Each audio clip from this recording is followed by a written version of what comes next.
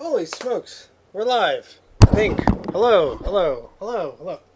This is going to be a weird show. You can see the camera is already further apart. I think we're live. Yes, I think. Hopefully we are. But let me know if you guys can hear me okay. Let me know if you guys can see me okay.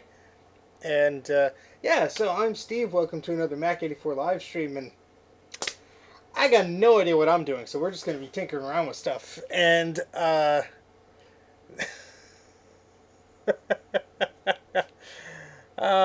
boy. Yes, it is 11 p.m., but, I mean, it's a Saturday night. What else am I going to do? So, I figured we're just going to go live. We're going to have some fun. I do have a second camera here, so you don't have to stare at my very long hair. And, yeah. That might work. I don't know. But, yeah. Josh always dives in with something completely unrelated. Yeah, it's probably a good thing you don't let the things fall on the floor. That's bad. Oh, boy. Oh, boy. Where do I even begin? Where do I even begin? Let's see. It feels long. You know, when you can't get a haircut, that's when it starts to bug you. I'm going to move the microphone. Which is tangled in cables. Of course it is. Let's try and move it without unplugging it. I should have done this before I started streaming. Oh, Steven. Only I would have a microphone, a USB microphone, wrapped around an Apple II floppy disk cable. There we go. You see the madness. The madness. Okay, there we go. Well. Greetings, programs. I fight for the users, okay? This is awesome. Did you finish your defensive driving training? No, and I don't think I ever will, unfortunately. Just sitting here playing Mac84 on my iMac. I'm bored, so I came to this. Well, thanks. Oh, boy. Lick the Apple II. No, it's in too good condition to lick it. Greetings. Greetings, Aaron. Greetings, everybody. Greetings to Orlando, Josh, Aaron, Nolan, Nami, SadMac356, Dana, Jay. Anybody else I missed? I promised I would ping Mike to wake him up. Matt. And there we go. And yeah, so we still have the Apple IIe here from, not the last live stream, the one before that where I think we took way too long messing around with the original image writer, and some of you jumped ship. A lot of you jumped ship. That's okay, because I understand that only I have a very sick passion for dot matrix printers. Well, if he's asleep already, that's alright, but I was talking to him not too long ago. You have a shirt over your G3 iMac. Well, I have a paper bag over my iMac G4 because I don't want the screen to crack. But, you missed Johnny Popwell. Hello, Johnny, if you're there. So, I have a dual screen setup here, and unfortunately, this display, it's not bad. It's like a 720p Samsung thing. I got it for like $6 or $7. The Mac has a difficult time detecting the right resolution of it, so everything's a little bit stretched. Let's see if I could fix that here. It's just going to bother me and me only, but no, that's still, let's see, default for display. That is not the default for the display. Sure. Well, no. You know what? Let's go back. What awful resolution does this thing have as its default? Whatever. That's not too bad. Anyway, it's always fun streaming because, yeah. Get the chat back up there so I don't miss it. Let me zoom in so I can actually read you guys without squinting and hurting my eyes. All right.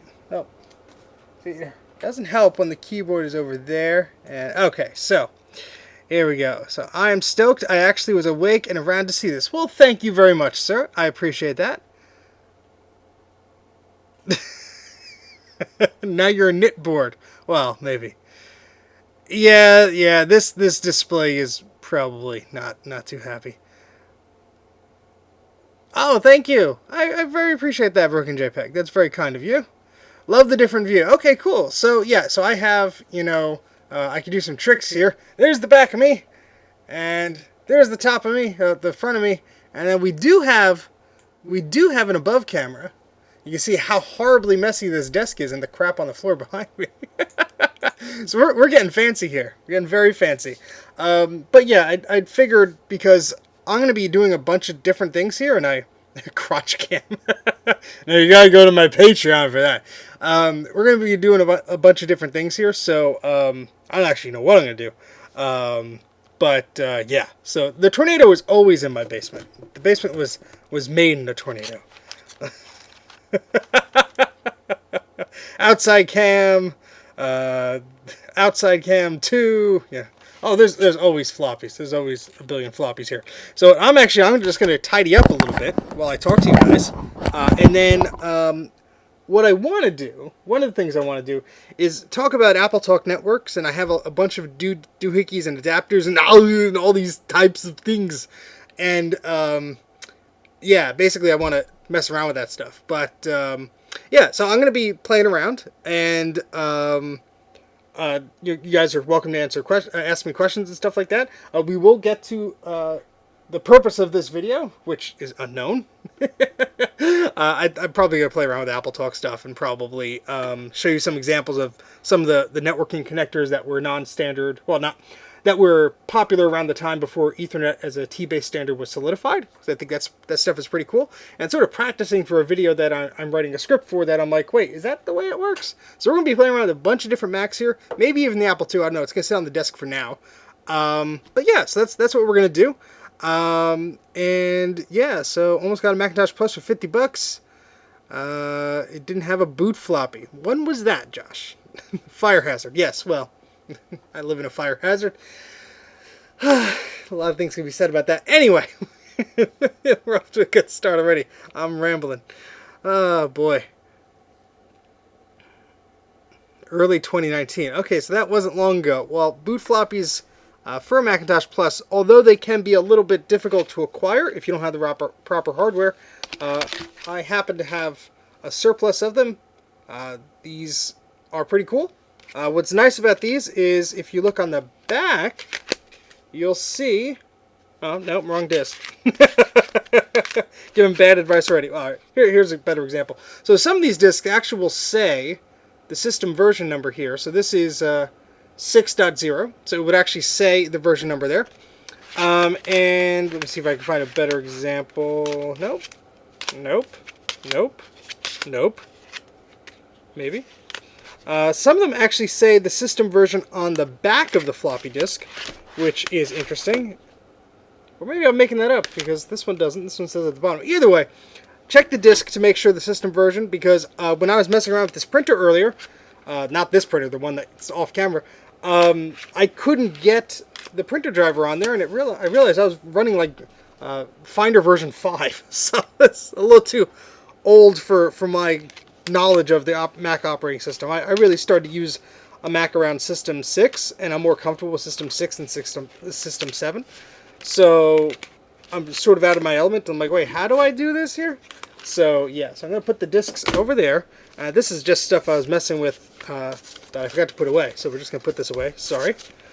No, this is actually for the Claris disc here, which unfortunately does not boot. We could maybe make some floppies depending on how late all of you want to stay up for the Apple II, because making floppies on the Apple II isn't too bad as long as you have the right tools and the right cables to do that. You can make it over a network, not necessarily an Apple Talk network, but a network. And yeah, so let's some floppy labels for 5 1/4 floppies. Look at that. Look at that. And yeah, let me make this window a little bit larger so I can see what's going on here. Maybe, there we go. Oh, we were buffering there for a second. Hopefully that was just my machine. Okay, and what is this? Tiger? Okay. I don't know how that got in the mix there. Yeah, these are interesting. These are quality computer branded discs, but these are AppleWorks version 4.3. So this is like an installer and everything like that. Neat stuff.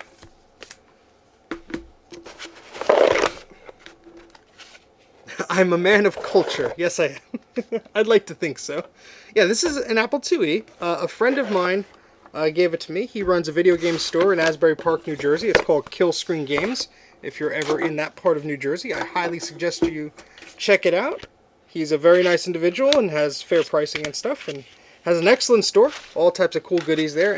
Anybody who's into video games would find something cool there. And he basically acquired the computer along with a bunch of other things, and he acquired this and an Apple IIgs, and we got to talking, and eventually I got to take them home, which is very cool. I just bought a Mac2 Ci. Is it good or junk? Seller says it boots, but has a black screen. Well, we could actually help you out here, because the Macintosh 2 Ci's built-in video is not 100% happy with most VGA monitors or VGA adapters. Even the DB15 to VGA adapter, if you're not set on the right settings with the dip switches, or if you happen to have, let's see if I have one here. Should be. Wait. Nope. Hold on. Hold, please. If you happen to have one of these adapters, I'll just take the whole drawer out. If you happen to have one of these with the little switches on it, that's what you really need. You need one of these because I believe it's the sync on green, or one of those sync signals on the 2SI differs from most of the classic Macs. So you can't usually just plug in an adapter for it. You actually need two adapters. I had two on my desk when I was playing around with the 2SI. One is just like a DB15 to DB15. I was like, what the heck is this thing? And I plugged it in, and all of a sudden the video worked. I'm like, oh, okay. It does have a NuBus card slot, but I mean, you need an adapter to use it, and then you could use a video card on it. But yeah, anyway, I would buy it if there are two things that would prevent me from buying that. Check the capacitors; they probably are leaking. But if it makes a boot chime, that's a good sign. And make sure the battery is removed. There's no damage. If all those check marks are checked, I mean, look, if he's selling it and you can't confirm the video is good, there could be problems with it. There definitely could be problems with it. So I would try and talk down on the price a little bit. But I'm a cheapo, so maybe that's just me. But that's a good find. They are good machines. They have a megabyte of built-in memory, I believe. And you have to match all 4 memory modules to have that expanded there. So they are nice machines. Maybe we'll play with them in a little bit. Hope I find Jet Set Radio. That's a good one. I would love to try and get a Power Mac 9500 and a B-Box.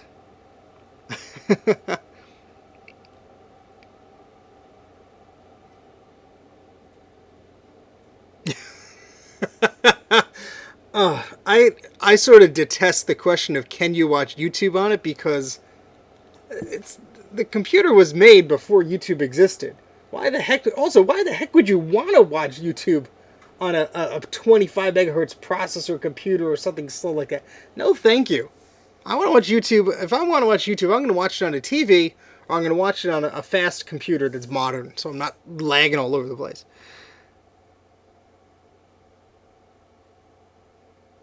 Yeah, so if it does power on, that's good. I don't know how much you're paying for it. I don't know if you want to share that in the chat, but I'd say the 2SI is an interesting one. It's the only one with that form factor. It doesn't have a built-in CD-ROM drive, but it's a pretty neat machine. I'd pay, if I needed one, I'd probably pay $50 or maybe a little bit higher depending on the condition. But I'm not in the market for one, so maybe I'm not the best one to say that. Hey, Cody's Tech Adventures. Yeah, so the video memory is built in, like Dana's saying, but the video card does output a different sync on green signal than most of those cheapo non-dip switch VGA to VGA adapters for the monitor will handle. So I wouldn't like discount that as like, oh, it doesn't work, but yeah.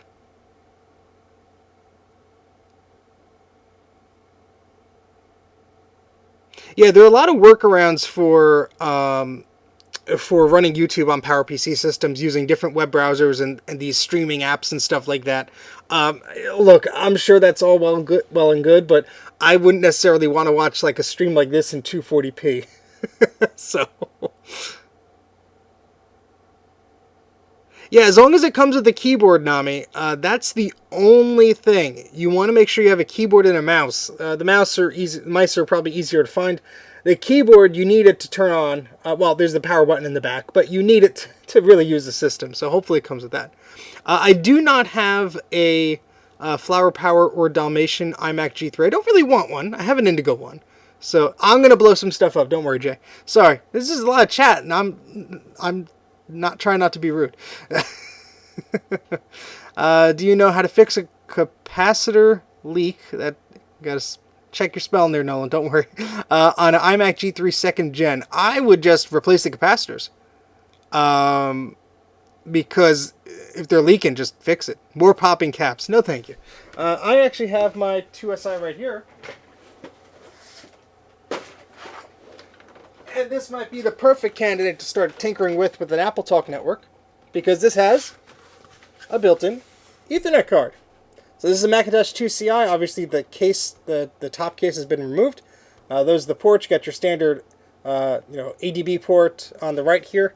You got two serial ports, SCSI, monitor, and actually an external floppy drive port, which is handy if you had an external floppy drive. And sound in, sound out. Power button here is on the left. The power supplies in these are notorious for needing recapping too. So even though mine, oh, you keep saying 2CI, 2SI, whatever. This is a 2C. Thanks, Dana. This is a 2SI. S is in Steven. I keep messing this up. But yeah, so this is a 2SI. And I recapped this. I didn't do too bad of a job, I don't think. And it does work. I do have 5 megabytes total memory in this thing, so not too bad. Yeah. Yes, you can actually, Cody. I did a video on an iMac on the USB adapters and such and legacy ports for an iMac G3. And on that video, I show a little adapter I made. You could buy them, a Wombat or a Teensy or whatever. If you go to that video, there's a link in the description of how you do that. I do not have an Apple Lisa. They're pretty neat looking, but I don't have one. Yeah, we're going to turn this on in a second. Best place to get a Bondi Blue iMac. Jeez, I don't know, man. I'd just check your local thrift stores, local recycling centers. Make a Facebook ad, say you're wanting to buy one, you're looking for parts or whatever. As long as you know how to differentiate the model you want with that little infrared window on the left, because the Revision C ones, don't have that. I don't know exactly what you're trying to get, but like the one I have there is a Bondi Blue one with Bruce's logo on it, because it says, "Don't forget the flux." And yeah, so good luck finding one. They're not bad. Hey, Bruce, just in time. I was just showing your logo on the lovely iMac there. So welcome to the party, Bruce. We're going to start tinkering with some things now. So, I mean, you never know. I mean, you never know where you live if something's going to pop up on Let Go or whatever. Yes, I have a few Power Macs with the 603E processor. I think the 5200 I was messing with the other day in that live stream actually has one. So let's clean up some of this horrible cable mess. Look at all the stereo cables. It's a very bad Arnold Schwarzenegger impression. I don't know why I'm doing it. My shed is a mess. This is not a shed. And I've been messy my entire life, so I don't think this is going to help now. But basements are supposed to be messy. At least that's the lie I keep telling myself. Look at all these cables. Put those to the side, and I will sort those out later. Yes, I've heard of BOS. I've seen some cool videos on it, but I don't own one. Maybe one day. Yeah, see, my impressions, very, very smart there, Orlando. Very good observation. My impressions are terrible, and I just, eventually, just, morph into these other impressions that are totally horrible. So I should just not do them.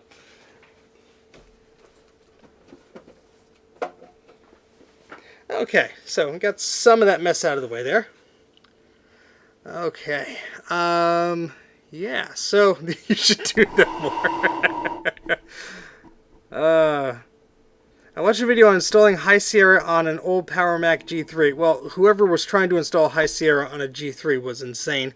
What that be stable if I put an SSD in it?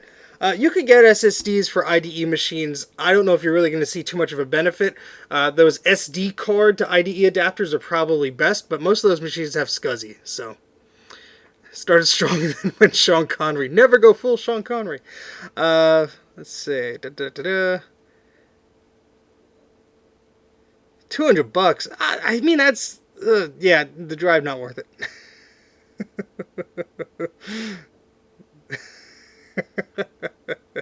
Yeah, the G3 is not going to run anything past like Tiger, and yeah, you could probably force it to run Leopard macOS 10.5.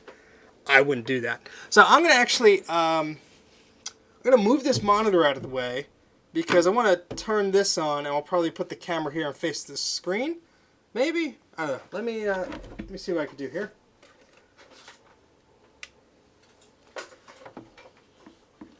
Because while I'd love to talk to you all day, I do want to tinker with some stuff. There we go.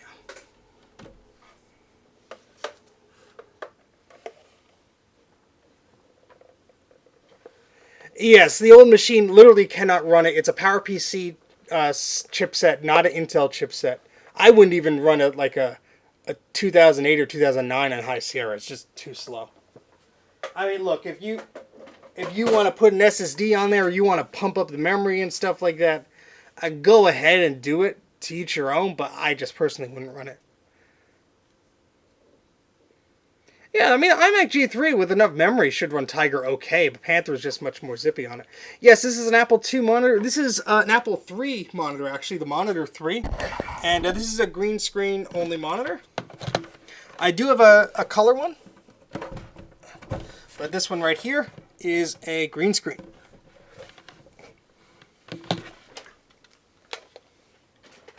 Okay.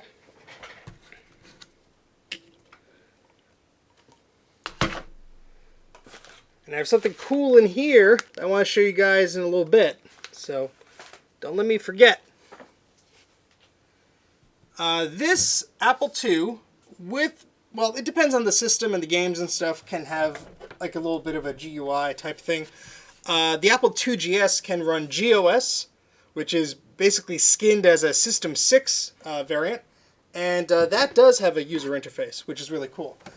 This, by default, was not, you know, yes, all the depending on the program and stuff, you know, there is mouse support and things like that, but not exactly the type of interaction you would expect. You know, you still have to type a lot, or at least understand what you have to do. Sam has dropped in. I assume you're Sam. Hello, Sam. Oh, boy. Yeah, I mean, a 600 megahertz G3 would run Tiger pretty well. I'm talking about, like, you know, the 233s. It struggle a little bit. But 9 will just fly on those machines. All right, so we're going to get our 2SI here. You know what? Yeah, I'm gonna move this. I don't know what I'm going to... You know, I have a little screen that I could put here. Because I'm going to run out of room fast. Let me put away the Apple IIe. Just because I'm not going to be using it right now. And it's just going to really be in the way, I think. So, the monitor goes on one side of the basement.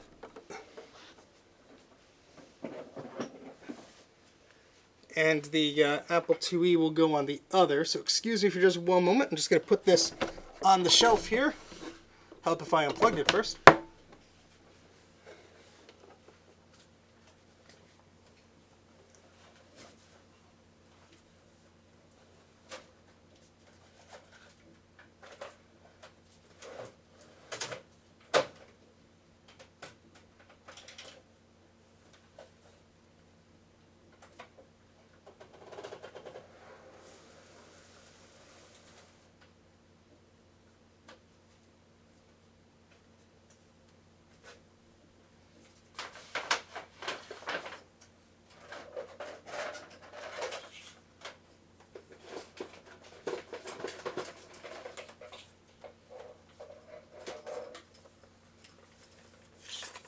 probably use this screen here, maybe.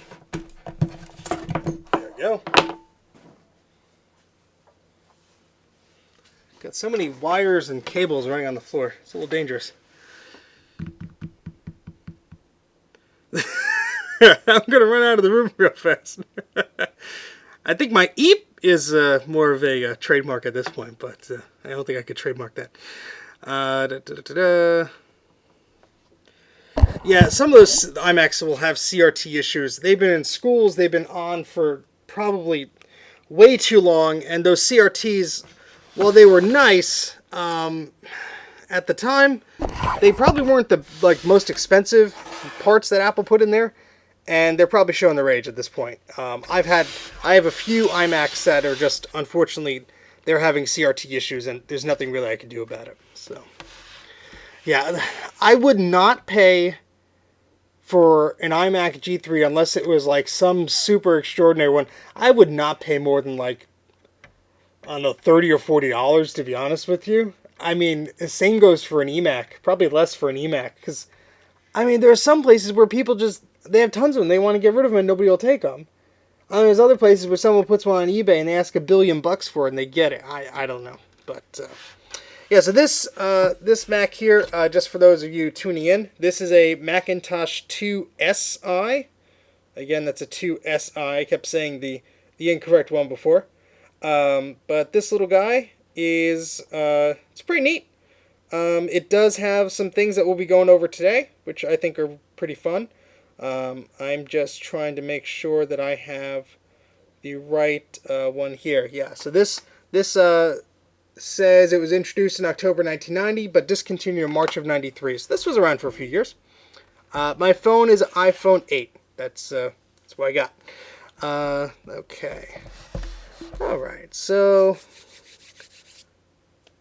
whole room of iMac G3s. I believe it. That's pretty cool. That's pretty cool. Sadly, you don't see a lot of those anymore. My high school, when they were new, got a bunch of iMac G5s, and yeah, I don't know what they did with those poor things. But we originally started out with eMacs, and then after we left, they got some iMac G5s. So that was annoying. Yeah, I mean, I have what I have. The phone's from like 2017. Still works, so it's a little sluggish sometimes, but I think that's more of like I haven't restored it or erased it in years. So yeah. Yeah, I have a few iBooks and other Macs that have like an educational mark on it, a sticker, or some horribly burned in plastic branding on there. I'm just looking for that little VGA adapter. Excuse the mess, the tinkering. There's always tinkering. I should just embrace it at this point. Where'd that little adapter go? Here it is. Maybe? Yes. This was the adapter I was talking about that makes the Macintosh 2 SI work very happily with most VGA monitors, which is good. I have a lot of Laserdiscs and VHSs, and I would record them on SVHS. He says as he flings the adapter across the room by mistake. Okay. Yeah, I think the iPhone's not throttling itself, but yeah. Jeez, we've got a lot of people here today. 23 folks. Well, hello, everybody. So we're going to be turning on this Mac in a second, and yeah, we'll get to doing that. So let me just make some room here so I can see what I'm doing. I know, 30 minutes in and we're finally getting to the Macs. I know. Alright, so we got our VGA adapter here, and we got this. We do need a standard VGA to DB15 plug. I have the opposite of one here. Hold on. That's what happens when you mess around with so many Macs. You misplace your plugs. And I have these little drawers here that are supposed to house everything. So we can look together. Now that's memory. That's not it. The 9-volt batteries of questionable quality. Handheld drill. Some more memory. Hey, look, a USB drive. Let's see. What else we got? DVI adapter. This is the opposite of what I want. This'll do the opposite. I need the opposite of that. It is most likely, actually, like on the desk somewhere else. Let's try and find it because we need that to work. Hey, Coolio, nice to have you here. All right, so yes, I need 2 connectors. If I had just a DB15 monitor, I would just probably need the one, but just looking in my little bin here, many bins of parts, because sometimes I'll just clean up, quote unquote, and everything gets shoved in the bin. And that is probably the worst thing you could do, because I am horrible at misplacing things, as you could probably tell. It's probably hiding like right behind this rework station, to be honest with you, because that's where I saw it last. But who knows? I have a few of them too, so it's like I could probably just also use the. Well, I'll just use that. We'll just use the one with the pins on it, as I've demoed before. If I can remember where I put that. I was just showing you guys. This is my life. This is what I gotta live with. They want to gift me a 12 Power Mac G4s. Obviously said yes to shipping. Ooh, that's not bad though. 12 Power Mac G4s, depending on the models. That's a good deal. Oh, a bus error. Try booting with extensions off. Hold down Shift, or there might be a weird loose connection somewhere.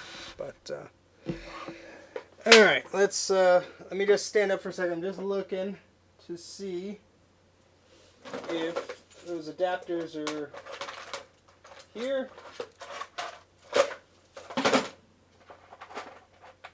Yeah, here's one. This will work. So, all right, so we got our VGA to DB15, then our DB15 to DB15, and we're gonna plug our video cable in. We have our VGA monitor here. Yes, the logic board is recapped, Bruce. The power supply is not. It seems to work, but yes, that is something I will need to order caps for before I could actually do that. But very good question. So again, for those of you who missed the beginning, this is a 2SI that I recapped in a previous 2SI. Keep trying to make sure I say S. That I recapped in a previous video, and it works fine. The power supply probably needs a recapping because apparently they all do at some point. But no, it should not blow up. If it does, I'll be sad, but it shouldn't. All right, why is this monitor not turning on? Oh, come on. Oh, maybe I unplugged it. That would probably not be good.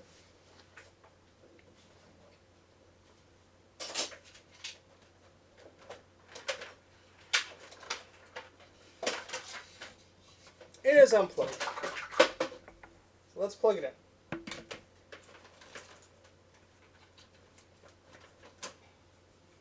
Okay.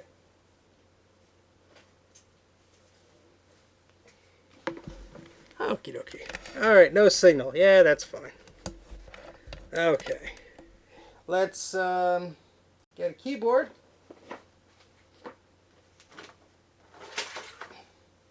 And I was doing the live stream on the other side of the basement. Of course, I was using a different keyboard and mouse. And I really don't want to go all the way over there to grab it.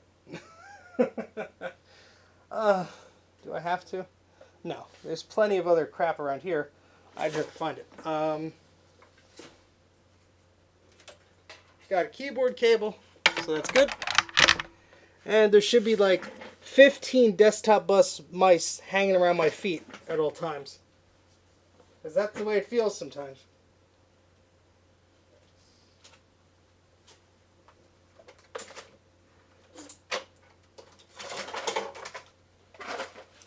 I just stole this one. That'll work. Alright, cool.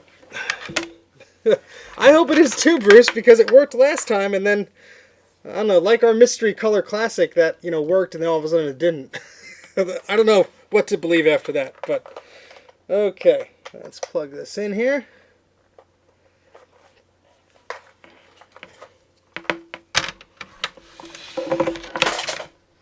And there goes the mouse. How about that?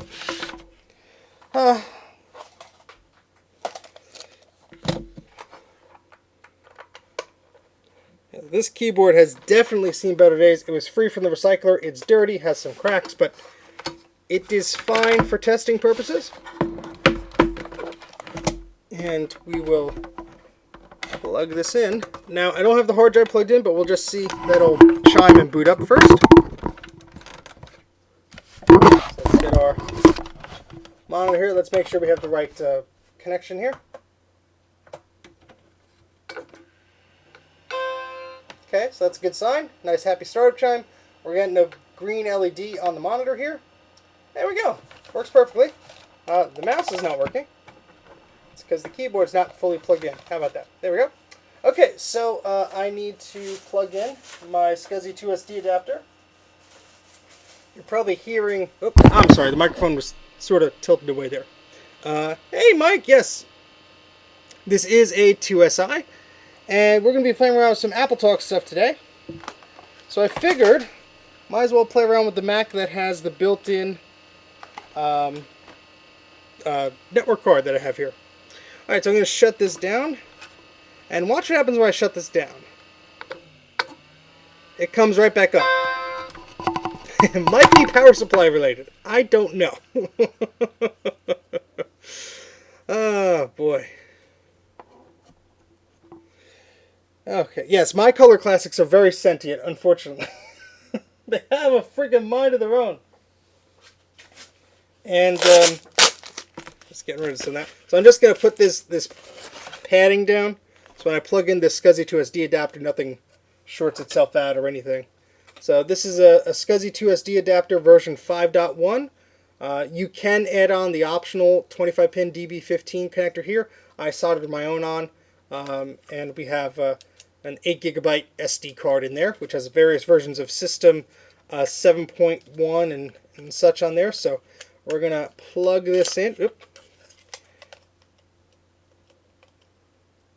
Today, after a lightning strike, is it okay if I call the military to protect you from the Color Classic? I think I'll be able to protect myself from the Color Classics because they're being lazy and don't want to work. So as long as they're still sleeping, I think I'll be okay. But yeah, Dana, I'm not sure. I'm going to assume it's the power supply because the machine will work. It will run. It won't turn itself off. But if I press the power, press the power button on the back to turn it off, it just boots right up again. And it's not twisted in that sense where some of these buttons can be on some of those Macs. So, well, Mike makes a very good point. Why would you ever want to shut it off? Well, if you want to unplug things from it, that's probably a good idea. All right, let's turn that on again. And I always forget if this needs a little power plug for the SCSI 2SD adapter. Yeah, I think it does. So we have our little adapter here. Yes, I took the fake iMac screen off because I was messing around with boot CDs. So Jay of the House of Moth and of Mac84, who's in the chat here, a while back he ripped some pretty uncommon boot discs for this Bondi Blue iMac, which is an 8.5 install and restore disc. So these shipped with 8.5 originally, and then later on they just came with 8.6 or 9 much later on. But what happened is we ripped the discs, but it wasn't ripped correctly, so the disc would burn, but it wouldn't boot. So I was burning those discs and testing them, making sure everything was okay. And yeah. Okay, let's make sure we're not going to fry our SCSI 2SD adapter here. Yes, it's on the right. There we go. Yes, these little keyboards are great. I have two of them. One was practically new in the box, and this one has seen much better days. But I love the sound of it. All right, let's turn this back on.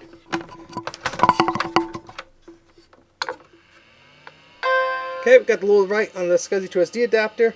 That's good. We're going to move the camera a little bit closer so you guys can see the screen here. Oop, maybe. Okay. You know, I have never personally used an IBM Model M. I have nothing against IBMs or their keyboards or whatever. I enjoy a clicky keyboard just as the next person, but why can't we all just get along and use keyboards? Especially old ones.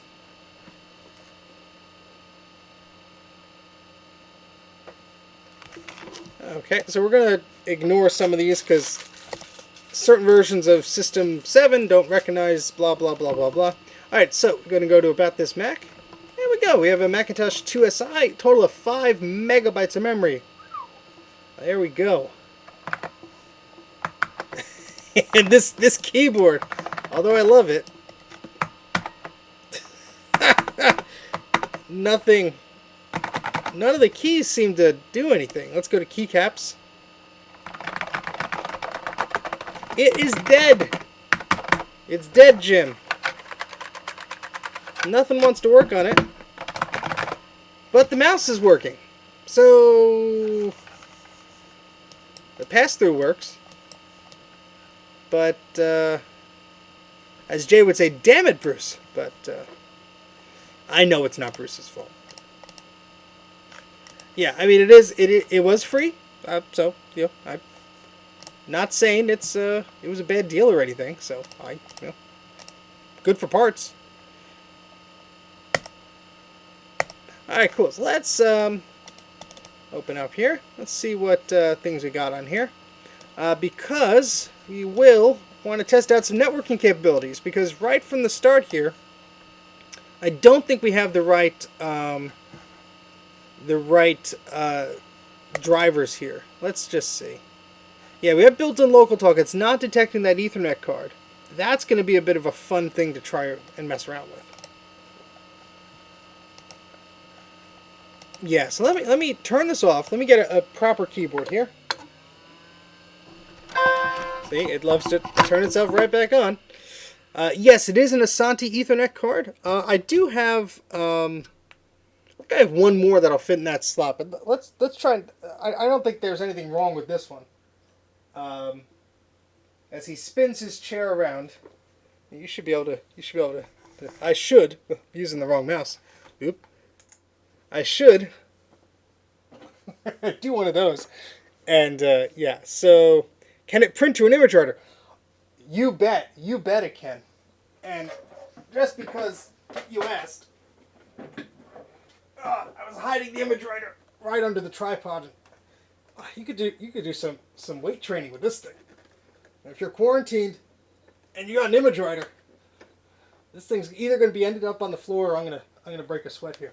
Let's put it back down. I hope that was enjoyable for you because, yeah. An image writer 2 will print on no problem. The original image writer, we'll see about the dip switches there. Alright, so let me find a keyboard that works. I keep using the wrong mouse. Yeah, so let's do that. Muscle writer, there we go. Yeah, any muscles I get from that are purely coincidental, I'm sure. And that screen is dusty. We're going to clean that off in a second. Let's get a proper keyboard here. Got some USB keyboards. We don't want those. We want an ADB keyboard.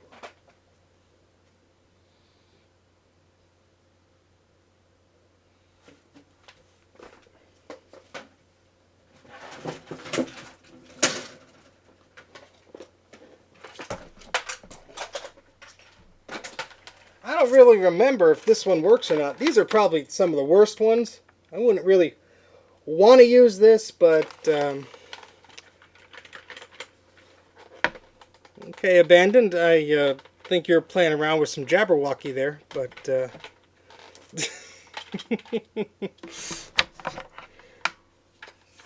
let's see how this keyboard fares.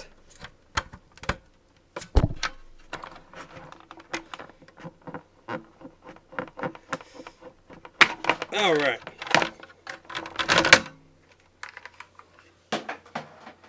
At this point, I really should put a mark on this. So I wrote down, this is a recycling one. Let me get a Sharpie here. Just put an X on it. I just got into this because of quarantine. It's fun, actually. Yeah, I mean, look, the Apple Design keyboard is fine. There's nothing wrong with it, but there is. It's not as pleasant to type on as the older Extended 2 models. This was the budget keyboard. This was the keyboard that came with all the Performas. So it wasn't going to be in a high-end one. But you know what? It works. It has kind of a weird space for your mouse there. So if you put it on the right or the left, you eat up a few inches of the cord. But you know what? It's fine. I have a few of these that have keys that don't work. I have a few extended keyboards that have keys that don't work. None of them are perfect. These things are 20, 30 years old at this point. So. Exactly. This is the cheapo one that came with pretty much everything. Yeah, mushy, mushy, mushy. But you know what? Let's see if it'll work. So you can soft power it on through the power button if the keyboard actually works. Yep, at least they work. And you know what? It has the ADB cable built in, which is not too bad these days when, yeah, you could use an S-video cable instead of ADB cable. But you know what? It saves you some time there. Finding a cable, you just need a mouse, and you're good to go. Yep, it's just using, like Mike said, just those, rubber dome switches. Nothing like a Model M or anything like that. Or nothing like the nice Alp switches in the Extended 2 keyboard. I have a bunch of those, actually. I'm glad I took a few. And the keyboard seems to work. Awesome.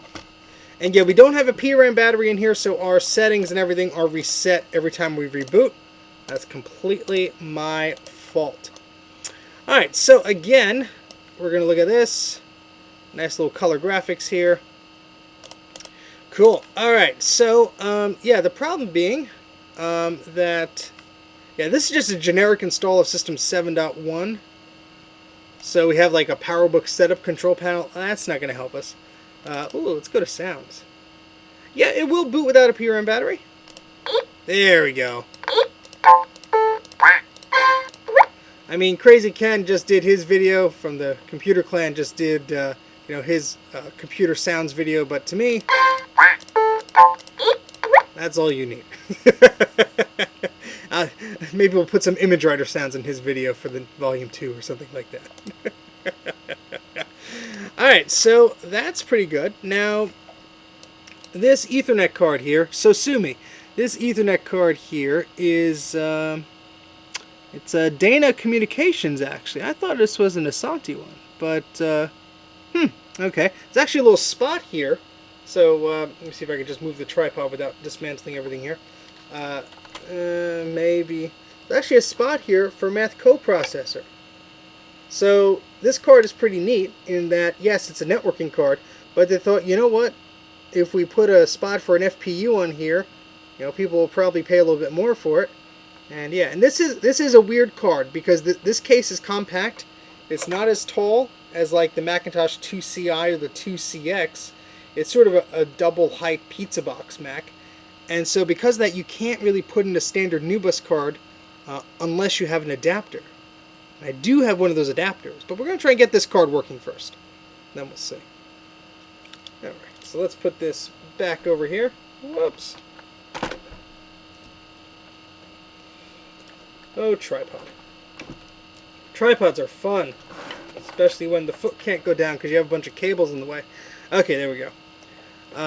What's a NuBus card? So a NuBus card, if you know what a PCI card is, it's the predecessor to that. It's basically an interface card that plugs into a slot on the computer. That's all. Yes. Yeah, so thank you for correcting me. That's why I was saying you need a NuBus adapter. This is a PDS slot. So you need an adapter that's like a right angle adapter that actually adapts the PDS, which is a processor direct slot, to a NuBus card. So, yeah. Okay. Alright. Expect what you say.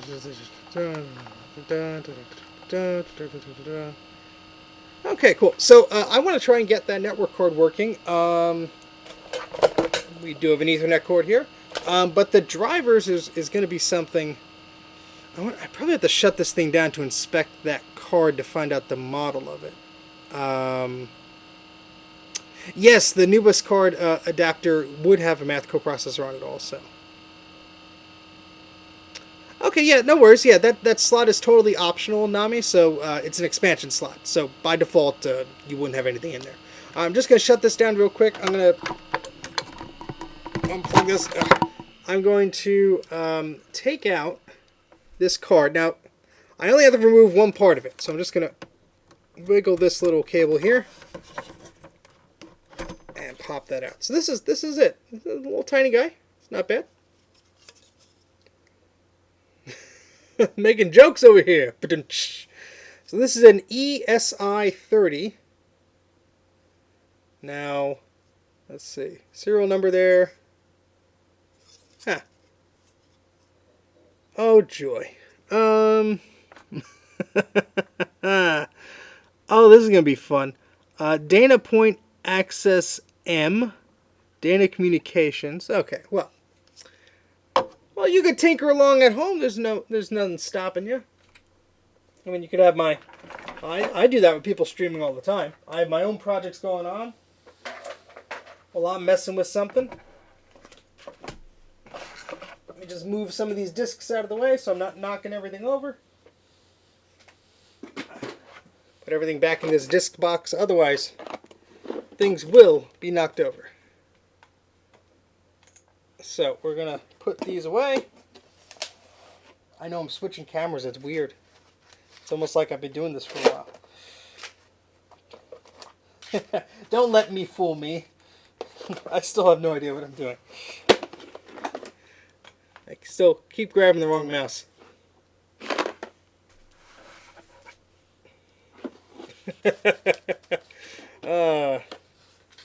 You know, I like both the ADB mouse too. You know, the teardrop ones and the trapezoid ones. They're not bad.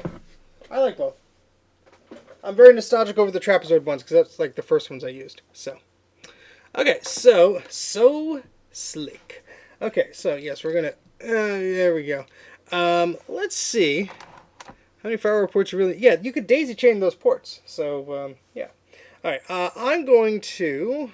Where can I put the camera? Let's put the camera here. There we go. I'm just going to move this second keyboard down for the Mac Mini here because I'm going to be searching for that software and move all this junk away so I can actually use that computer.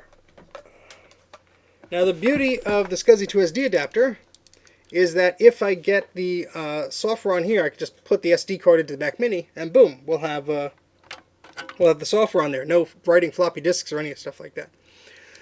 Okay, so just catching up with the comments here. It's a Sony. Yeah, Sony made a lot of power supplies for these Macs. All right, let's go to one of my favorite websites. MacintoshGarden.org.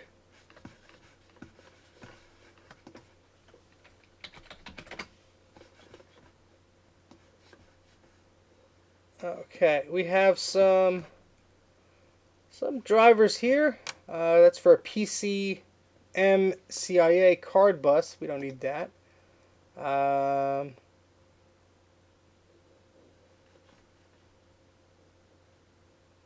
Okay, that's not exactly what I was looking for. Oh, for Sonic T. There we go.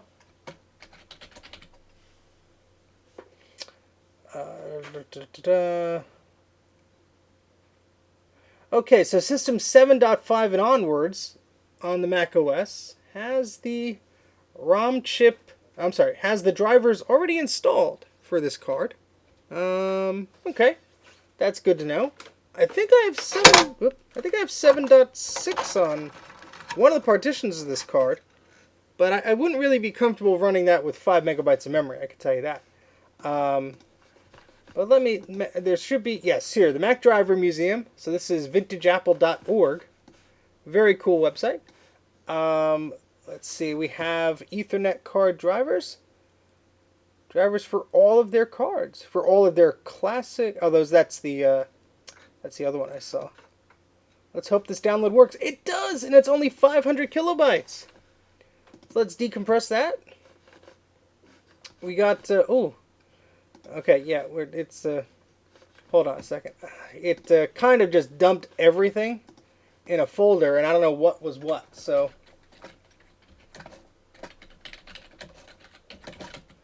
let me put that that file in its own folder, and then I'll be able to to understand exactly where that goes and what was part of that. So let's open that HQX file again.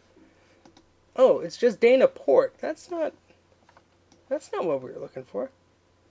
Unless this is called Dana port. All right, that might be all right. Install Open Transport 1.3 while you're at it. Oh, I always get mixed up with the versions of Open Transport and the versions of the Mac OS. I always do. Was 1.3 included in 7.5? I think it's first compatible with 7.1, I assume, because I guess that would be why you were suggesting it, because yeah. Yeah, I mean, I could get that from Macintosh Garden, I'm sure. We can install that. So let's do that as well.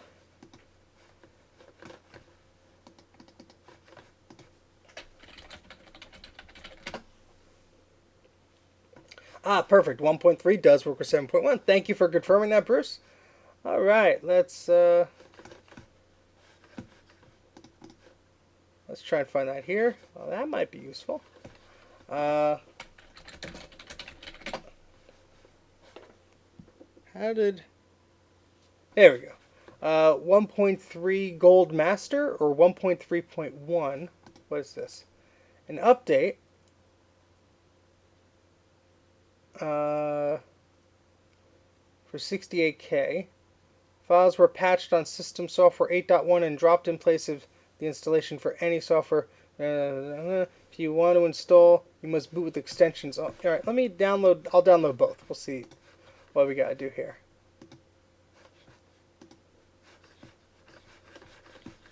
Again, let me just put this all in a folder where I'll know where they are. Whoop.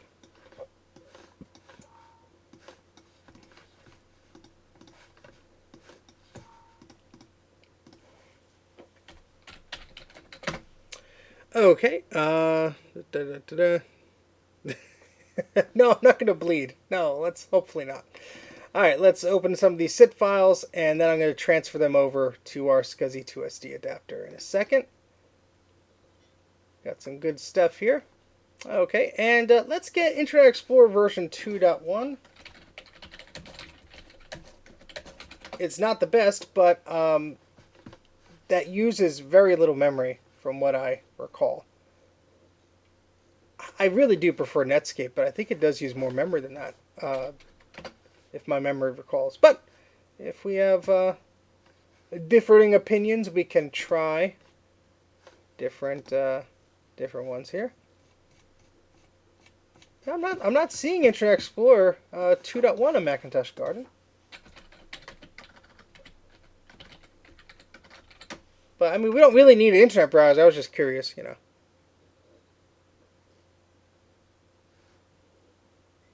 Oh, we could get Marathon. I do have Marathon on floppies. So there was a floppy disk version. You know what? We have Netscape 2 here. Let me just read some of the notes here. Yeah, let's get version 2.0.1 or later, so we could disable JavaScript. It's pretty important here. Yeah, let's do that. Well, I don't think we're going to do much web browsing on this thing, but why not? We're going to be transfer files over to it. We could try. Okay, cool. So yeah. All right, and let's open that. And I had a version to stuff it. Let me just make sure that it's the appropriate 68K version. You know what, let me just download it. Because I have a folder of a bunch of different versions. They're not really organized. Yeah, because, you know what, let me, that's right. Why would I not unstuff it on this machine? Yeah, there we go. All right, that's fine. Okay, cool. So let me plug in the SD card here. From here, I'm going to plug it into the Mac Mini. We have this little card reader thing. It works pretty well. It's like one of these USB hubs slash card reader slash whatever it wants to be. And we thankfully have a USB port on the side of the monitor here, so I don't have to go digging behind any towers here. If I could find the port. There we go. Oh, that's right. I'm silly. I'm plugging into the wrong Mac Mini. That's why I'm foolish here. This Mac Mini is way too new to understand or want to write the Macintosh Classic file system, HFS. So I have a bunch of Mac Minis here that are happily enough to just be on all day. And they are all networked together. So I'm going to plug in this USB adapter on the back of one of them. They're all sitting behind this monitor here. I'll show you in a second. If I could plug in this cable. There we go. So yeah, we have a not so hidden stack of Mac Minis behind the monitor there. And so that's going to help us greatly because we cannot write directly to the older file system on anything higher than Leopard. So, okay. Sheep shaver on a $6,000 Mac Pro. I mean, hey, to each their own. I certainly would do it if I had it, but... Alright, cool. So, what do we got here? We got System 7, we got 7.1, that's what we want. Let me copy over this stuff. Old Apple. Open that up. And we're going to just drag all these files to there. It's about 20 megs of stuff. I hope this partition is large enough. Yes, it has over 1 gigabyte of free space. We are good. And I'm going to say new stuff. Let's make a folder here. And we're just going to put all this stuff in there. I said we're gonna. Oh, I'm trying to do the wrong thing on the wrong. Yeah, we're a little confused. It's late, you know. Excuse. Blah blah blah blah blah. All right, let's drag this stuff over for real this time. Okay, so that's just copying over. It'll just be a minute.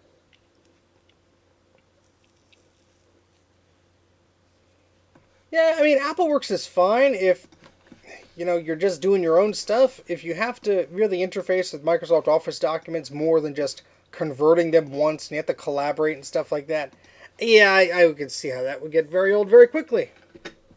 Try quitting applications. Yeah, it's, okay. Yeah, it's already copied there. We're just gonna go ahead and unplug that unceremoniously, and hopefully it doesn't destroy everything. All right, so let's put the camera back over here, and we're gonna put our network card back in,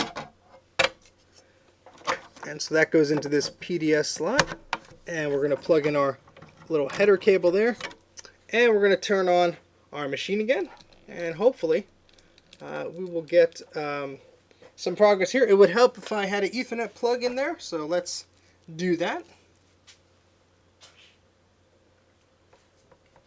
Now this card also has an AAUI adapter, which was basically an adapter that looks like a monitor port for an old Mac. And Apple had their own version of it called AAUI. Well, they just added extra things to it, but yeah, it's AUI and AAUI is what I mean. And Apple's version was a little bit of a different connector, same purpose. Basically, you want to take the physical plug for Ethernet and you want to have all the chipset and everything in there, but you want to have that physical plug be outside in a separate adapter. This is because T-base Ethernet was not really, this type of phone type jack wasn't really the standard then, and Apple didn't know what the standard would be. So instead of betting on the wrong one, they just included the port right on there, and you could buy a cheap $20 adapter or whatever to convert it to whatever flavor of Ethernet you wanted. Speaking of Ethernet, I already have a plug plugged in, so let's just use this one instead.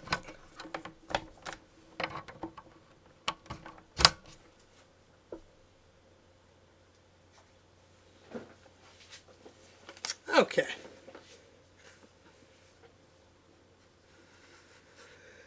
All right, let's boot it up.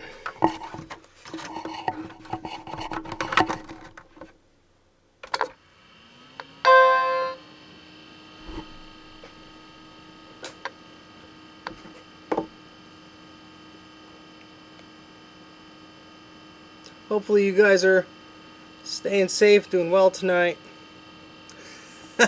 We can try and surf the web. We can try. Let's try and get the Ethernet card working first. then we'll go from there. Welcome to Macintosh.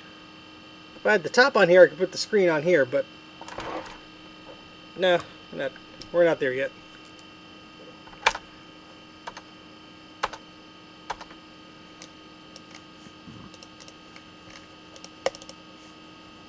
Let's get some color. Alright, so here's everything that we put on our card here. And yeah, so I don't know if I have to install Open Transport before these drivers. Well, let's double click on the driver. And let's decompress that via a self-extracting archive.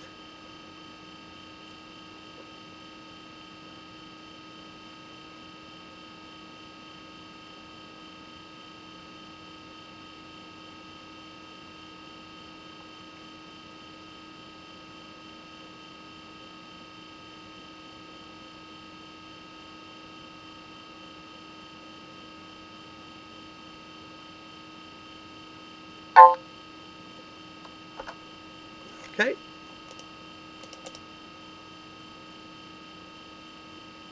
Alright, so here's the installer. We got a README. README, diagnostic, blah, blah, blah. Let's just open this one. Okay, hey, this is the one we have. Danaport ESI30. Okay, that's good. Whoa.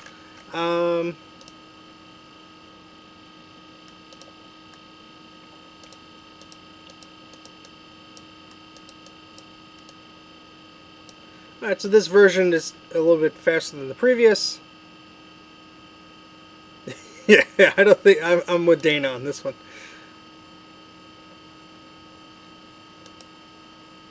Yeah, so okay, let me just double check something here.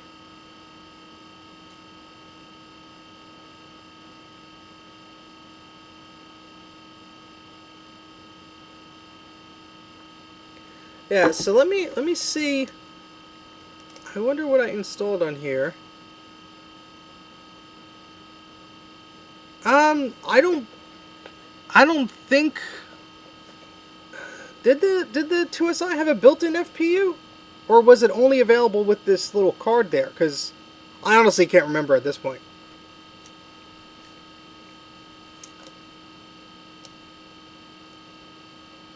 Alright, so I don't know what, well, you know what, let me open up the installer and see if it tells me.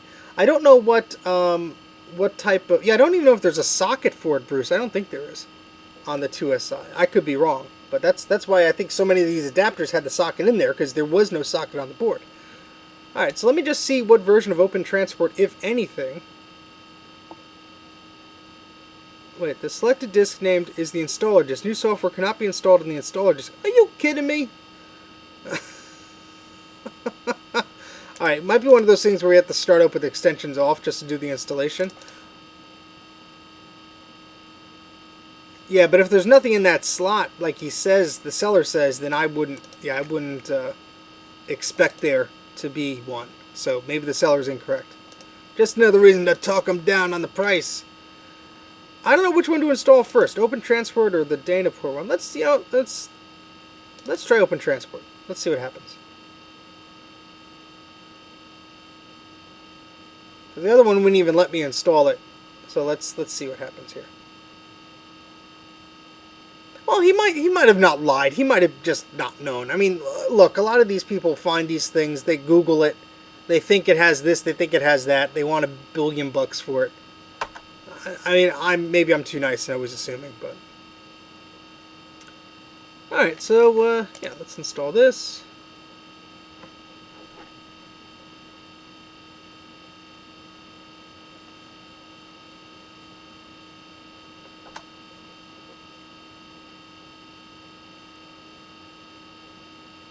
Hope you guys can see the screen okay. I know it's a bit further away and it's not the largest screen here, but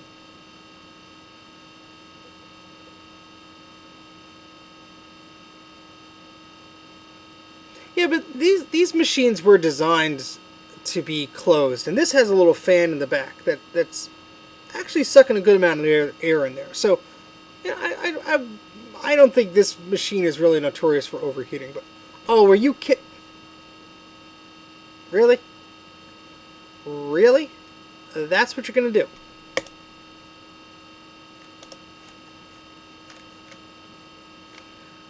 Hold on a second.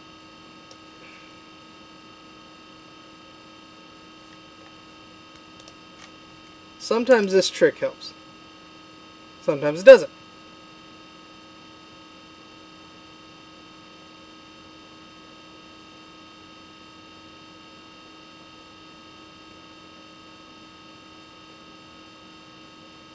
Dang it. Alright.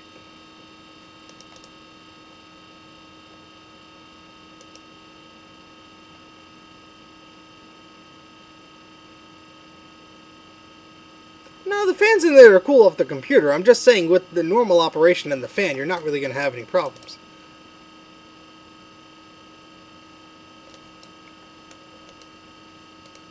Yeah, so where is, yeah, 6 items. View list. Yeah, I'm guessing, oh, I see. Here's install 1, install 2.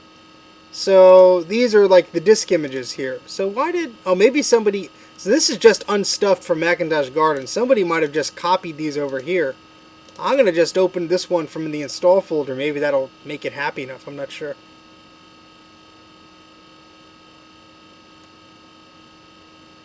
It depends on the version of the Mac OS. Maybe you have a bad installation on there, or maybe when it's running it with the extensions off, it's hitting a bad hard drive sector and it's just messing things up.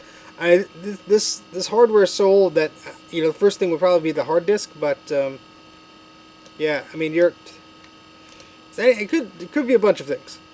I would try a floppy disk or something. I would try reinstalling the OS. That might help.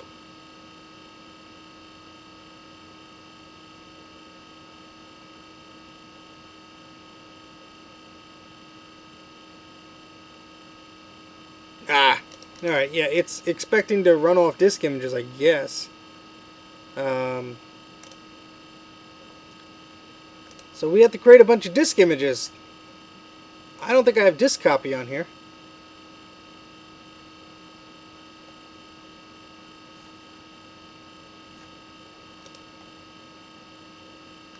Actually, I might have disk copy on here because I do have a bunch of stuff and backups. Yeah, I have disk copy here.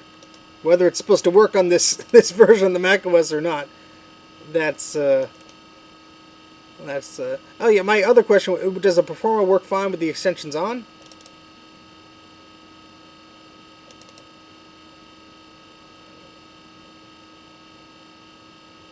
I mean, we're really struggling here with only 5 megs of RAM. Poor little thing. All right, let's create an image from a folder.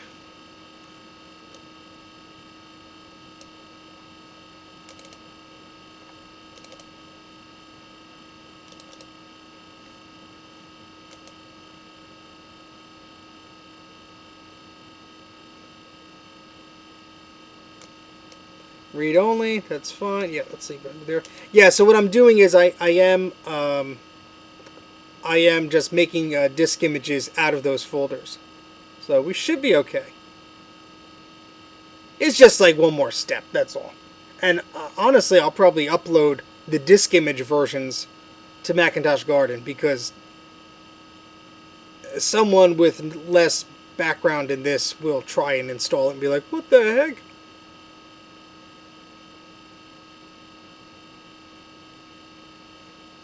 Alright, cool. So let's see, eject that. Well, I'm going to have to open them all up again, I guess, anyway. But yeah, let's do this again. Create image from disk. Oh, not disk, from folder. A spicy conversation about overheating going on. I think the computer will be fine, guys.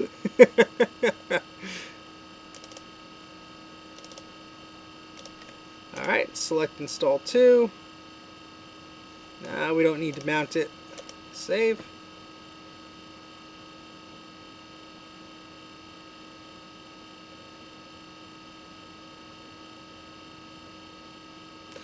The only thing I would worry about, Nami, with the Performa there is the hard drive is from 1995 or so. It's probably not going to last forever. If you have any important data on it, let's make sure that that is elsewhere.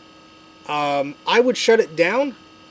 If it won't sleep, that might be an extension conflict. It might like go to sleep and then wake up. Make sure you don't have anything weird installed or plugged into it. Network access may be causing a problem there. Could be a number of things, but I honestly, with all of my computers, even with modern ones, if I'm not using it, I put it to sleep or I turn it off. My classic computers, I usually just shut off because I don't want there to be a power surge or anything, or I don't want the hard drive to die while I'm like upstairs doing something else, you know. So I'd rather just turn it off. I know they take a long time to boot up and stuff, but if you got a SCSI to SD adapter or a newer hard drive, maybe that will help you out.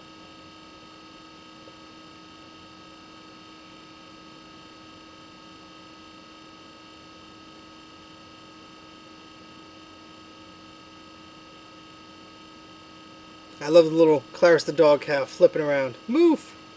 Alright, so disk 3 is good. Let's do disk 4 and we should be okay, hopefully.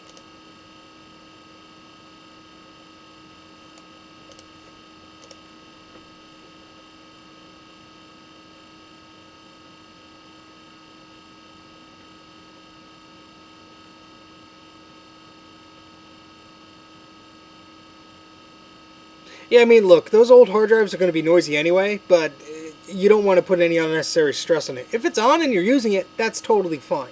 But if you're not going to be using the machine, there's no reason to leave it on. Especially an older one, something else could go wrong with it. Who knows? Yeah, I don't know if I have any 2 megabyte sims hanging around. Well, this is a 4 meg. 4 meg. Wait a second. 4 meg. Good thing I labeled these things now, didn't I? We're going to upgrade this thing. Give it some more memory. What, that'll be 17 megabytes of memory? Not too shabby. Alright, so let's try and install this first before we go too crazy. Unless we get a memory error, then... Alright, let's open up our new stuff folder.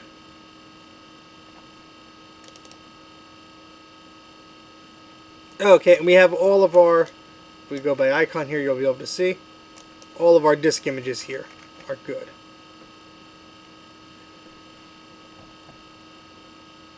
Yes, there are ADB to USB adapters and vice versa. One is called a Wombat. Another, you know, in fact, I'm going to link to it because this is the second time I got that question. Let me open up... just go to my own YouTube video here. 1 second. I'll link that in there.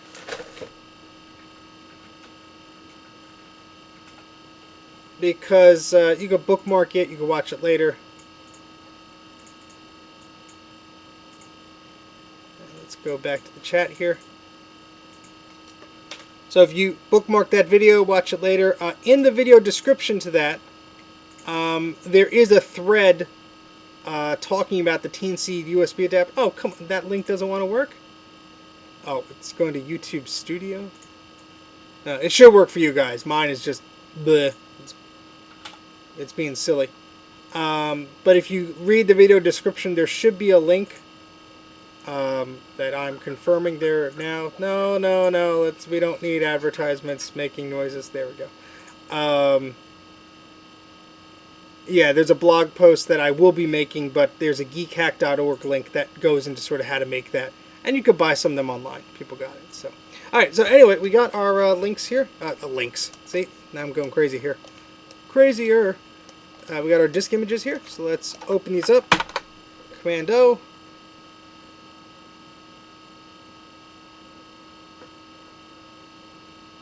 We don't need to verify. I like to live dangerously.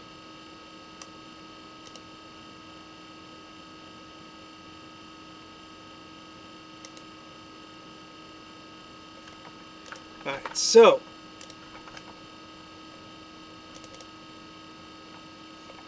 now we should just be able to install this. Hopefully. Keep your fingers crossed for me. I know you're not seeing my face as much, but I think this is more exciting, so. Let's see if we can bring this a little bit closer, because the tripod legs are right against the machine, but this keyboard is large too, which is not helping, but yeah, I think it's a bit better. Alright, so yeah, let's install. If this doesn't work, I don't know what to do. I'm not putting it on floppies. It's getting a little too late for that.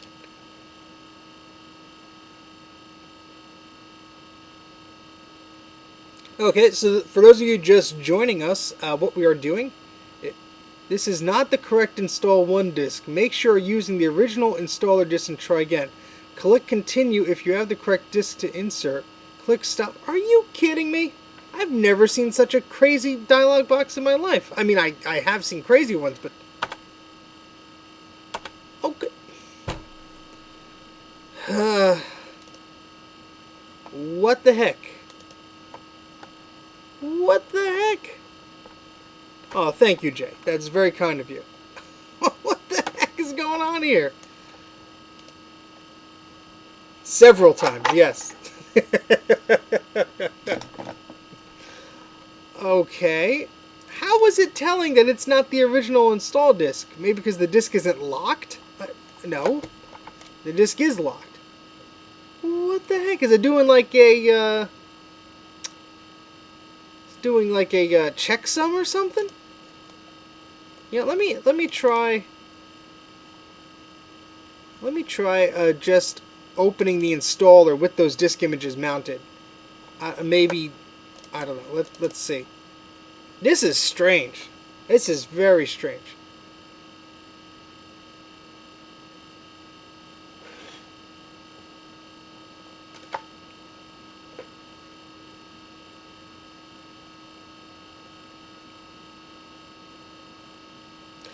Yeah, the components are in these tomb files, I believe, so it's going to be difficult to install it. I'm sure there's another installer I could find somewhere, but this seemed very convenient, so I was just like, okay, let's just use this, but... That's always so comforting, Bruce, when you're like, wow, I've never seen that before. Then I know I'm really up a creek, because... Oh, boy. Really? You know, it thinks it knows better than I do. That's... Wow. And I don't think I saved the, disk images as compressed or anything. Yeah, I know there's a tome viewer, but... I don't want to necessarily have to...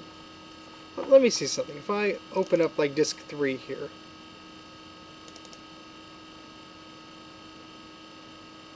Well, you got extensions here, but some of this stuff is PowerPC stuff. So this is a shared install. And I don't necessarily want to put the, the non-needed stuff with that. And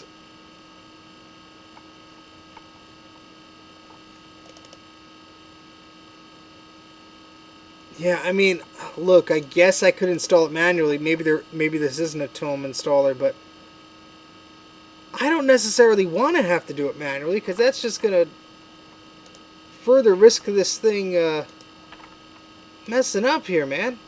Um, you know what? Give me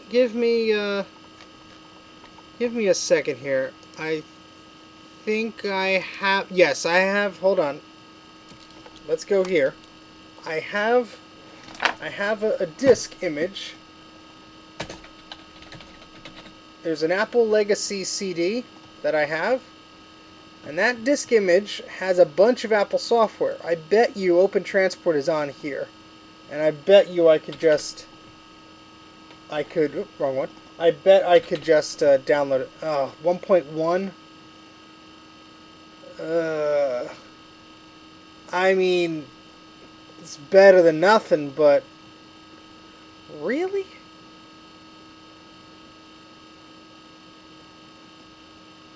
I mean, look, there's always a chance there could be something corrupt here. I just made the disk images myself. Of course, I spelled transport wrong. Yes.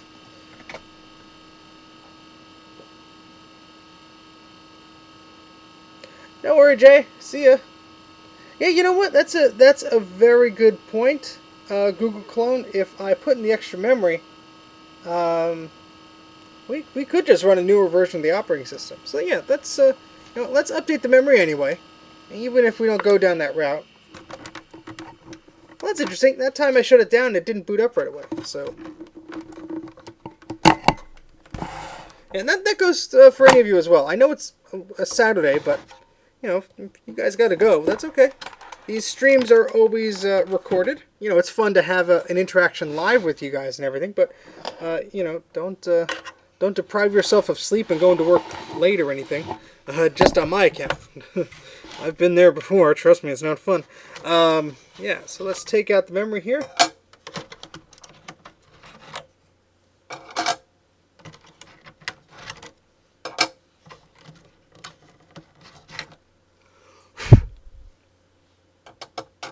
Work? What is work? Yes, you're getting a first-hand experience of tinkering around with these machines. I'm curious of how much memory yours has. It would be probably important to install these correctly. I always get mixed up.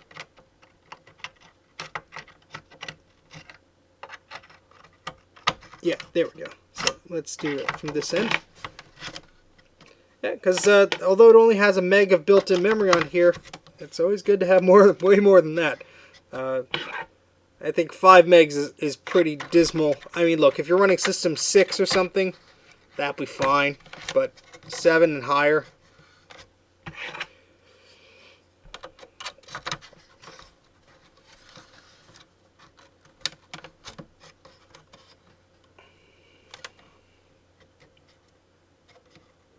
No, okay. So the machine will either boot successfully if either no memory sticks are installed or 4 matching memory sticks are installed. If you have one memory module missing, or if you have, let's say, a 1 meg, a 2 meg, a 1 meg, and a 1 meg, it won't boot. So be aware of that, especially if you're buying this thing and you don't have a monitor to plug it into or anything. You don't want to take the guy's word for it and say, oh yeah, the machine works. Then you get home, you drive home an hour or whatever, and you got a non-working computer. Nobody likes dealing with that. All right, so let's see if this likes to boot with that memory. Help if it's plugged in. That's a happy noise. We should be okay. No worries, Bruce. Yeah, I'm gonna tinker around for another half hour or so, at least. And we'll go from there. But I appreciate it, Bruce. Thanks for the suggestion on Open Transport. That is going to definitely derail me down a rabbit hole, which we may not recover from. But you know what? We're okay. So thank you, sir.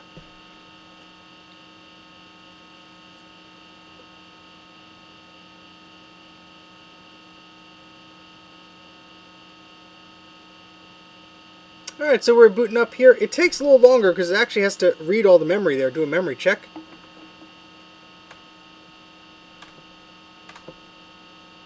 One day I'll fix all those partitions.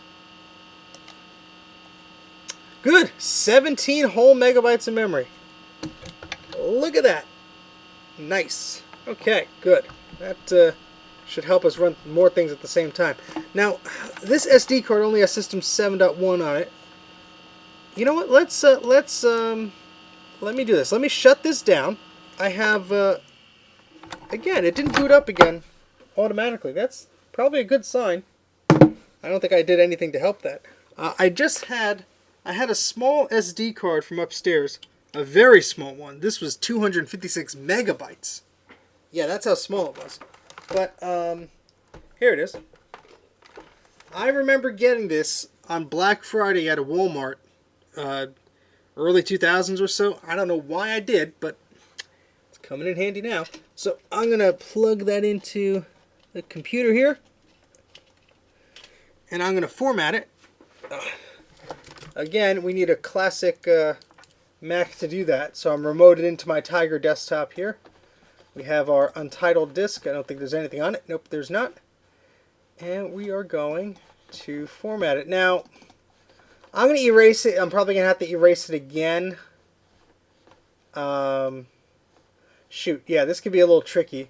How did I do this last time? Oh, boy. Yeah, I used Lido last time.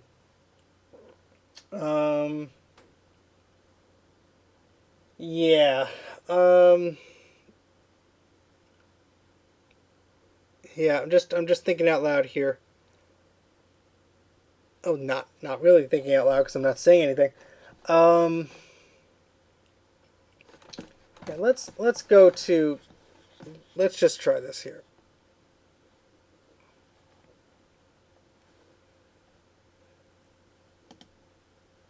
Yeah, so let's just use disk utility and erase it, and then we could, if we need to, we could format this on another system maybe. Alright, so yeah, I have a 9 machine I could erase this on, which may help. So we don't want extended, we want standard. And install Mac OS 9 driver, and we'll say Mac256 will be the name of this disk. You want to erase that.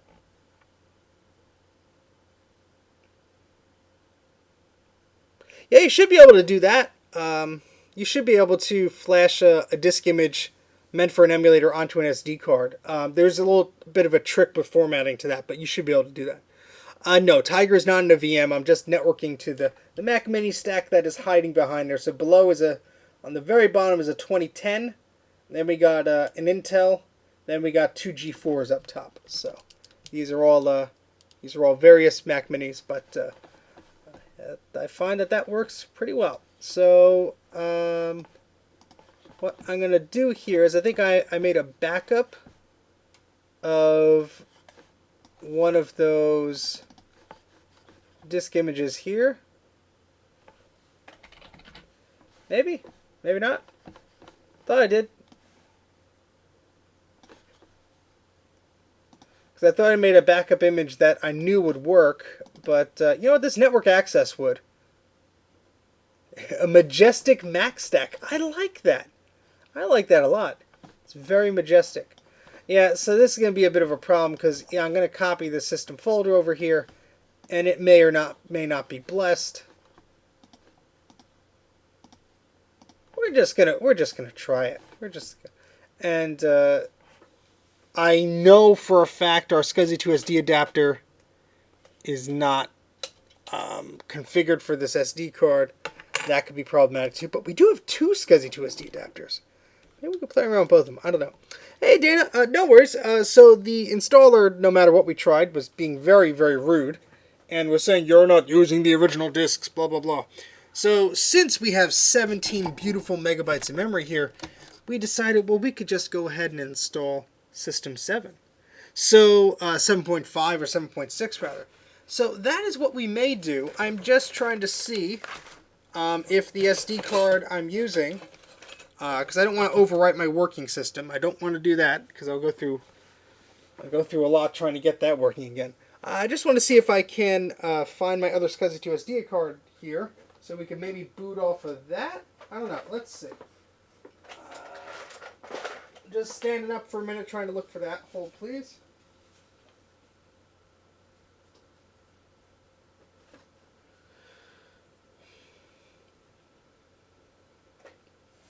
It's funny, I'm usually looking for the other one because this one's more versatile, but oh, here it is. It's right in front of my face, right here.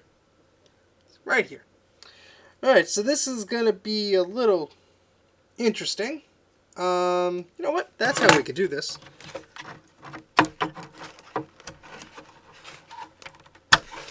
So this one could go in here. Oh wait, this one doesn't support older SD cards. So we have to boot off of this one. Yeah, that's something they don't tell you. The SCSI2 SD version 6 does not support older SD cards like 1 gig or lower. It just doesn't like them. I had a whole email support chain with them, and they were like, "Oh yeah, by the way, we figured out it doesn't work. That's why." How many monitors are you used to stream? I usually just have this one here. Well, this is actually a pretty new addition. I usually just did these two.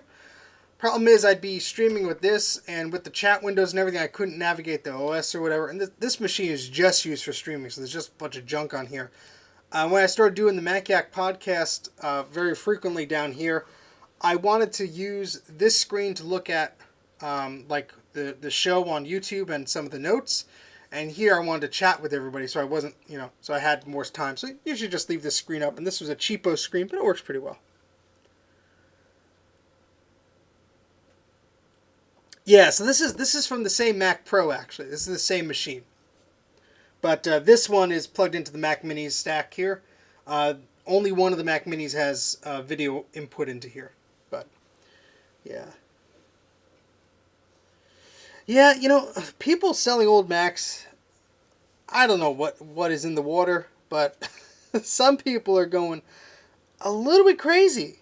Yeah, so speaking of crazy, I'm going to just not configure the SCSI2 SD adapter, and it probably won't boot, but I'm just curious to see if it miraculously will, because then I have one less thing to mess with, but probably won't, but you never know. You never know.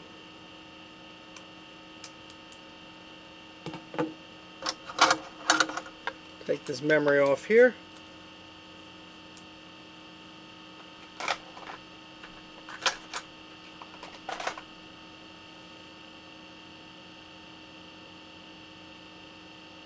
Yeah, it's taking longer than normal because it's checking all that memory.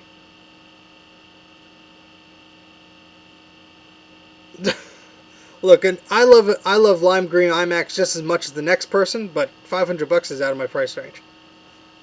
Oh wow! Hey, it actually booted up. That's good.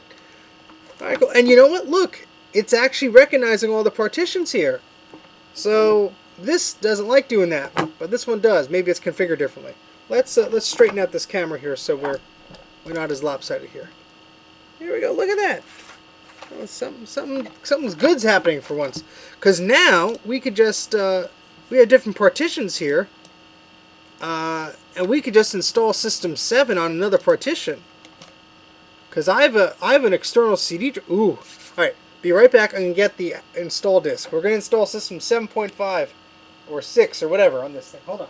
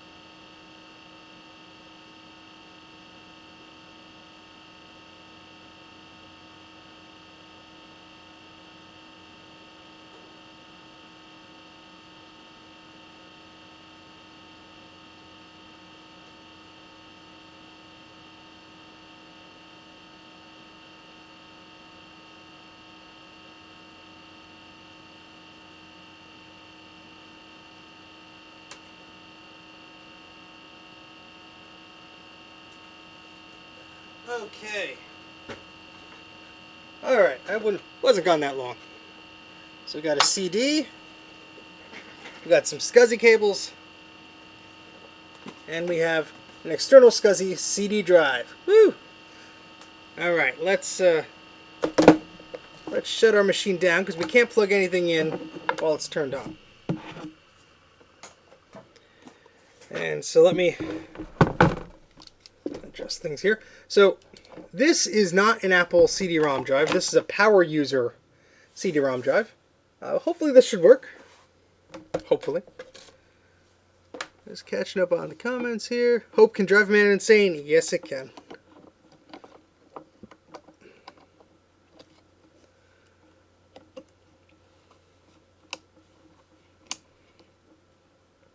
That's a pretty cool history for that machine. I'm not saying the person is lying to you about its condition. I'm just saying confirm, the facts and everything. You don't want to be disappointed, especially after you pay money for it. I don't know how much the person's asking. I'll tell you if it's worth it in my opinion or not, but that's just my opinion.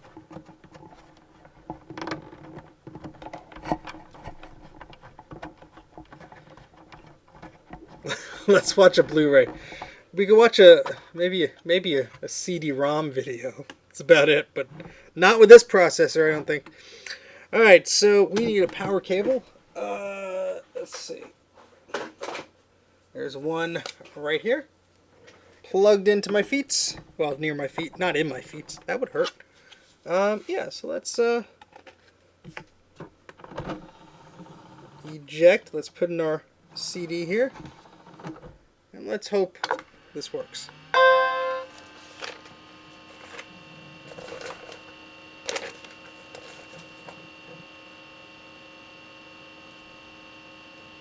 I believe it was. I believe Power User was the Mac Warehouse brand. Mac Warehouse. Oh man. Now that's a name that brings me back. Mac Warehouse. Now that's a name I haven't heard in a long time. A long time. Oh man, I used to love those magazines because I couldn't afford any of that stuff, so I just loved just browsing them.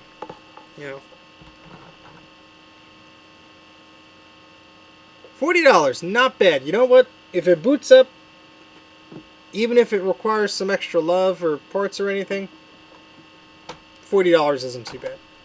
I've seen much worse for much less.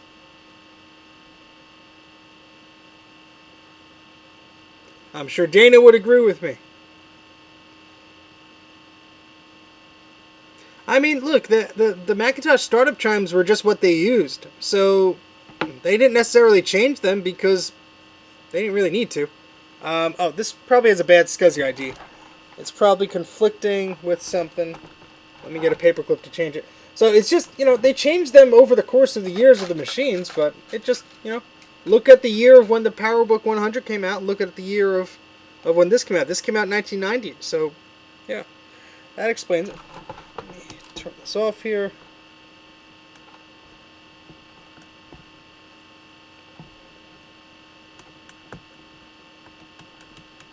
Let's try SCSI ID 5.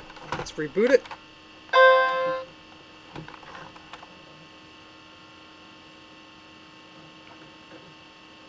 Okay, I hear the CD spinning. I don't know if it's trying to boot off the CD, but the SCSI to SD adapter should have a lower SCSI ID. There's always so much quote-unquote fun when you're dealing with SCSI because you have the wrong ID set up or whatever, and let's force it. Let's use the soda command, Shift Option Apple, which is the command key, delete, and then hold down the SCSI ID you want to use, and that should have forced it to boot from that ID, unless there's a conflict. Let's try a different ID. Oh, I can't. My fingers are too small. Jeez. No. 0 was easy to push down. Hold on. Oh, I can't do it.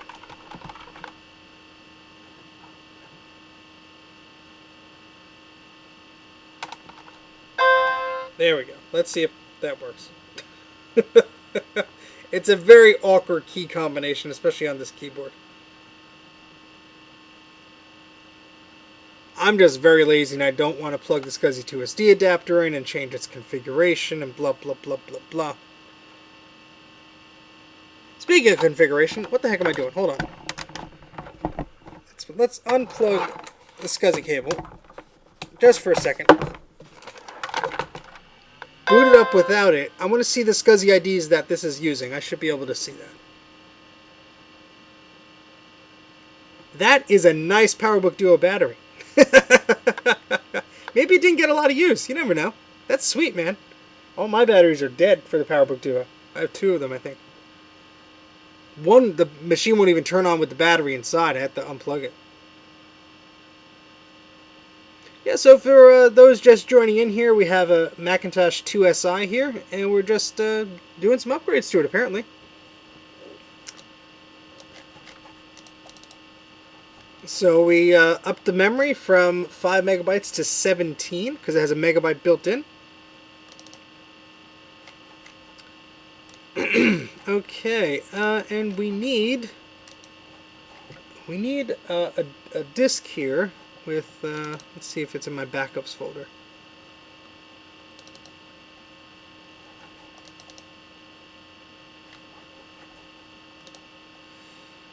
Yeah, we should have, maybe it's in one of these other images here, the disks here. We should have a copy of Mount Everything, which is a good SCSI program. Yep, here we go, Mount Everything. Well, that's better than 0 seconds. So Mount Everything is a good little SCSI program, similar to SCSI Probe. Alright, so this is on SCSI ID 6. So there's no reason why the SCSI CD-ROM drive should be causing issues. Alright, let's shut this off. Oh, I think I know why. It's probably trying to boot off of the CD or something. Because there is an Apple CD in there. We don't need to boot off of it, though. Because we're installing to a different disk. Oops, sorry, I had to move the camera there for a second. Alright, let's try that again.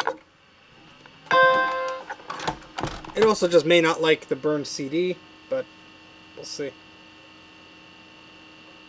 Hey, Zombie Geek 33, good night. Thank you for hanging out. I know we go a little long here, but I don't know. What's your opinion on that? Do you like the 2-hour, 3-hour streams, or should we keep them short and sweet? I mean, personally, it depends on the topic. Like this, we're just tinkering around with stuff. Theoretically, I could stop any time. We could pick it up another day, or we could stop and I could never return to this machine. But I'm just tinkering around here. I would probably be doing something similar anyway. So, alright, so our hey Josh, good night, don't worry. Don't worry. Alright, let's see if the CD drive mounts by itself. Probably won't. So Mount Everything will help us with that too, sometimes.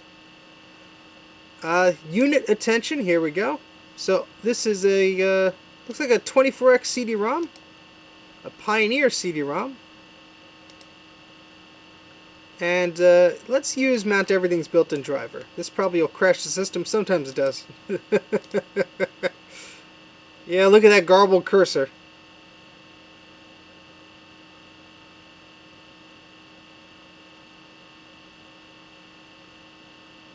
Yeah, you know what? That's what I usually figure, Orlando. I usually figure that, yeah, that cursor. Hold on, we have to get a.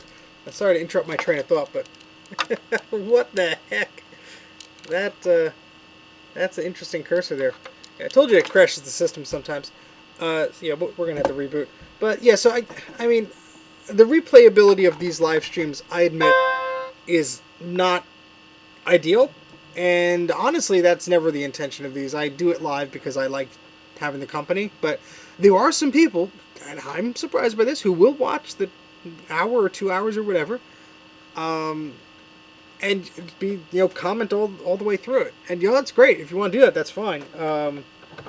I'm just, you could consume my content however you wish. I I usually run out of steam around the 2 hour, 2.5 hour mark. Anyway, so I try not to keep them too long. But that's just me. I have to install a CD-ROM driver with this thing. Oh boy. See, this is where we get down a rabbit hole where I admit I'm not 100% prepared for what I was going to be tinkering around with, because I didn't really know what I wanted to do until I sat down here.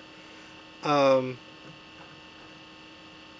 yeah, let's see if this makes any progress here.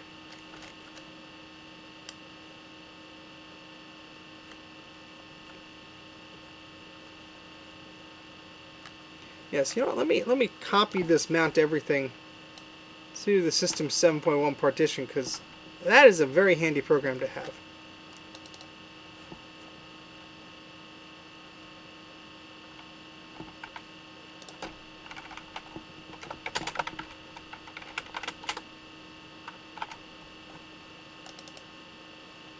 Now let's just see if it'll actually yeah, it's ooh, bad F-line instruction. Yeah. Yeah. Yeah, okay, that's an error. Let's see. I think we might need a CD-ROM toolkit here. So what that is, a CD-ROM toolkit is a CD-ROM driver for non-Apple CD-ROM drives. So we might need that. Let's see. Hard disk toolkit, no. CD-ROM toolkit. Let's see. Exactly. That's exactly what we're doing. That's oh boy. This is the fun that occurs when you're dealing with old computers. You never know what rabbit hole you're going to come down. Fixes incompatibility that arose. I think version 3 is too new, I'd say. Although it does say it supports 68K. But this is 1999. That's a little too new for the system. Let's see if there's an older one here. I'd like to just run period appropriate stuff, so yeah. F-bomb instruction, your guess is as good as mine. There's something wrong with the system that the mount everything was trying to do something it didn't like. It just bombed. That's that's probably as best of a explanation I'm going to be able to give. We're doing things that we probably shouldn't do. So, yeah. All right. Let's see. CD-ROM toolkit version 3. It might be the oldest one. You know what? Version 1.5 has a list of disk drives here. You know what? Let's try this one. This might work. So let's go to download. I'm just doing this off camera. Sorry.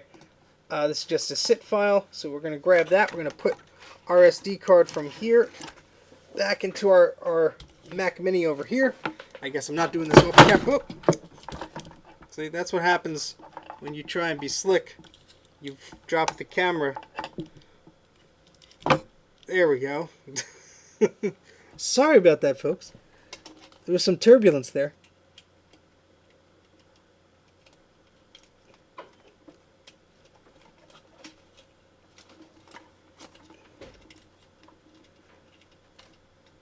There we go. Okay. Well, let's try that again. Alright, so we got our CD-ROM toolkit. We're gonna put that over to this machine over here. We are gonna connect to it remotely. Oopsie.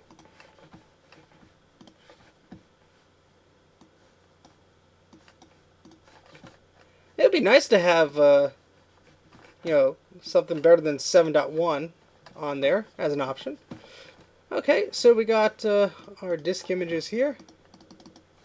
Now I guess I could just dump the system folder. Yeah, you know what? Let's do a few things here. Just we're gonna make sure we're gonna try and make sure that we have a few things going for us here. So what I'm gonna do is old Apple 2SI. What I am going to do, if I could find, where did I put the CD-ROM toolkit? Oh, let me open that up first. Sorry, 1 second.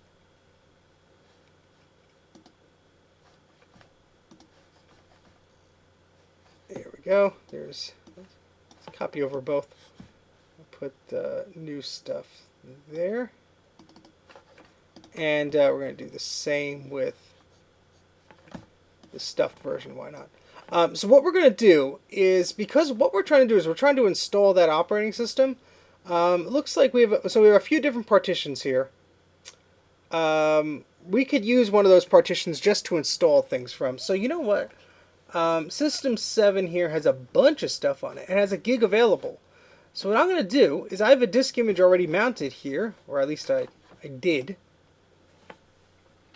That might be on the other other hard disk. But we have an installer for System 7.6. I could just drag that onto that SCSI2SD adapter instead of reading from that CD-ROM. Yeah, let me grab that here. Like, that's what this legacy recovery is. I'm sorry, this is not the best view. My apologies here. My tripod sort of fell, as you saw, and not sort of fell, but it did fall. And we got everything all out of whack there. Okay, so what I'm doing here is, here's a disk image, CD, and we have a bunch of Mac OS on here. We could sort it by CPU. We're going to go to the Macintosh 2. We're going to go to the 2SI. And this supports up to 7.6. So what we're going to do is we're going to open that folder. And we have a, how big is this image here? This is a 24 meg image, but that's the installer for System 7.6. So if we copy that folder over, I can't read it, we should be able to just open it up and install it. So we could try that. Let's try that. So again, we're going to open up, we're going to install on disk 4. So let's see if we can rename disk 4 here. We can. We're going to rename disk 4 System 7.6 and make sure that's not the same name as, no, yep, it's not. And yeah, let's go ahead and just copy over that image. I have no idea if this will work. It may not. That's a pretty large image to open. But you know what? Let's just try it. Cool. Alright, so let's eject all of these things here. And let's take our SD card out. And we're going to go back over here. This may eliminate the need for us changing SCSI2SD adapters, but you know what? Let's see what happens. Because the whole point is we were trying to mess around with Apple Talk and networking, trying to get this network card to work. I have the original hard drive for this machine. I just don't know where it is. I doubt that had the software on it, though, because I probably erased it years ago.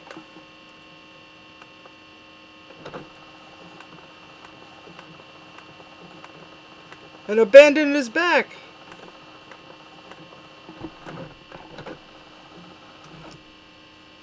I'm going to take that CD out of the CD-ROM drive there. It might be causing some trouble here.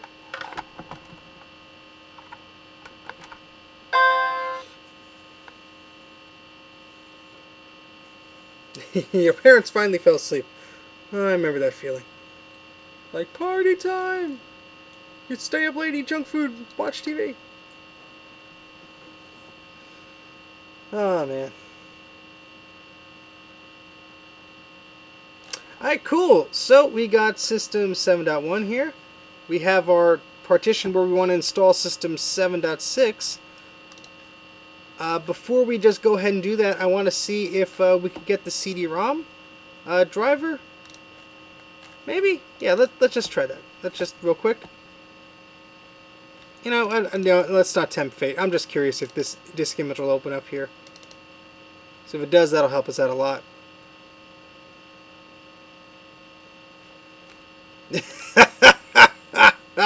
Oh, Google clone. In before 7.6 installer asks for the real disk 1.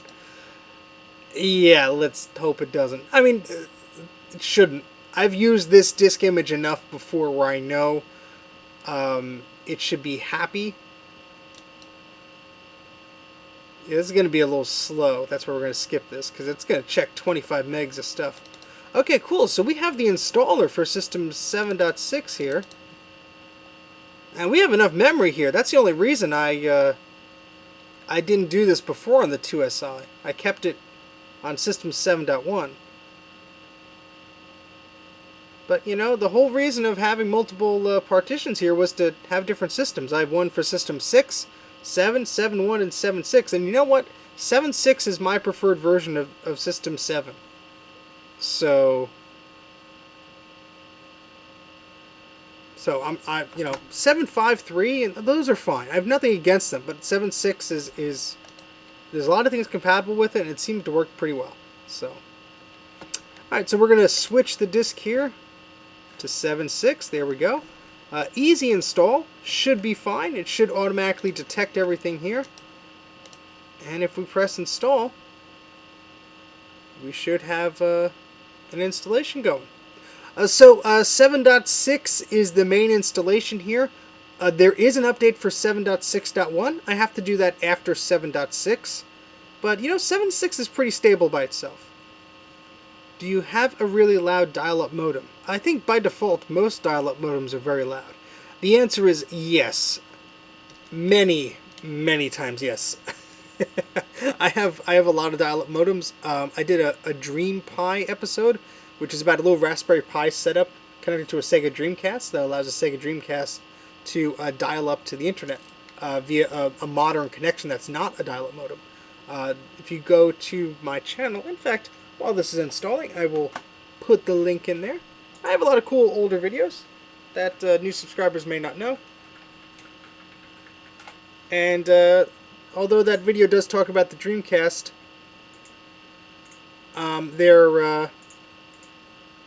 there is some cool Apple stuff in there too. So I'm going to paste that into the chat here. Yeah, they're not bad. The trick, I mean, I go over the whole setup pretty much in the video. The only tricky part there is the modem you use.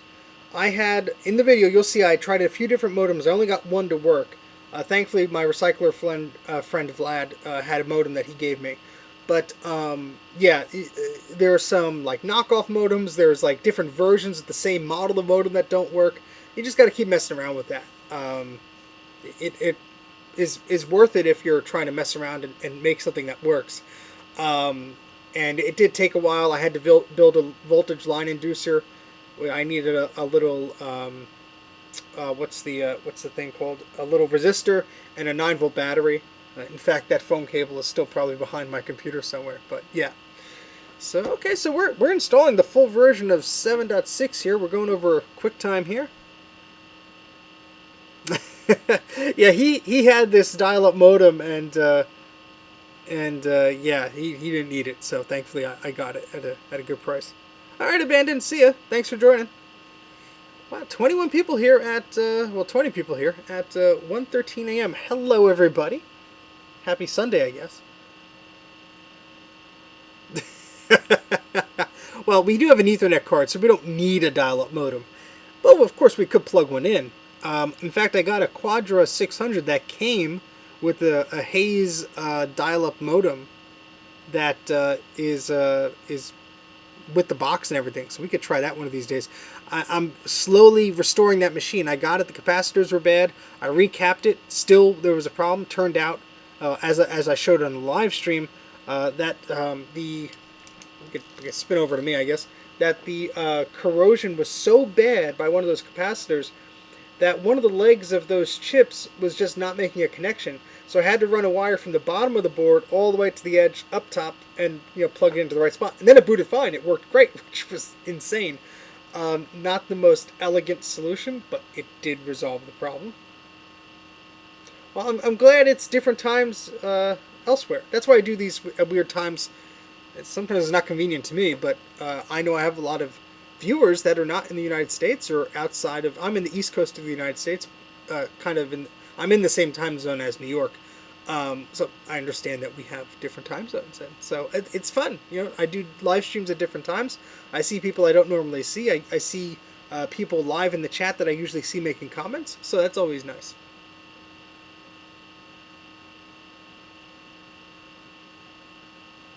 East Coast Canada over here. Okay. So you're roughly in the same time zone? It's late for you there?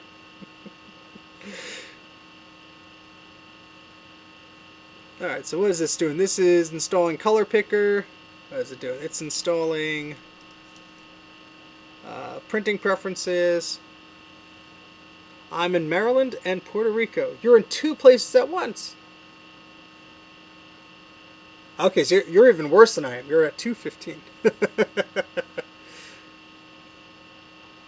Yeah, so the plan today is we're just going to finish installing the system software, and we're just going to try and get this Ethernet card to work. Once that's done, I think we'll wrap up this stream. There's a ton more we could do with this machine. Just we don't have to do it today. I am so proud. I just noticed that these memory modules, I put a label A, B, C, and D. I installed them in that order. That just makes the OCD person inside of me just a little bit more calm.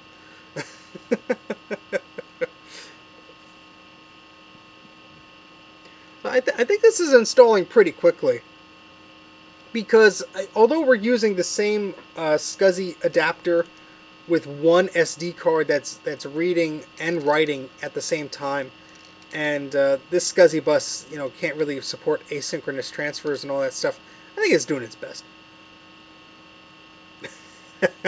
I've driven in Maryland before, and I know people who live there, and we echo your sentiments.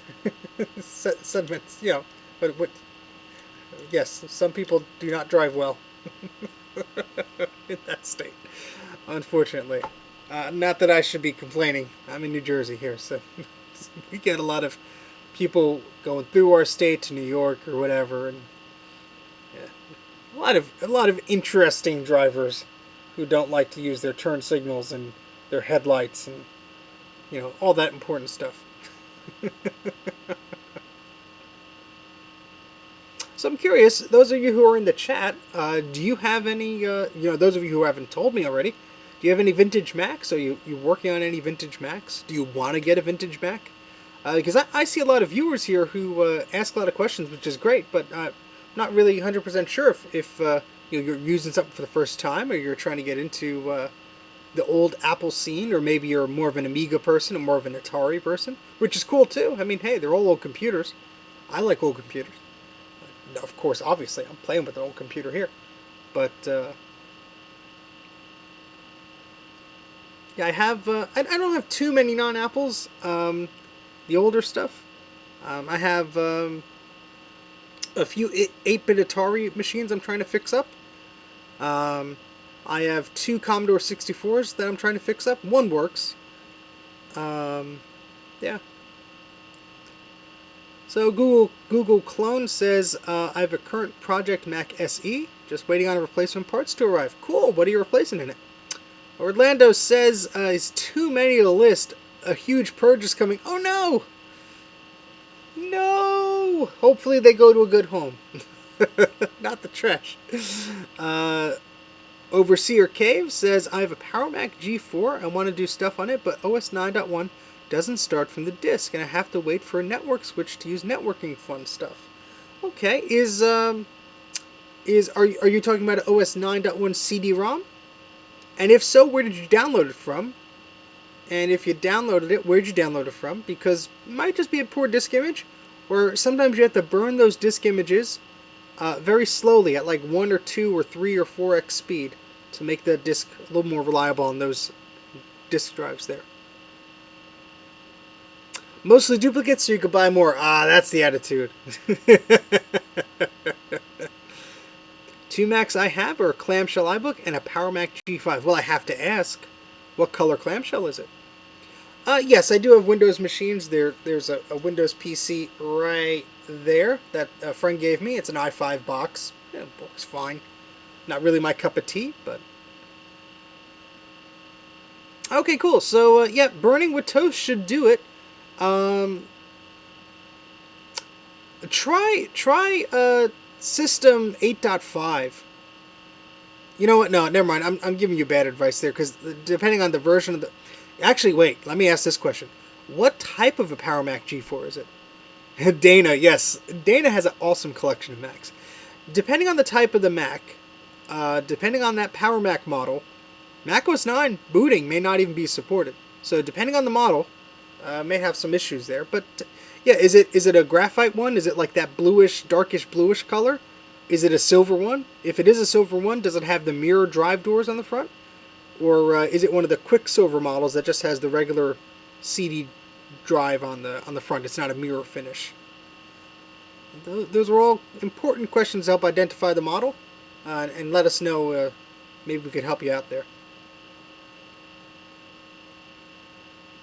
Almost everything of your Mac SE. Oh boy, logic board, ROMs, PSU. Need to have the floppy drive, the hard drive, have replacements for those already if needed. Excellent. Yeah, I just had a Macintosh SE board. It's over here somewhere. There wasn't really much wrong with it. I just had to clean it up, and the memory in the slots was very dusty. So cleaned that up, and it booted up just fine. So that was good. That was a relief. I probably still have to do the analog board, but...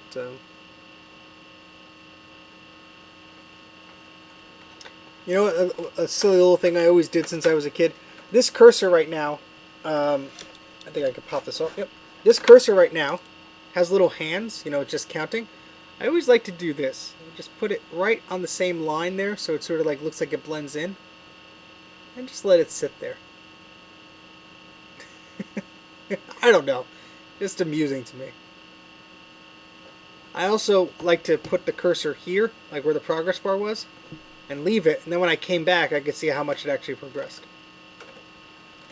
What can you do with the 2SI? I guess the better question is what you can't do. This is a pretty extensible little system here.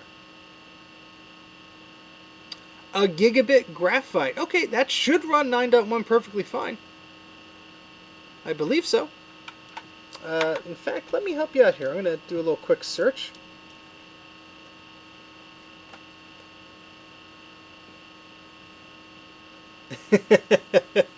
To do what the hand is doing. Yes, that's why we have the Mac doing what we're doing here. Because I just got a gigabit Ethernet myself, but it's running 9 fine.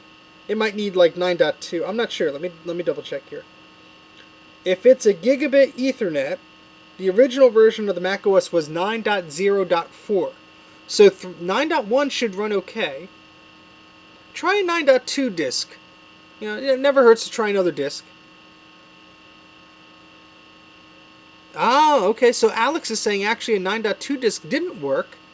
He had to use the 9.1 disk from the original Apple disk. Okay, so yeah, you might have to try some different disk images. Sometimes they're actually on Macintosh Garden the restore disk for that Mac, or you could go to OS 9 Lives, Mac OS 9 Lives. They have a special Mac OS 9 disk that is pretty much universal, so that might help you out too.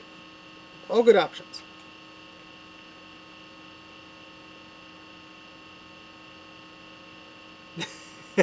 Growing a hand on the cancel button. Yeah, we could do that too. Put the little hand on the cancel button. I just don't want to click cancel. I used to run Netscape 3.0 and on my 2SI. Well, we'll try and replicate that.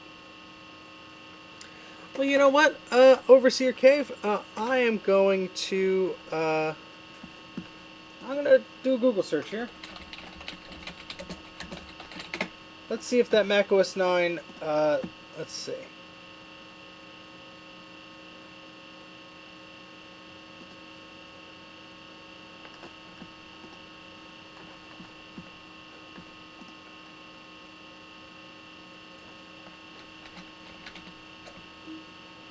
Yeah, so the Macintosh Garden has a Mac OS 9 2.2 universal bootable CD. And that doesn't seem to say if there's any... It says it's confirmed working with the following: an AGP sawtooth, a Quicksilver, and a mirror drive door. So it should work on a gigabit Ethernet. It should. Now, you may have a wonky CD-ROM drive or something. But yeah, let me point the camera at the screen so you can see what I'm talking about here.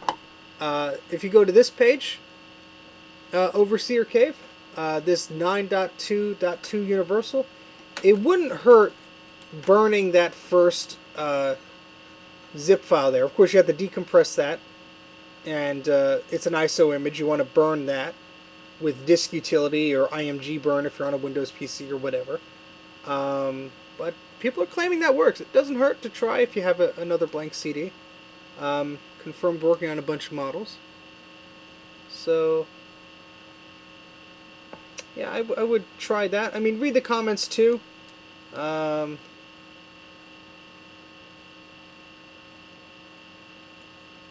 Some people are saying you might want to lock the ISO file or whatever, but yeah, I mean, doesn't hurt to take a look.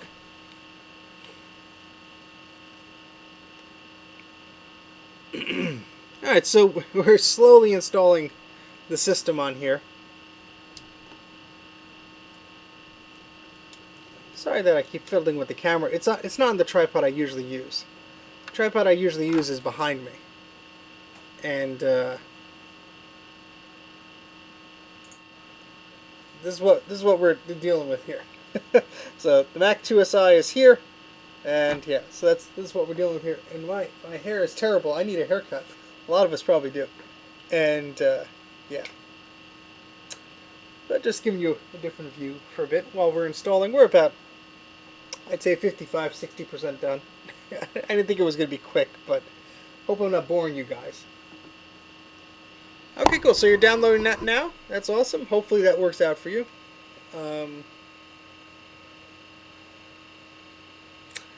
Yeah, so I don't know if you guys have any questions or anything. Sorry this install is taking so long, but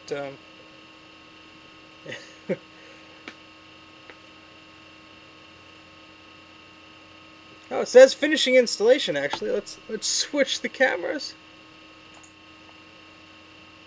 It actually says finishing. I don't know how accurate that is. There's probably a bunch of other junk it's going to install after. Yeah, try locking the image file. I mean, look, that could mess things up. It's rare, but you never know. You never know. Does it smell good is a question I probably can't answer. But if the Performa hard drive has the appropriate operating system and system enabler and all that stuff on the hard disk, the right software, yeah, it's a SCSI hard drive. As long as the Performa is not one of those IDE models that came on later on. As long as the hard drive plugs in, it should be able to work okay. Let's see. What is a non-Apple bit of old gear that I would want? Oh, that's a good question. I mean, I already have a lot of old gear I'm very happy with. I'm a bit of a Laserdisc aficionado. So I have, if I get the camera off the tripod, I have a very nice industrial Laserdisc player here.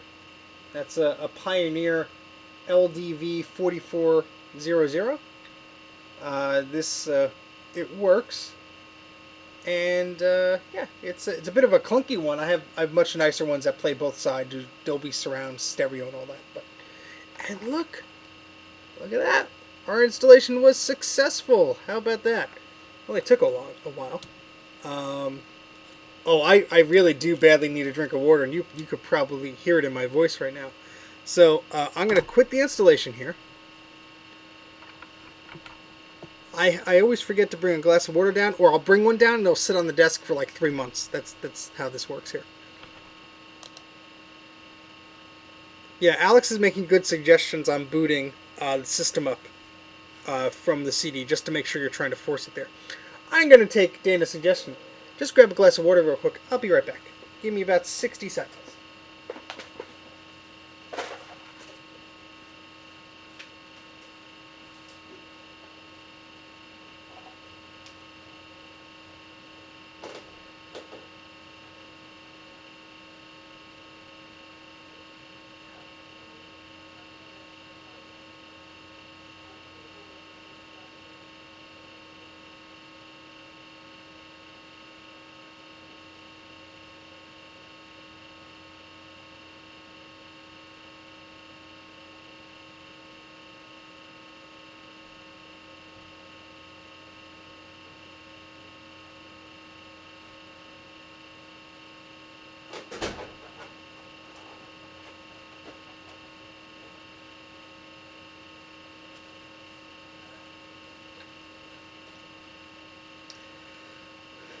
Okay. Yeah, the combination of me talking too much and talking fast does not help. Do I have a lot of movies for a Laserdisc player? Yes, I do. Too many. I probably have. Ooh, can I guess? I'd say I have over 100 titles. I'm sure. Um, is it haunted in your basement? I hope not. Let's see.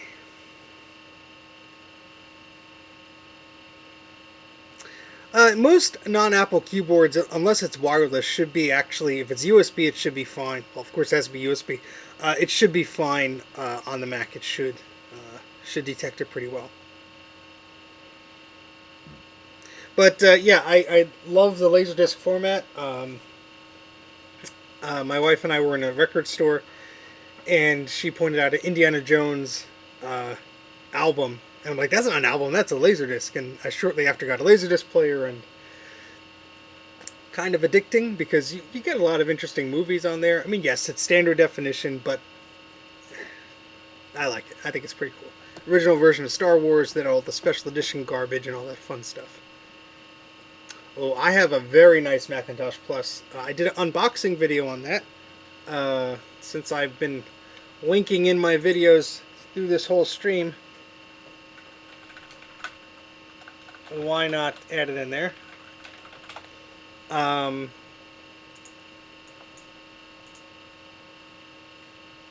This was a Macintosh Plus I got for a pretty good price, and it's in beautiful condition. I mean, this thing is like museum quality. So here's the link to that video of me unboxing that machine. Yes, it was used, but yeah. Yeah, a Laserdisc, there's a lot of alternative extended cuts, director's commentaries, special features, and stuff that never made it to DVD or Blu-ray, which is a shame. I would love nothing more than to have my Laserdisc collection be obsolete by all of that stuff being released digitally or whatever, but I don't think that's going to happen. Okay, yeah, the classics. If you recap the analog board and stuff, you'll be okay. But alright, so we got System 7.6 installed here. Let's double check to make sure our system folder is happy. It is blessed. So we're going to go to Startup Disk here, and we're going to try and boot off that partition that we just installed everything to.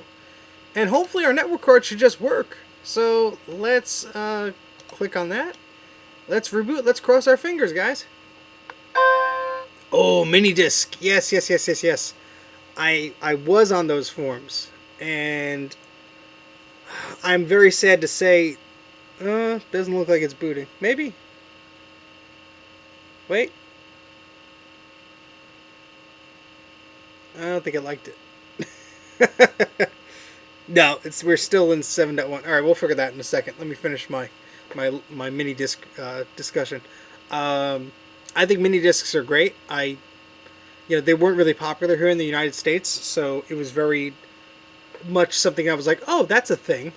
And there was this music store that was sort of like an outlet store. So an outlet store is kind of like old stuff, but good condition, new, and yeah. Oh, thank you, Broken JPEG. Yeah, it is beautiful. That's why I'm so careful with it. I'm so glad somebody else was almost going to pick that up. I'm so glad I went to pick it up. A beautiful system. Came with a printer too. Everything is in great condition, and I hope to keep it that way. But yeah, mini disc wasn't really popular over here. Whenever I went to an outlet store, which is like a new old stock store, they would have mini disc stuff. Didn't really know what it was. And only a few years ago I watched a video that Techmoan did about mini disc. Very great channel. He does a lot of great videos and very informative.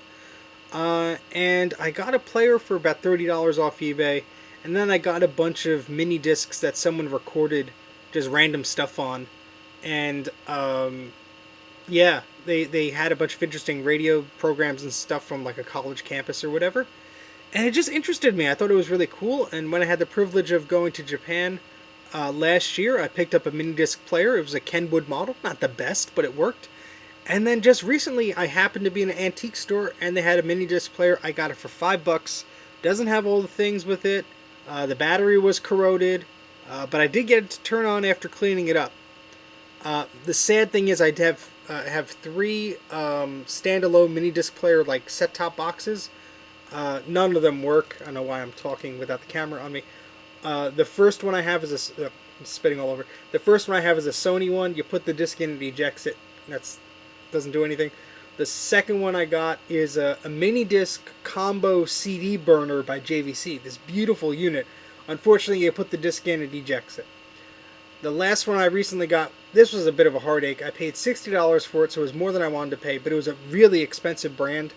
It had a keyboard input, it had all this stuff. I put the disc in, it didn't want to go in. I go to take it apart, I look in the door, and then I see the mini disc read write head on the bottom of the case. So it had broken off at one point, whether it was me putting it in or during storage. It was from an old school, who knows how many times they used it. So unfortunately, all I have is really the handheld players. I'd love to get a set-top box one working so I could record stuff to it and mess around more. But thankfully, two of the players I have actually have recording capabilities. So yeah, I'm in those forums to learn. But yeah, why won't this boot up? It won't boot from System 7.6 here.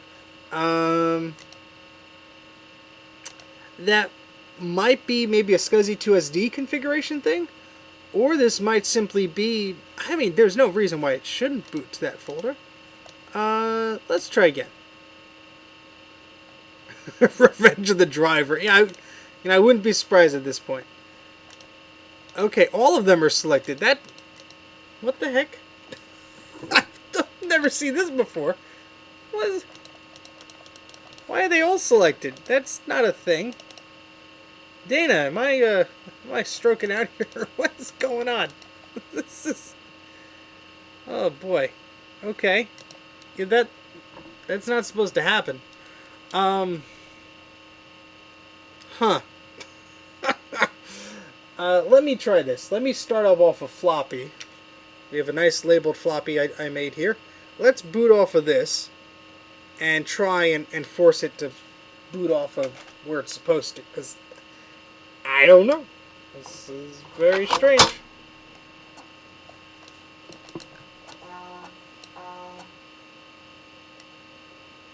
Yes, let's reboot. Put that floppy in there. It's going to boot off of that floppy. Yeah, maybe it only boots from the first partition. You're right.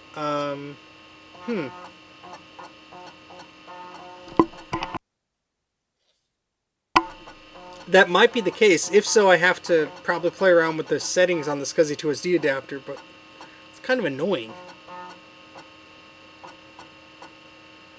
I know my Performa, I have 3 different versions of the Mac OS, and to get from like System 7 to 8, I have to reboot from 7 to 7.5, and then from 7.5 to 8. It's annoying, but like it works, so...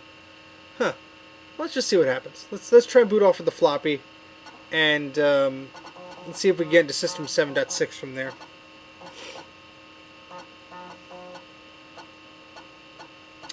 Yeah, I mean, listen, it could be a number of things. It could be the way the SCSI2SD adapter is working or configured. It could be the way that partition is formatted. Although we're able to install the OS on there, it may just not like looking at that partition first. So it could be a number of things. Getting some good ASMR tones from this floppy drive.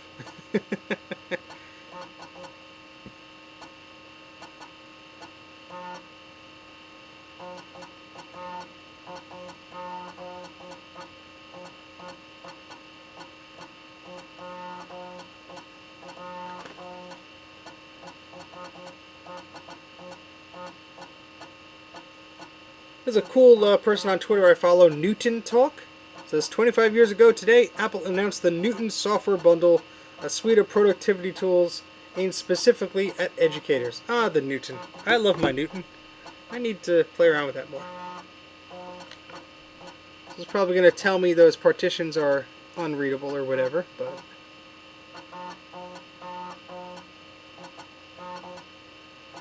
Yeah, no, the 2SI isn't slow. It's the floppy drive.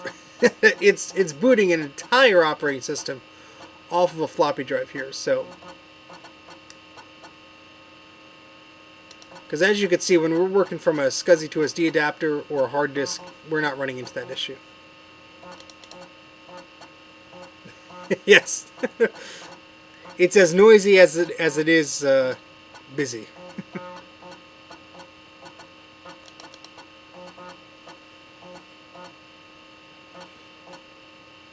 There's no control panel. Where the heck is the startup disk? Okay.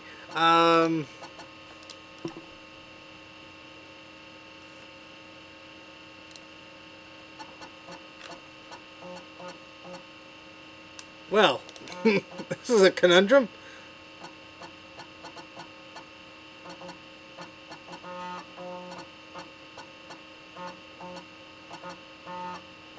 No, this is just a system 7.6 disk tools, which is basically a disk just to format the hard disk and stuff like that. Nothing designed to do anything much of anything else. But yeah, if we can't, I'm gonna just open up a. Thankfully, we have access to the hard drive here. I'm just gonna open up a version of the system startup disk tool,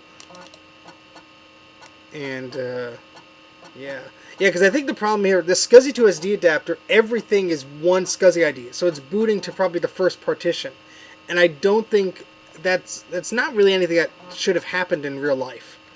You would usually, I mean, look, yeah, you would have multiple partitions and stuff, but I don't think this system 7.1 is really too happy to try and do that. Yeah, they're all selected here. You know what? Let me do something a little crazy.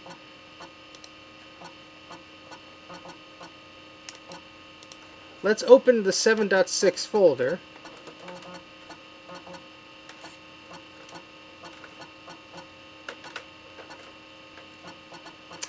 Oh yes. Yes, I know exactly what. Let me look for that. There's a good. Thank you. I think it's System Picker. I think it's System Picker. That's the name of it, Orlando. Yep, System Picker. I think it's designed for System 6. Yeah, allows you to choose system folder if you have more than 2 on the same disk. Yeah, it's for the same disk. Use System Picker on. Although have multiple systems on single hard is not recommended. Some can confuse a computer.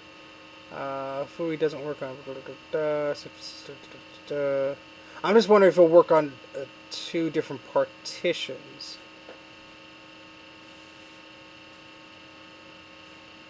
Yeah, someone's saying it doesn't work for me. I have 7.1 on one partition and 8.1 on another. I'm not able to change which partition it boots from. Perhaps system folders have to be at the same volume. That could be it.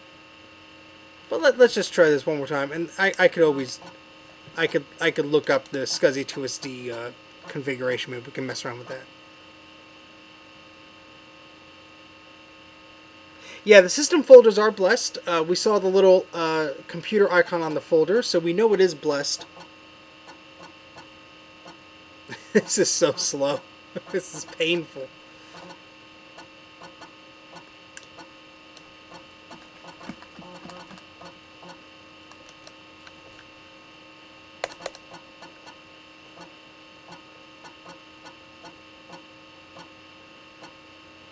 Yeah, same issue. Alright, so what I'm going to do is I have to shut this down anyway if I'm going to put something on the SD card. So let's shut that down.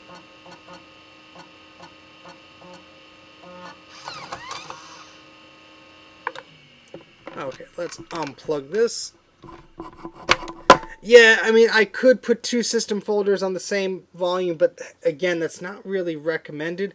Now, listen, this is just an SD card. I could do things that is a bit unnatural. I could back up that partition. I could, save that as a disk image, and then I could go ahead and I could just put the folder on there, and it'll work fine. So I may end up just doing that, just so we're not here forever. But what I am going to do, my tripod's legs are like wobbly today. I mean, it's one of those tripods where you could mold the legs and such, but still. Alright, so we're back here. Gotta select our, where's our tiger? There we are. I know, I know.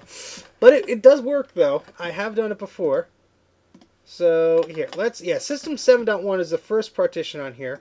I think I have the SCSI2SD tools on here, do I? No, I don't. Oh, that's right. The adapter has to be plugged in via a micro USB cord. I have one. Let me get that here. Ugh. Unplug from here.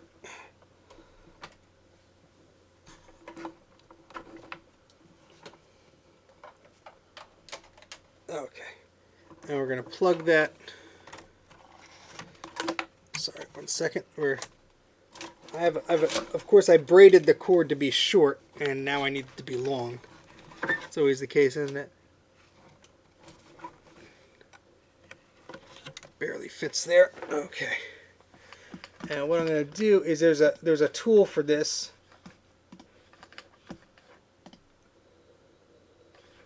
And I'm going to load the data from the SCSI2SD adapter. And I'm going to save it. So if I screw up this configuration, at least I could restore it.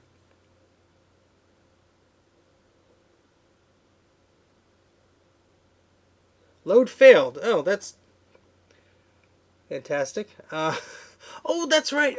I'm so stupid.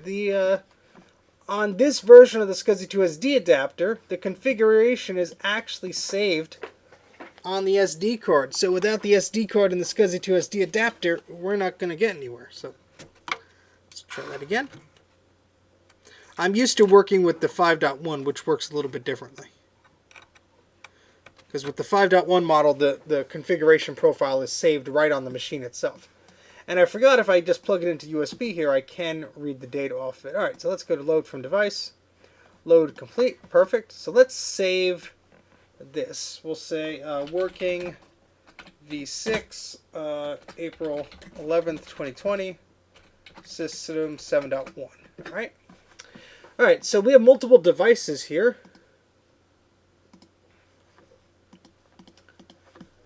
Yeah, these are just... Yeah, I don't think it's really going to help us here. So you know what? That's what I will do. I will back up, because this is all just an SD card.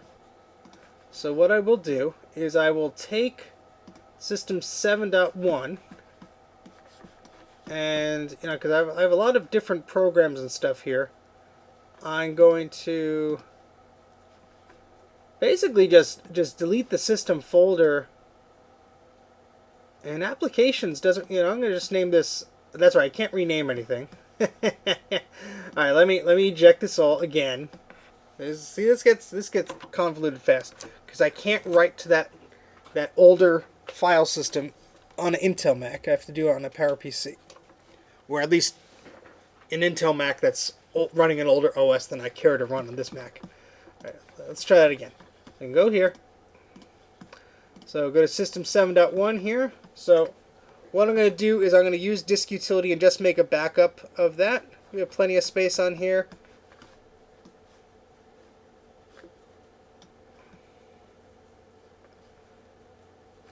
And we shouldn't run into any issues. So 7.1 is here. Let's create a new image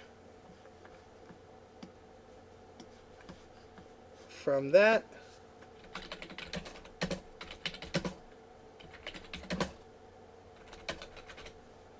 Just give it a name that I'll know what the heck this was.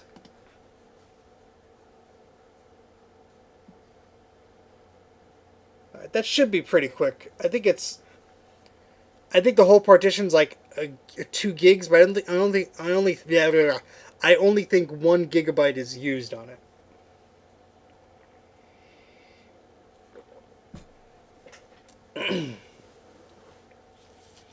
See, this is a bit crazy. We're going a very crazy way here of just trying to use a darn a damn network card. I mean, if I had a different SD card with just System 7.6 on here, I should be okay. But formatting that SD card is a little easier said than done. Usually I'd plug one of these in with the SD card I want to format into a classic Mac. And, yeah. Well, it's not just your suggestion. I was kind of thinking of that too, but, I mean, yeah, sure, I could blame you. But, yeah, I mean, formatting this SD card to be happy on those older systems and all that fun stuff, you either... it could be a bit tricky. But while we're waiting, anybody has any questions or anything, or ideas of things they'd like to see me live stream other than messing around with this crazy stuff?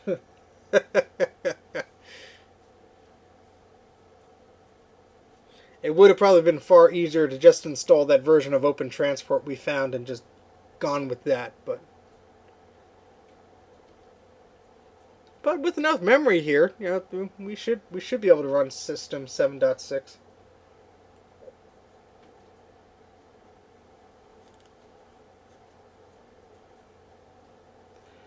Yeah, I would use, I have a Macintosh clone that's set up. Unfortunately, the hard drive, the data's on there, but it keeps not booting correctly on it.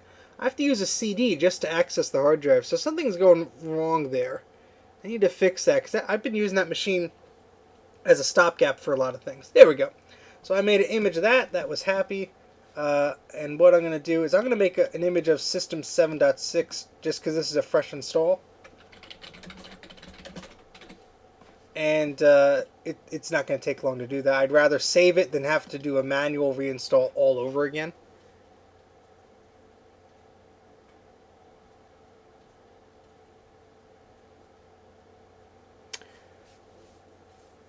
Any plans for a non-stream video? Yes, I have many, and you know what? It just... Time is hard. Time management is difficult for me. I am editing a lot of videos at once, and I'm working from home right now, so I'm literally staring at the same screen that I'm staring at to do my video editing as I'm doing my, work computer too. So it's kind of weird. Like, I'm like, okay, I'm tired of sitting in front of this machine doing work. Now I want to edit my videos, and I'm like, oh, do I really want to? So I'm still working on that stuff. Unfortunately, it does take a lot more time. I have some really exciting ones that I'm trying to finish up that I'd be happy to share. So yes, there are definitely non-streamed videos coming soon. And I have some previews on there on Patreon already. I'm trying to edit one down this weekend. So this will probably be the last stream for the weekend.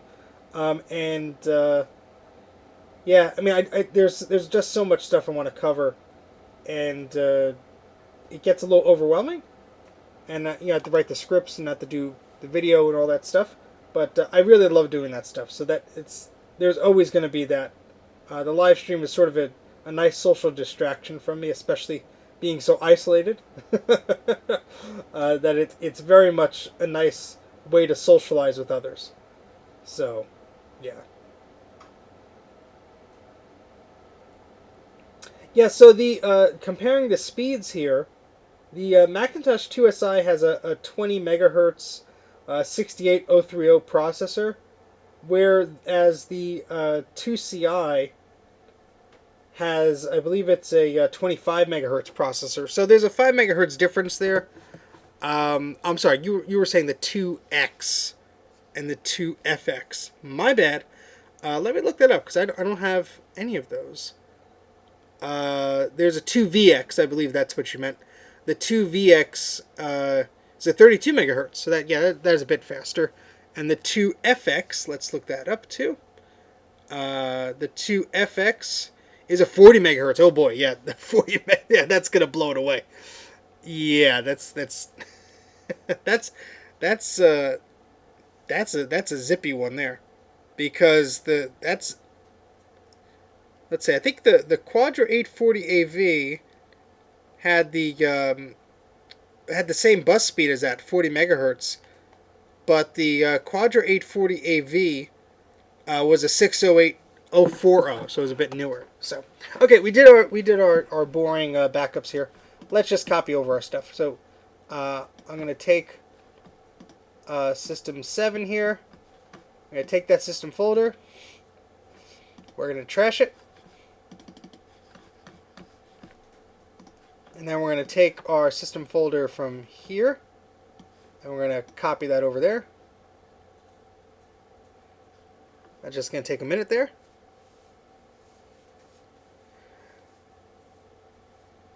Yeah, I wish I had a 2FX, and I wish my Quadra 840AV worked. Yeah, I mean, Apple didn't always release the fastest machine. The 2SI was probably a budget machine, you know. Not necessarily the fastest, but that's what they sold it as. It didn't have the expandability of the 2CX or the 2CI. So, yeah. All right, so let's see if this actually boots or not. We might have to boot from the floppy just because maybe the system folder isn't blessed, but hopefully it works. So we're going to unplug the USB card here. Yeah, Apple's naming scheme for a lot of things is a bit weird, but that's a topic for a whole other rant. Alright, let's try this again. Help if the power cord was plugged in.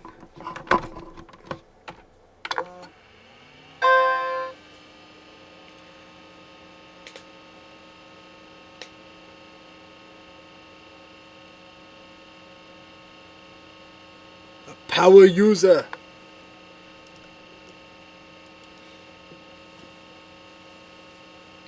Oh, yeah, so it goes by year. So it's a little bit difficult, but like the 6100 came out the same year as the 7100 and the 8100. So it took me a long time to figure that out. And there sometimes it's not the same. Sometimes, it's just weird the way they labeled them and stuff. But are we going to have a problem here still? What the heck? Wait a second.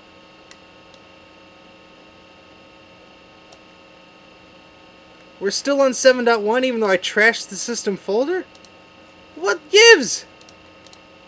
Wait a second. Hold on. Hold on here. Something. Yeah, that system folder is not happy.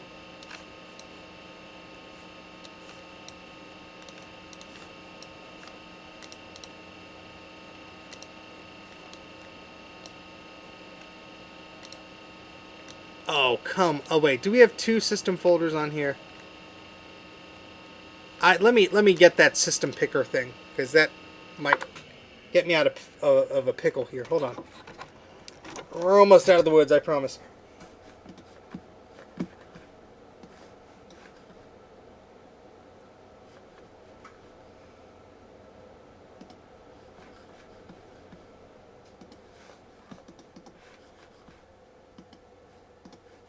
Alright, let me download these.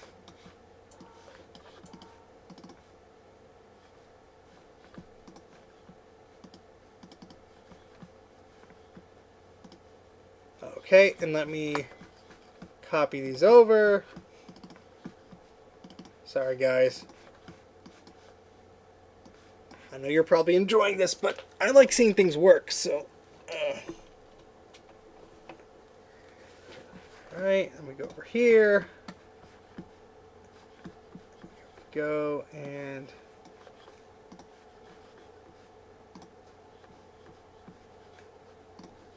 I'll catch up on my discussion in a second. One sec, let me copy this over. Perfect. Alright. So as I was saying, yeah, the naming conventions of those machines sometimes aren't always the best, but sometimes they make sense. Okay, yeah.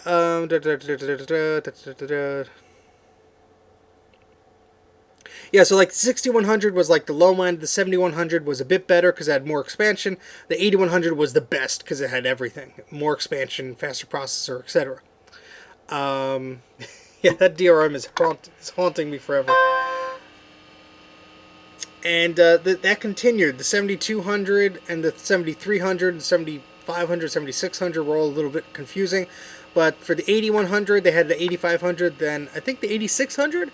Then they had the 9500, then the 9600 that came the G3 series. So, yeah, not the easiest stuff to remember. It looks like it's still booting 7.1, but now we have that system picker thing, so who knows? Maybe that system folder just hung on for dear life.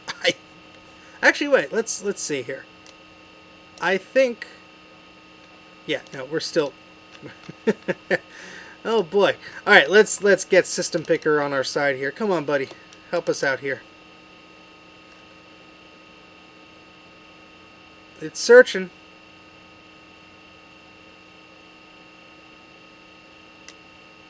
Oh boy, there's a lot here. System.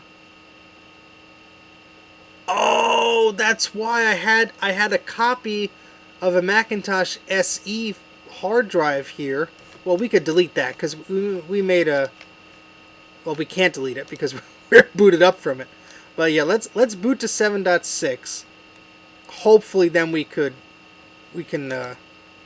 delete that folder. That's the problem that we're dealing with. Hey, David, thanks for joining us here. So we're playing around with the Macintosh 2SI. We upgraded the memory. We're trying to upgrade the operating system. We were running into some issues there. Looks like it's it's not going to be happy with the system we tried to force it to start from. But, oh, yep, there we go. Yay! Alright, system 7.6 is now working successfully, hopefully. Oh, nice, Overseer. I'm glad that works. Nice job, man. It's always good when you get a win. So we have 7.6 in booting up here. When this boots up, I will trash that old system folder. It's funny how like the second it doesn't like one folder, it just reverts back to some weird one you have nested in some old folder somewhere. So I'm gonna delete that. We have it backed up anyway, so I don't have to worry about it. But wow.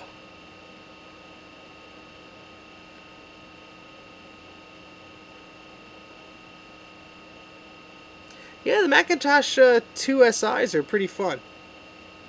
I have a new bus adapter for this. We're gonna mess around with another stream probably. Probably I'll do a video about this maybe, but yeah, right. I mean that is a weird thing. So this Macintosh SE folder right here, this is where that system folder was. So you know what? I'm gonna trash that. Whoop. And empty the trash there, so we don't run into that any longer.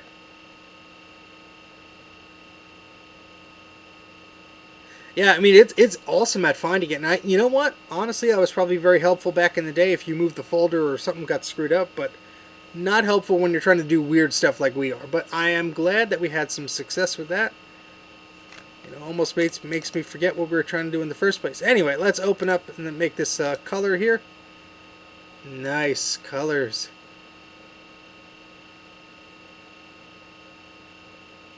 If I knew we were going to be staring at this screen so long, I would have figured out a way to make it closer. But you know what?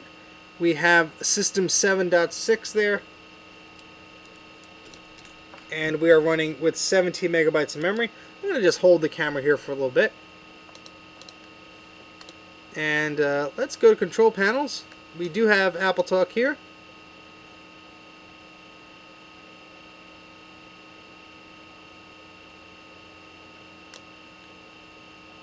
Ooh, it does detect Ethernet. That's good. Let's go to our TCP/IP. Let's see if that detects Ethernet. Built-in drivers, man. They just work. Oops. What's going on? Oh, that's alright. Yes, we'll make it active. Ethernet. Perfect. We sometimes just have to be manual here.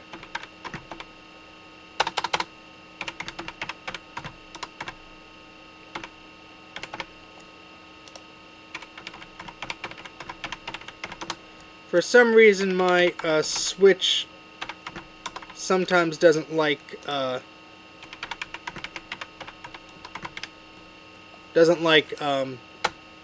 DHCP on older devices, so sometimes you have to just put an address in manually. I am excited. I'm cautiously optimistic here. I'm gonna enable Apple Talk. I don't think there's anything on the network that is old enough for this thing to see, but just for the heck of it here. Dana finally woke up. He's like, hooray! No. Wake everybody up!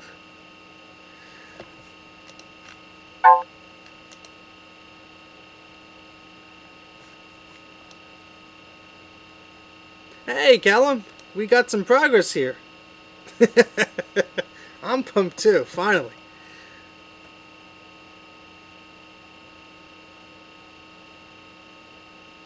Alright, so I'm opening up the chooser. Just curious if... Yeah, if I had my... if I had some of my older systems already turned on, we would be able to see them as an Apple Share thing here, but... Yeah, the power center's off and the G4 tower's off, so we're not gonna, but we have an image writer driver. That's awesome. So we do have. Let's name this Mac hard drive, and we do have a Netscape installer. So let's try and go to a website. Make sure we're actually connected to something here. Netscape 2.02. Yes, I've actually used a Windows 2000 installation with Apple Talk support. It's an add-on, and I've actually hosted that for a while. There is a Raspberry Pi solution, however, I believe it's deprecated using NetaTalk, which allowed you to basically make an Apple Talk server on Linux, which was great, but every time I try and follow those instructions, everything's deprecated, and I don't think it really works anymore. It's very unfortunate. Maybe someone could figure it out, but I'm not the smartest Linux guy, and it kept not working for me, so I gave up. I do have an Xserve right here that is running Tiger, so that's not fully Apple Talk happy, but you know what, for my needs it should be okay. And honestly, if I just like recap like an LC and recap the power supply and put in one of these SCSI 2 SD adapters, that can act as a file server, but I'd rather probably do it on like a G3 tower or something. Because I have a few G3 blue and whites that would be happy to run like 8.6 all day. My problem is just finding good IDE hard drives, because a lot of them are failing. So I probably just need to find an OS 9 compatible IDE to SD card adapter and just call it a day. So I'm gonna actually put the camera back here because my arm's getting a little tired. Come on, there we go.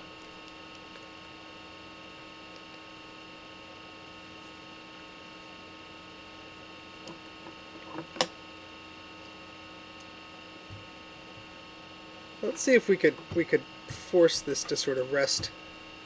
There, that's that's not too bad.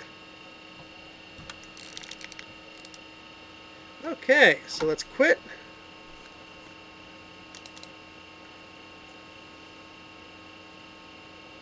Love that sound. Yes. Alright, now it's probably going to try and load some horrible web page that is so outdated and stuff. It's going to probably make it very unhappy, but we're going to try and stop that. We're going to put in Mac84.net. Yep.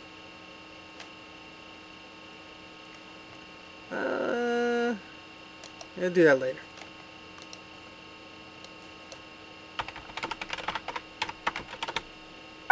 Ah, no! Does not have DNS entry. Okay, well, you know what? Let's double check here. Hey, it's Greg. You finished your editing or you're filming? we got system 7.6 on here. I am just trying to get this thing online because we have no other Apple Talk networks to connect to, so might as well try and get online. That's probably going to be how we call it a night, but yeah. So I checked my router's configuration page and I see no sign of a machine matching this IP address connecting, which is not good. But let's try. Let's see. Let's go for one that we've not used. Say 132 maybe. And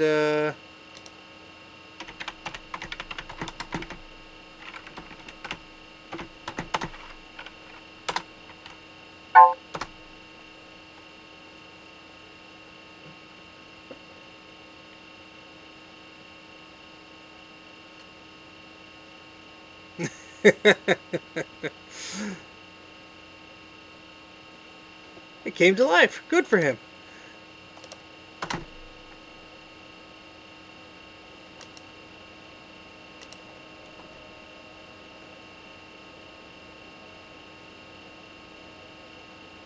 Come on.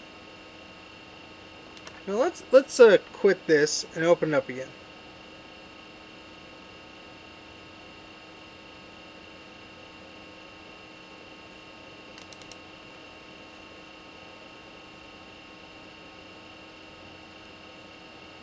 If I memorize the pressure luck noises, I would be doing that right now. This is a Macintosh 2 SI. And we're trying to test the network card here. There's no lights on it, so I have to take it for its own word here. If it's actually connecting here.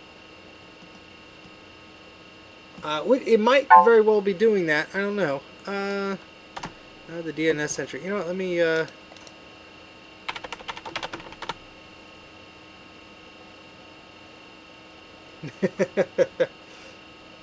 Oh boy.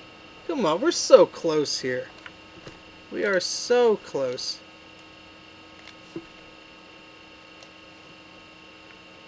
Yeah, I might want to reboot it just for the heck of it. Yeah, so this is actually modded, well not modded, but it's using an SD card instead of a SCSI hard disk.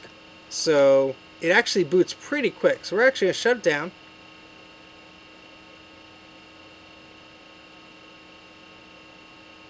And it should boot faster than it did before, hopefully.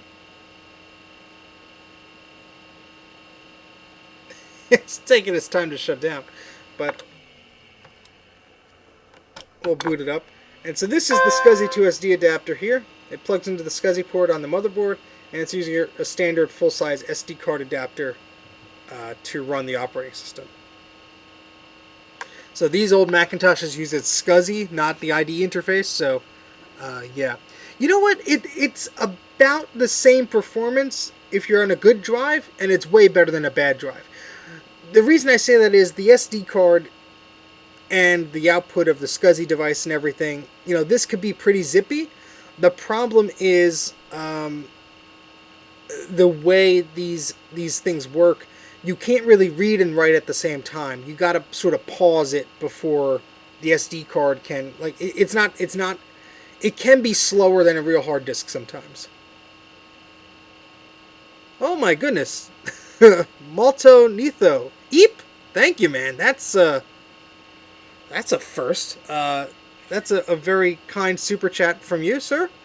I am very well now.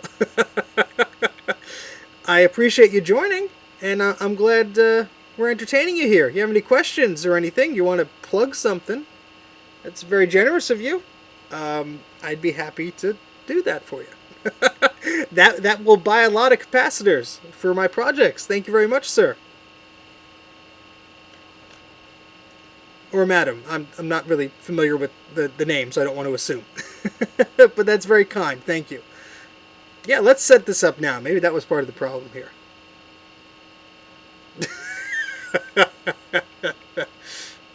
Greg, I'm sure all the super chats you have on your channel are way surpass mine. But thank you. That's very kind.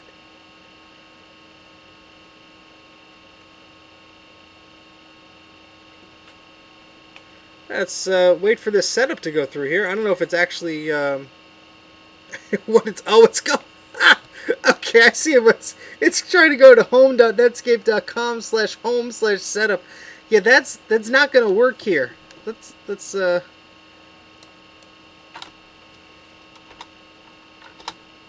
try our website here.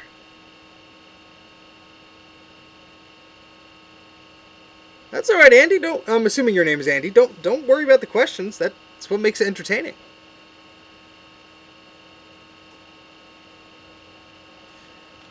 You guys keep me company, so... Oh, no! Come on. Really? You know, let's try DHCP. Maybe it's... I don't know. Let's see this here. But yes, everybody stay safe as well. Just echoing our super chat there. I hope you're safe as well. Everybody out there. I know these are crazy times here, but if my little crazy live streams here could, give you something to look forward to or escape from harsh reality here. Anything that I can do to help take you away to somewhere else, I'm happy to do. It's a good distraction for me as well.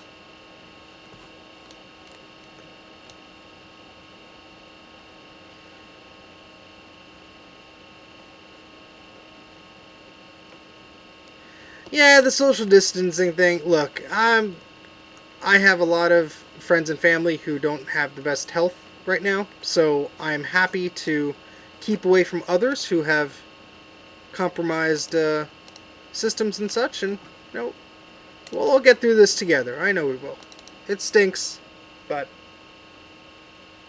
it could be worse. It could always get worse. So it's very inconvenient. I have people very close to me who's lost their jobs and out of work. I'm very thankful I am not in that situation right now, but yep.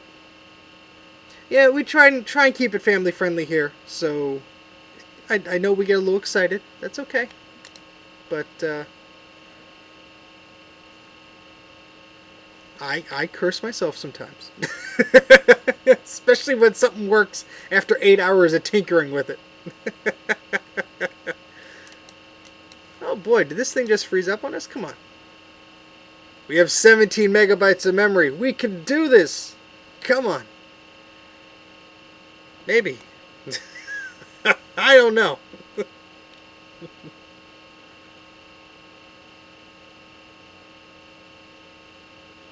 Oh boy. Come on, buddy. At least we know it's detecting the Ethernet card here. There is an LED on the Ethernet card now that I'm looking at it. So it is blinking. That's a good sign. No, don't worry, man. Yeah, this is I think it froze up here actually. Yeah, anything running this on a Mac Classic with 4 megs of RAM is probably not the best thing to do. I'm kind of tempted to try another piece of software. Let me see if I have anything saved on here. Greg, when are you not like a sailor? Honest question. You make a sailor blush there, Greg. Alright, so I have the hard disk of a Performa 6100 on here. I'm going to mount it because I think there might be an internet application on there. I don't know. I'm just pulling at straws now. I mean, we got the right operating system on here. We got it to recognize, there's a bunch of files. We got it to recognize some stuff here. Here's a Crescendo Encore G3 installer. We don't need that.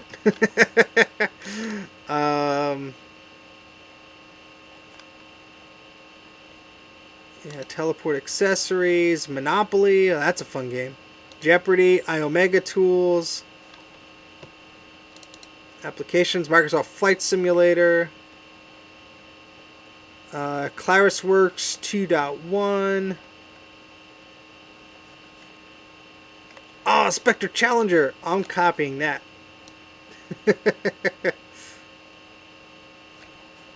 Oh, Spin Doctor. Oh, Spin Doctor's a fun one. If we can't get online and we know the card works, at least we're going to play some games.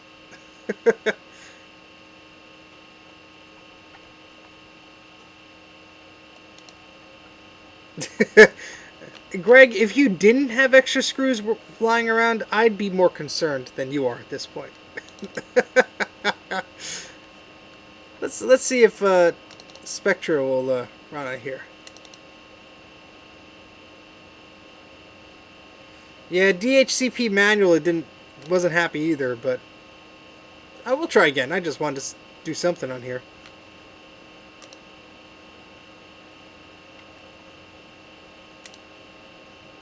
Probably not gonna...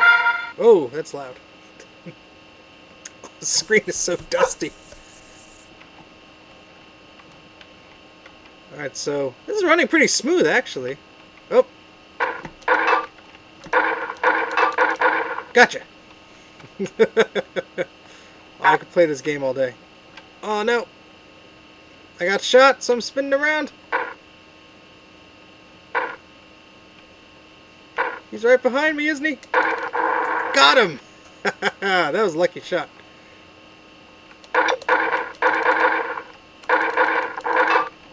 Oof. I don't know if I'm supposed to be spinning around or if I just messed up my keyboard or something, but I had to go to the flag. I'm almost there. Woohoo! I forgot. Okay. Oh man, this is a fun one, man. I have the flag. I forget. Yes. I forget what I'm supposed to do. Once I defeat the enemies and I got the flag, I have to bring it somewhere. Oh, that's right. I have to collect all the little green squares, maybe? Oh, it's been so long, Dana, since I played this. Yeah, this is running it really well for a machine of this age. I'm surprised.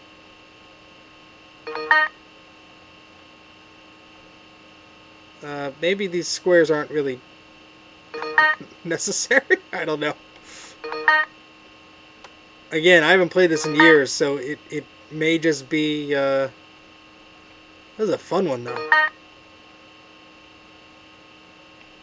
Whoop. Did I miss one? There we are. But I got the flag. I know the flag was pretty important. Yeah, maybe the SCSI 2SD is just like pumping out the data so quick that the machine's like, oh, I can handle this. Keep it coming. I don't know, man.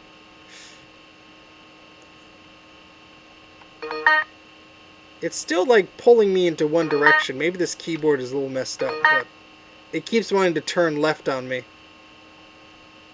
No, there is no math coprocessor installed in this. The socket on the Ethernet card that would house the math coprocessor isn't there. Oh, thank you, sir. Yeah, Alex, I'll check that out. I know Macintosh Garden has a few of them. You know, honestly, I've always used Internet Explorer 2.1 to run tests because it is so bare bones that it usually just works. Maybe Netscape 2 doesn't like the machine for whatever. I think whenever I get one of these pegs, a new one appears, to be honest.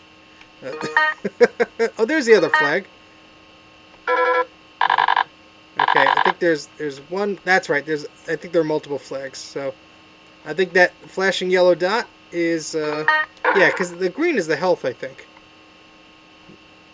Yeah, sorry guys, you just joined as I was just playing a game. We'll get back to it in a second. Hey everybody. Hey everybody who joined. Hey Dan. Here's the flag. There we go. Nice. Okay. Level 2. We're not going to play level 2. But, yeah, see, it keeps turning me. I don't know. Maybe something's wrong with the keyboard. Fun game either way. Spin Doctor, I just want to see if this launches, because I don't know if a lot of you guys remember what this game was, or if you've ever experienced it before. But, oh, thanks, Orlando. Yes, thank you very much. Take care. Get some rest. Let's see. Spin Doctor Challenge. This is a fun one. Oh, yeah.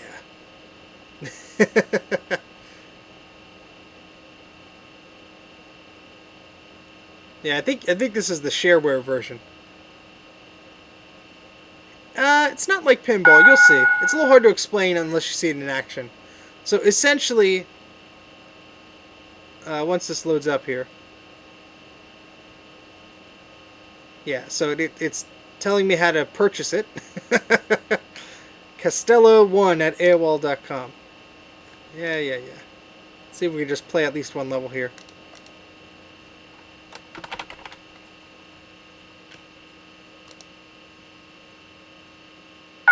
So, essentially, we are this spinning wand type thing. They actually made this for iOS. They ported it not long ago. And, relax, WinRAR. And so, essentially, you are this spinning block here. And you use different commands on the keyboard and stuff to mess around with your little bar. So you basically have three controls. You press the space bar to change the way you're waggling here.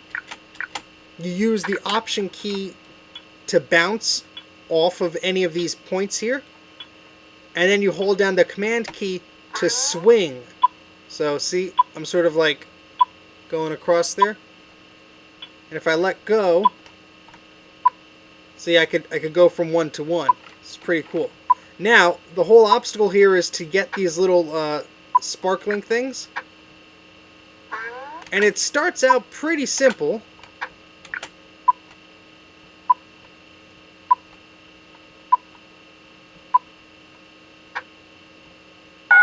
So I beat that level. It starts out pretty simple, but soon enough there are doors to open. There are enemy wands and all this stuff. So I have to get to that other point. So I'm just tapping command here to grab onto that. The bar is sort of moving on its own. Oh, I missed that one. Yeah, this is an addictive game.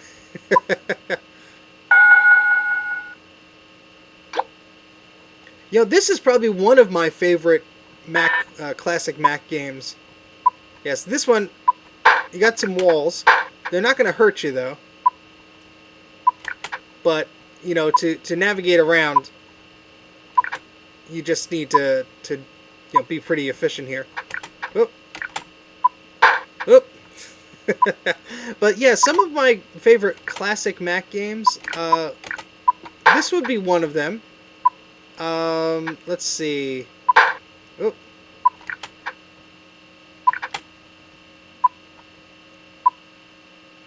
Sorry, I'm focused on this. I should be trying to think of one.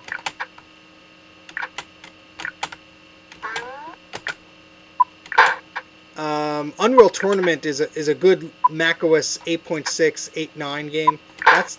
That's a first-person shooter, the original one. That's a loud noise. Sorry. Yeah, so that's more or less how this game works. So yeah, and then this will probably be the last one I show you, because I literally could do this forever. And again, I think this game is on iOS. It's called Spin Doctor. So this, I'm going to have to open this door here. But see, if I go through this switch a certain way, it's going to close it. So I have to open it.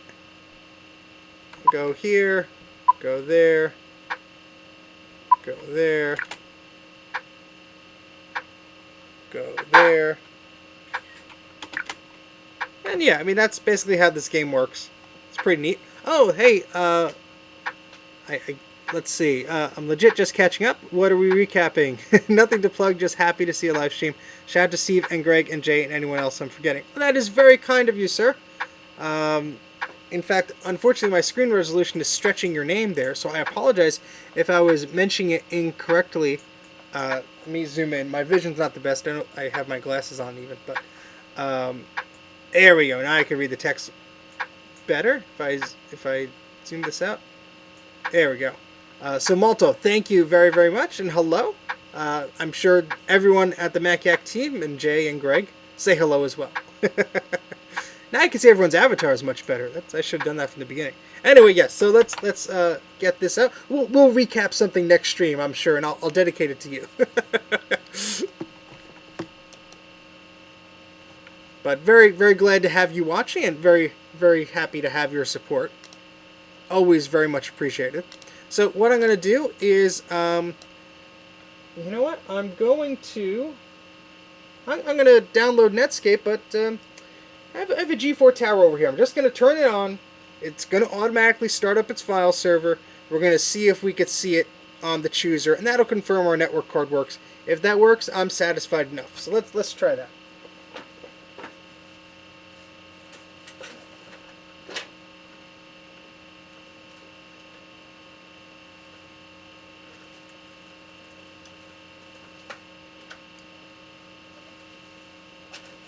Well, it would have worked if I didn't take the hard drive out of the G4, so no, that won't work. So Greg did a stream not long ago, yesterday. No, yes, I'm mixing up my days here. On Thursday he did a stream instead of MacYak. He did a cool stream. Oh, Clockworks was a good one too. Let's see. Yeah, so the G4. Oh, you know what? I have this beautiful iMac right here. Let's boot that up. We'll have to take our protective sign off.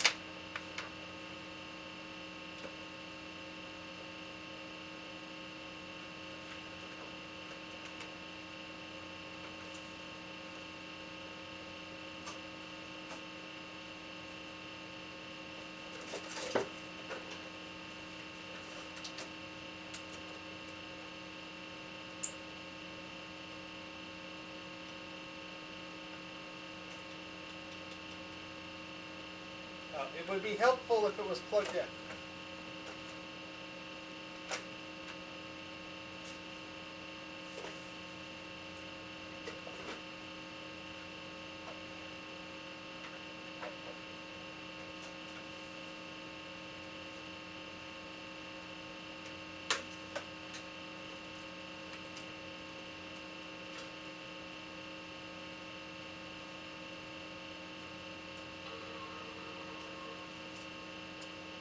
Okay, that's a good way to test.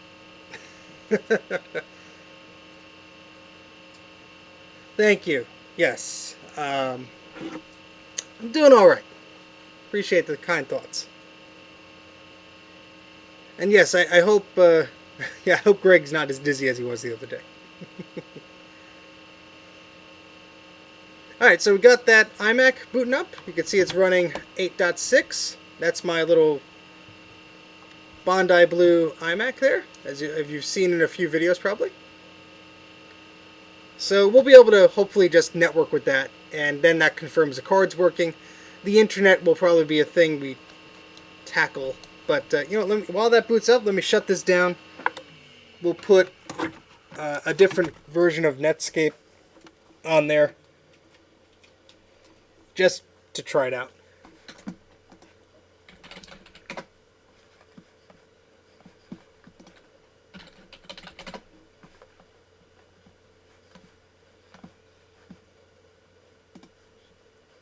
I was going to try and beat it, but it's too fast.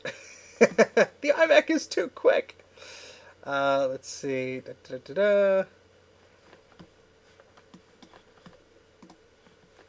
Okay, and I'm really surprised Internet Explorer 2.1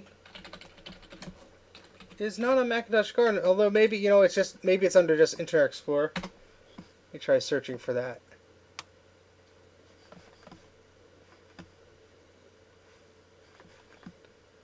G4 booted to 9.1. Yes, nice, man. That's awesome. I'm so happy. It's always nice when things work, isn't it? You know. I'm glad we can help you out there.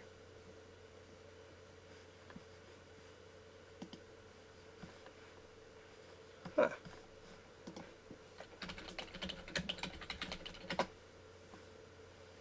Yeah, but it's Classilla. I think will be overkill for this machine. I don't think it'll be too happy. But you know, I downloaded Netscape 3.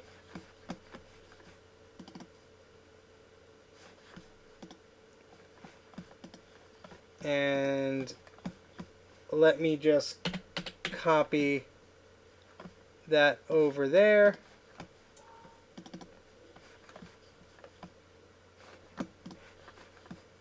And then we'll be done with that.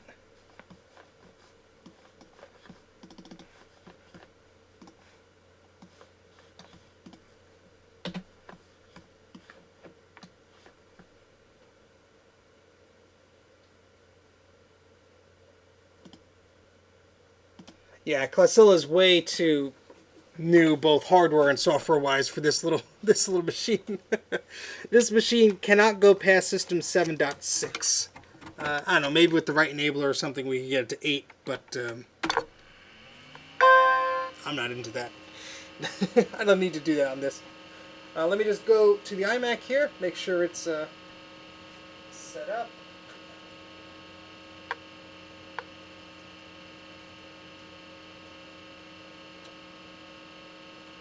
Okay, so file sharing is on the iMac.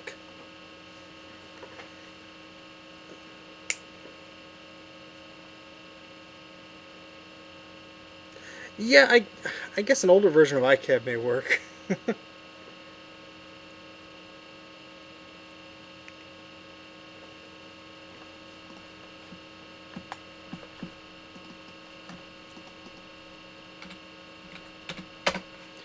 Alright, so we're just booting up here.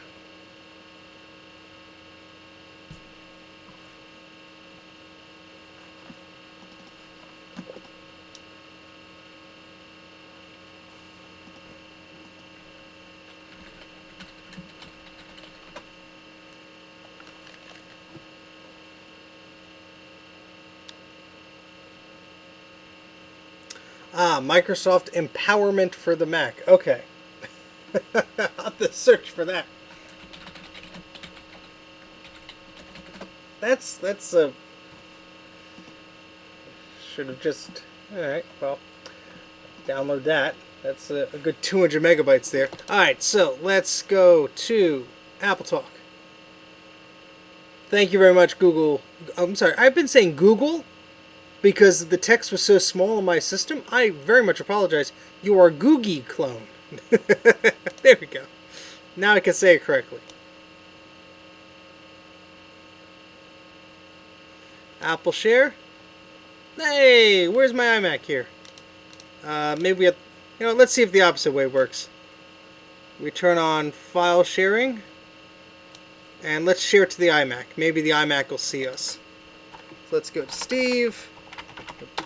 Let's do normal password. And let's do Mac2SI.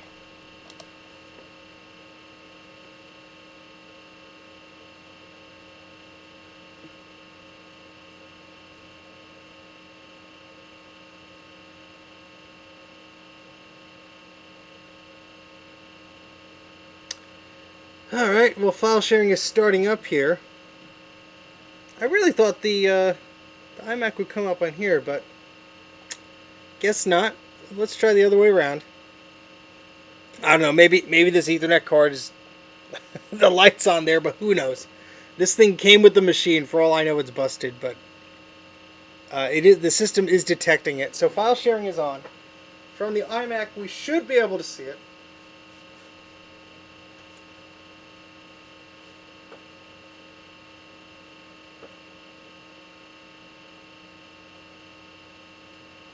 Oh, I launched the calculator by mistake.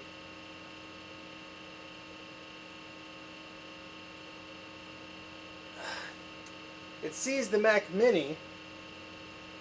You know, it must be because of the.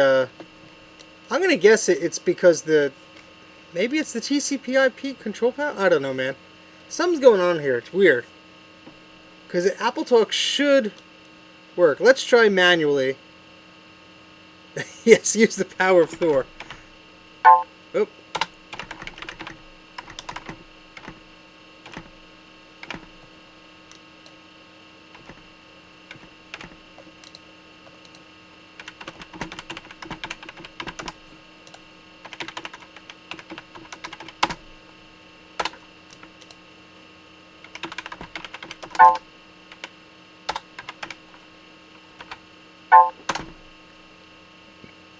Okay.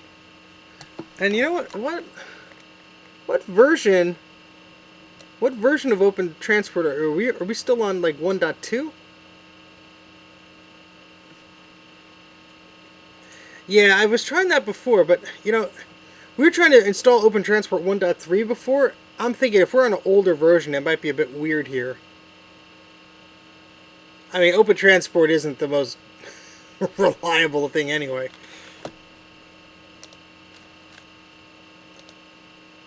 So I just opened Extensions Manager here.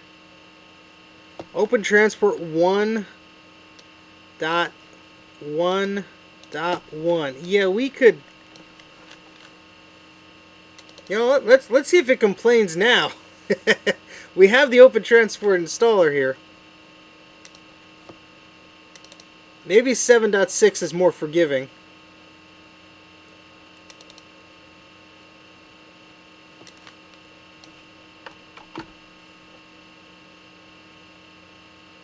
Yeah, I believe I've been using the correct settings because when I manually put in other machines, I haven't really had a problem. This is going much quicker with much more memory.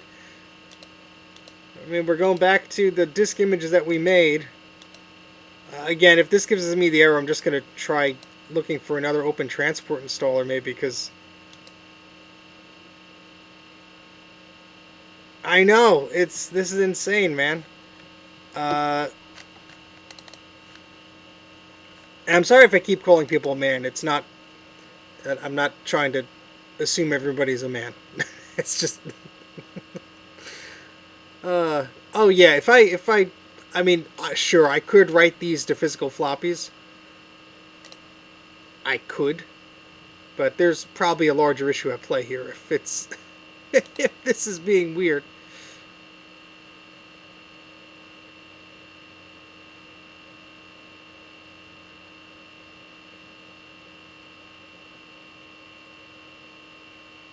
I always forget I have that iMac and it's just sitting right there. But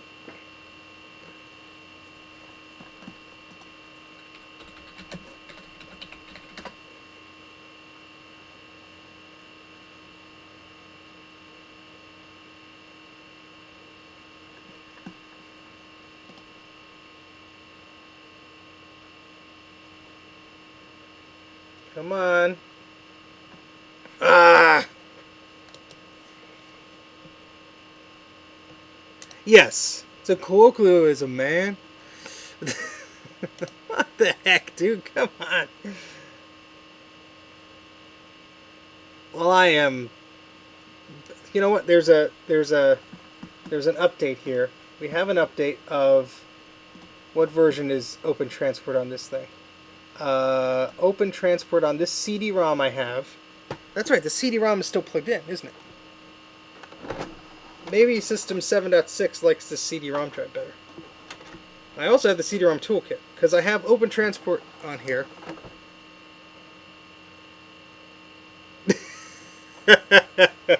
Oh, PJ. Update. Maybe it's actually trying to read the CD. Yeah, the access light is blinking. Hopefully that's a good sign. It froze up the system, which means it's thinking.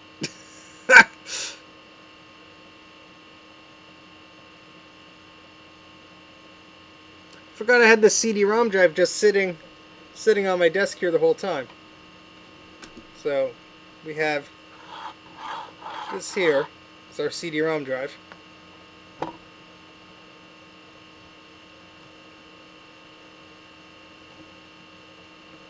Before that iMac overheats, I'm just going to make it go to sleep here.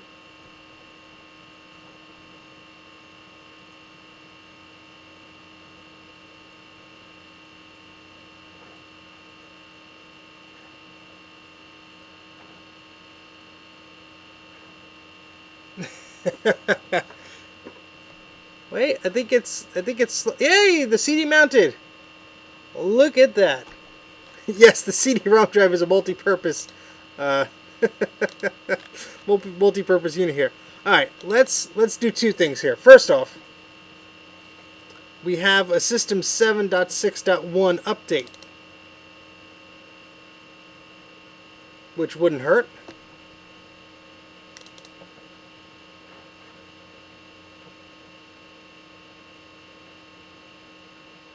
Actually, no, that's probably a very bad idea. That's going to take forever to install. I'm not waiting around another 20 minutes. Sure, let's... why not? Let's not do that. Let's just try the Open Transport and Yeah.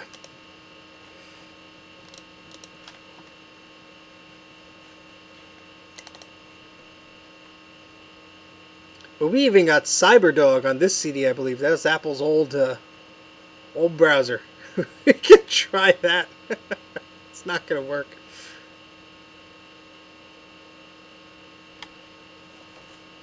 Alright, so we have Open Transport 1.1.2. Let's try and install that.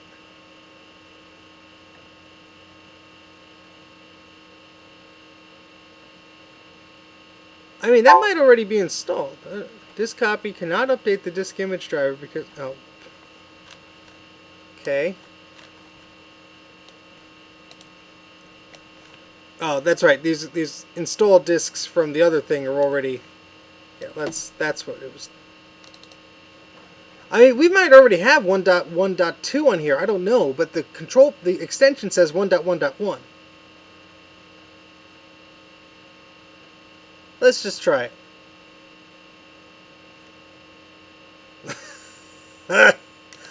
Oh boy.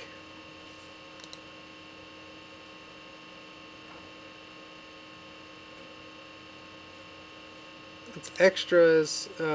Let's just mount these manually, I guess.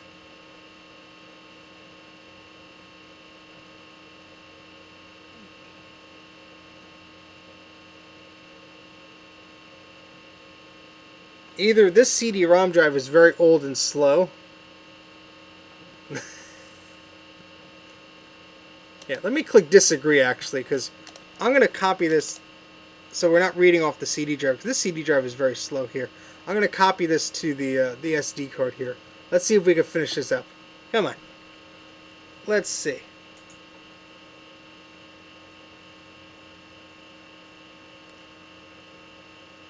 Yeah, good idea. Yeah, great minds think alike. Yeah, we're going to...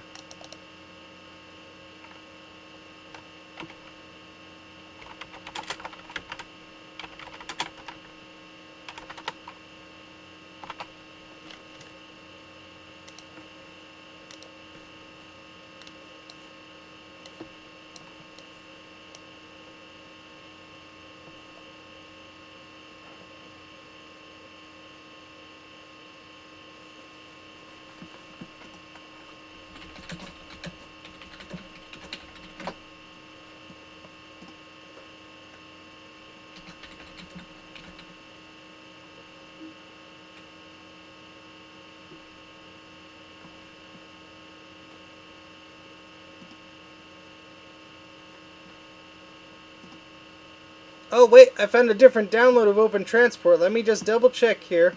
See if it's different. Hold on, this might help us. Hold on, hold on. Hold, please.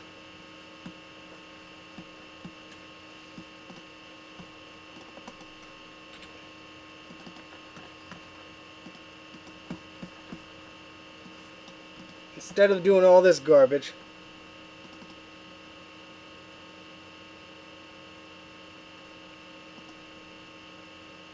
No, this looks to be the same. What the heck, man? Like the same folder structure and everything.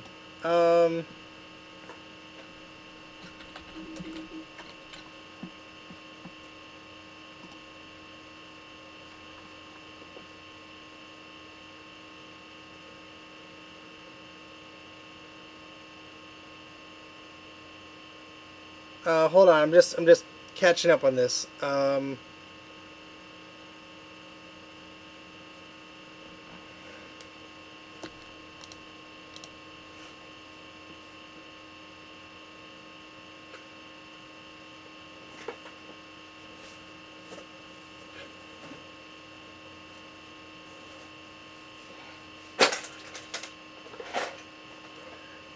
No, let's just call it a night and put it on the floppies. I mean, this is ridiculous at this point. let's just put it on the floppies. That's what it's gonna be. If it wants it on discs, we're putting it on discs. How about that? As I don't know. Well, what we'll do is we'll just try with disc 1 here.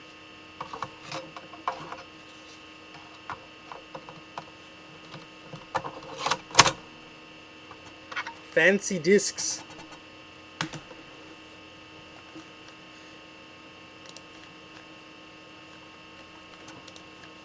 And of course it's a PC disc.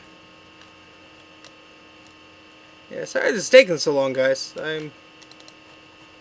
This is not how it was supposed to go.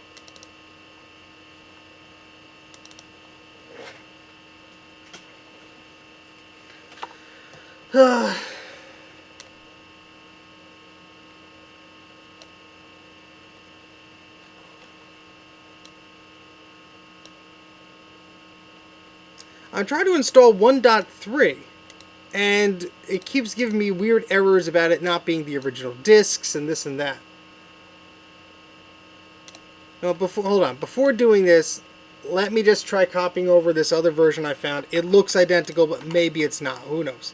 It'll take me 2 seconds to copy it over instead of going through this. Let me just copy. I'm going to copy the thing from the CD too, just in case. Because this CD-ROM drive is very slow. I don't want to have this plugged in again. I think it's slowing down everything. How did I blink and we've almost been doing this for 4 hours? Holy moly, guys. Jeez. Sorry? I mean, we have 17 people here, so some of you enjoy it, so I appreciate that.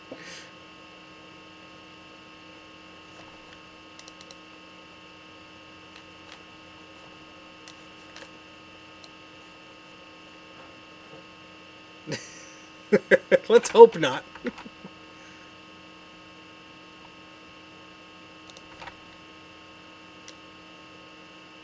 Alright, so let's shut this down.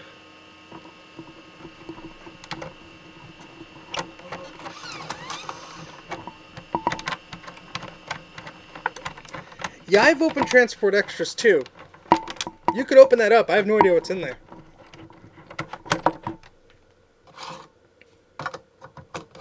Alright, so I'm taking the SD card out, putting it in the Mac Mini's SD card adapter,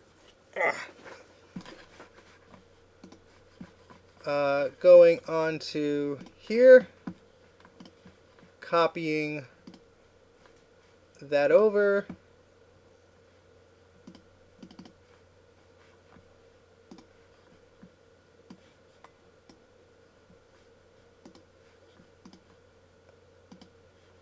let me change where I'm putting this 1 second.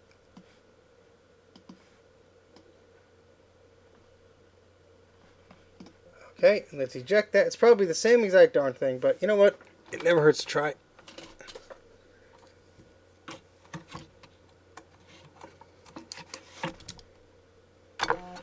Ooh, Windows Internet sharing. You're gonna have a bad time with that. Actually, you know what? I've actually got that working in 1 or 2 occasions, and it surprised me. But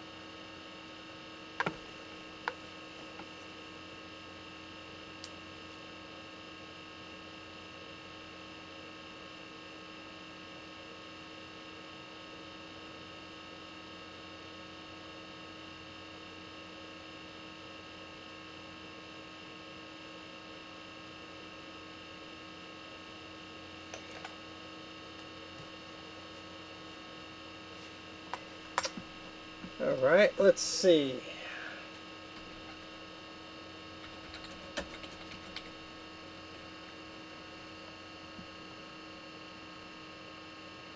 I'm just reading to see if there's any instructions for this Open Transport 1.3.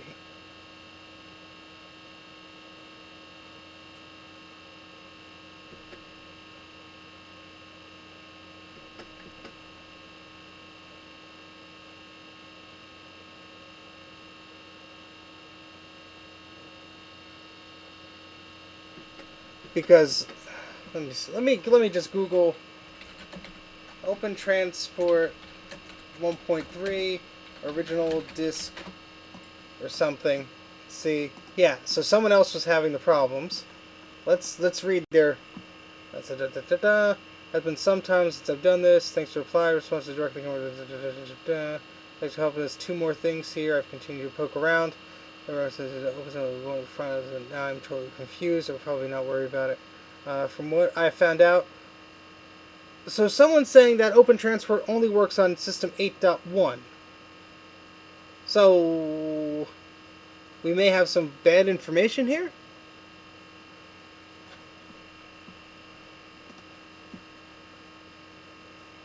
Huh.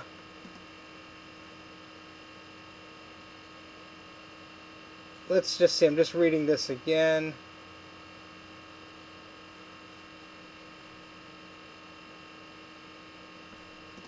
Yeah, so someone said here on this System 7 Today forum, they said download Open Transport 1.3, trash my install, and it's working, leaving off the net. The file you download is stuff it. When you unstuff it, you get a folder with 4 subfolders. I copied the files to a temporary folder, ran the top level installer. It fired up nicely, but asked me to insert disk 1. I made copies into all folders onto each one, restarted from the main installer, and it was immediately read by the installer. However, the installer immediately stopped working again, saying something to the effect that the insert disk has the right name, but it wasn't the right disk. I am stuck. So someone says it has been sometimes to do this. From what I recall, I would place the archive on my desktop, expand the archive directly on the desktop, and then run the install on the desktop or whatever.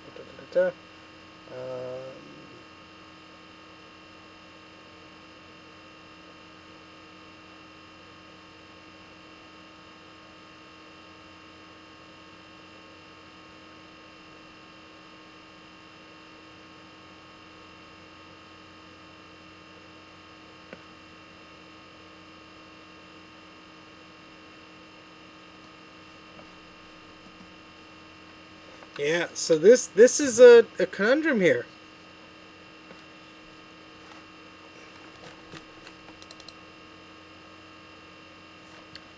Yeah, let's just try and do those up the I don't know.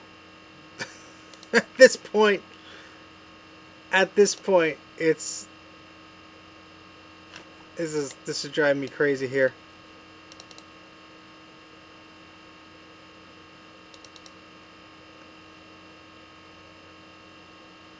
Well, I'm reading other people that tried this Open Transport installer having the similar issues. The problem is that installer is not available on Apple's website or anything. So it could easily be that the one backed up version of that installer is not compatible or whatever. It could also be that simply this system is not supporting it for whatever reason. I'm just going to open up these disk images. We're going to update this to a little bit better than it is. I don't know. I don't know, man.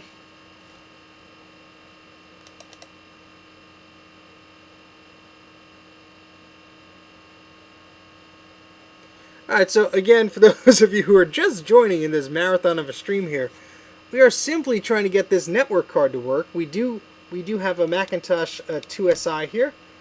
We are on top of it. And we have some signs of life from the networking card, but this Open Transport, which is sort of the networking layer of the Mac OS here, is not really playing too well with our card. So we're trying to update it, and we're running into some issues. So I'm not updating to the version I would like to update to here, but this is one step in the right direction there. So let's try. So I mounted all four disk images here. Oh yeah, you see anything higher than 1.2.1? Feel free to put the link in the chat if it lets you. Sometimes YouTube does not show links in the chat. There's nothing I can do about that. But try and copy and paste the link in the chat, and we'll see if it works. After you paste the link, just say I pasted it, and I'll see if the link is there. If not, I'll try something else.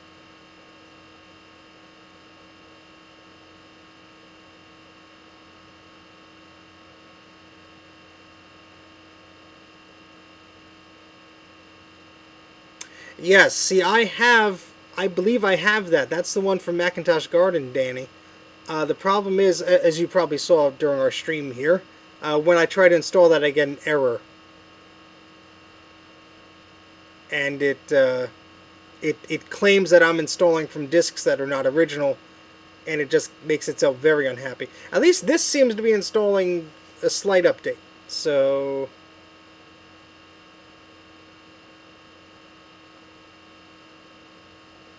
who knows if this will work.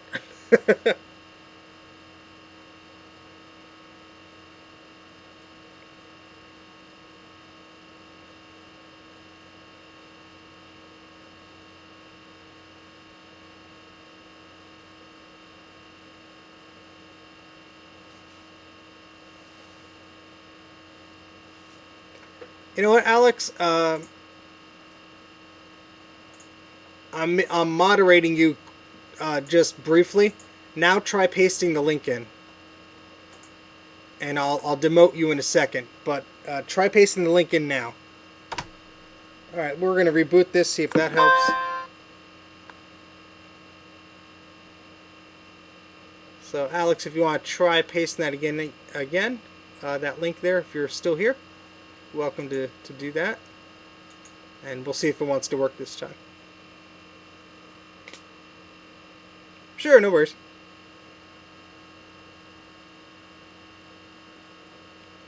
Yeah, Danny, I could try that. It's not a bad idea.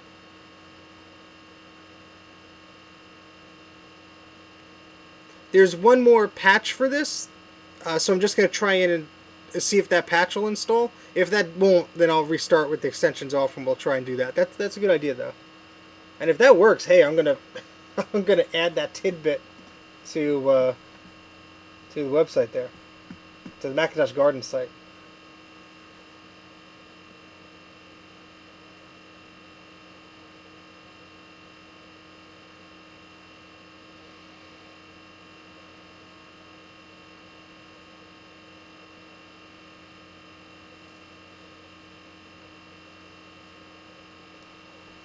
Alright, so let's close that.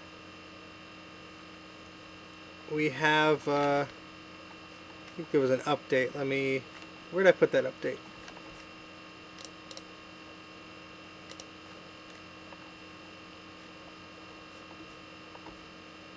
See, this is 1.2.1. I don't know if that's going to update this to 1.2 or what, but let's just see. It'll yell at me if it won't install, I'm sure, as everything else has this morning.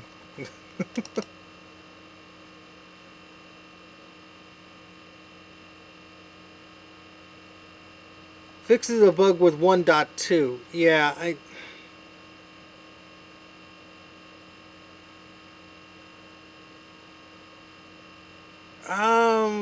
this patch is for PowerPC users only and is only recommended for... Okay, yeah, I'm not doing this.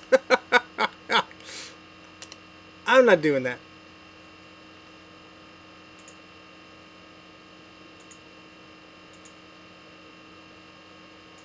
Thank you, Alex.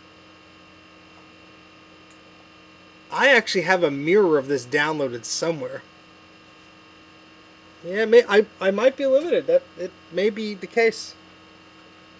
Bruce is the one that sent me down the wild goose chase for 1.3. So I could blame it on him. But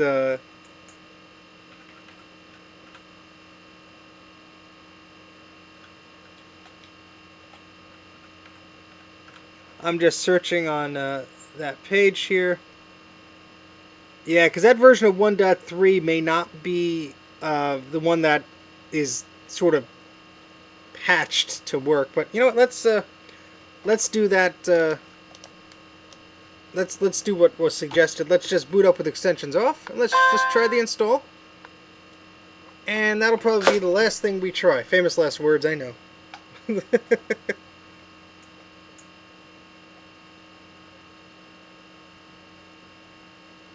Yeah, see, Dana, there was interesting that somebody said that it will work on 7.6, but the installer didn't let it, so somebody like modified it, and that's probably why that installer doesn't work. But you know, we'll try it one more time.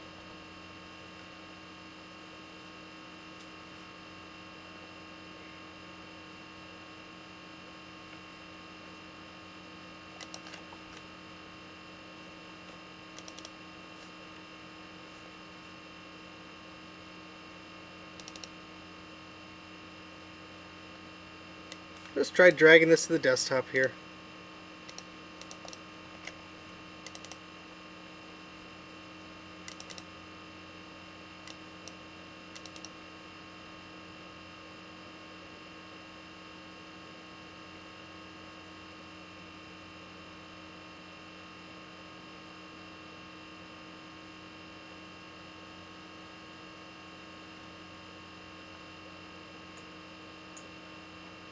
So I'm very curious because we have 21 people watching, which I'm very happy about, obviously.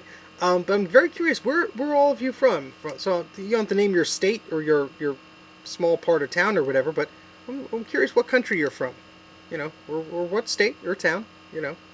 Curious where everyone's watching from. I'm from New Jersey in the United States. So Jacob's from California. Really, Dana? Austria? Okay, cool. Southeast coast over here? Okay, cool. So it's fun to get to know all of you. I may not remember everyone's name every time, but I always make the attempt to. Oh boy. What time is it there, Alex? Since 4 a.m. Nice, Rudy. I'd love to know what it's trying to do right now. It's trying to be like, how much could we screw over this person? Like that. See? Just like that.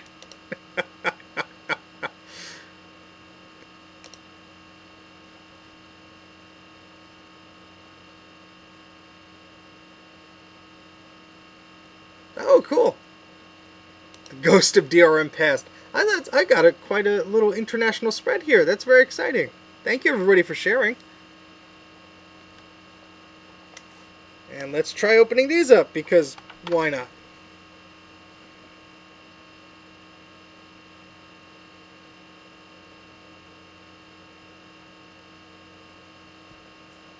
My only concern to manually drag over the contents of these discs is some stuff looks like it's PowerPC, and some stuff might not be labeled as PowerPC, but it might be, and I don't want to mess that up.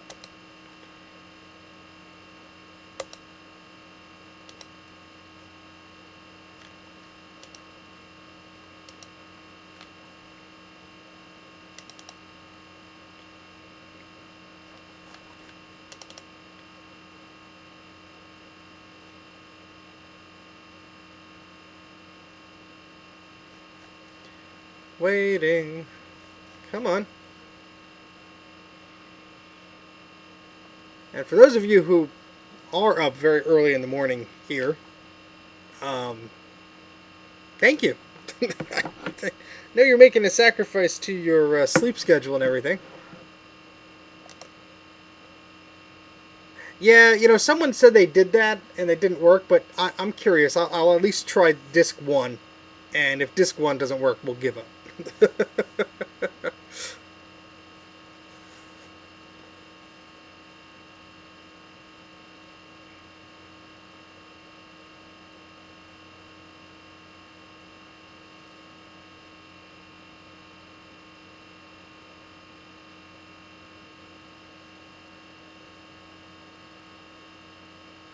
Yeah, exactly. This feels like we've been doing this for days now. Especially me. I'm the one doing it. This is not the correct install 1 disk. Make sure you're using the original disks and try again. Yes, what is this sleep schedule you think of? You speak of?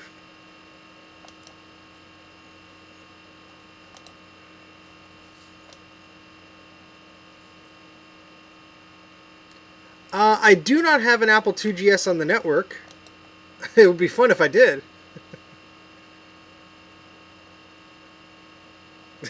Well, Grudy, you are the master of your own destiny. If you have to go to sleep and wake up in 6 hours to make a call, you can very well go do that if you need to.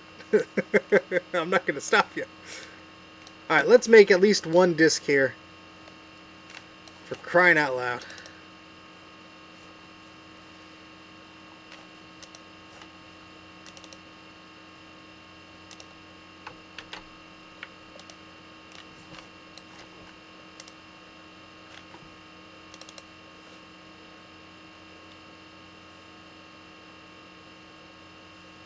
Yeah, there's a tome viewer, I think, but let me just try this, and then I guess we can go from there.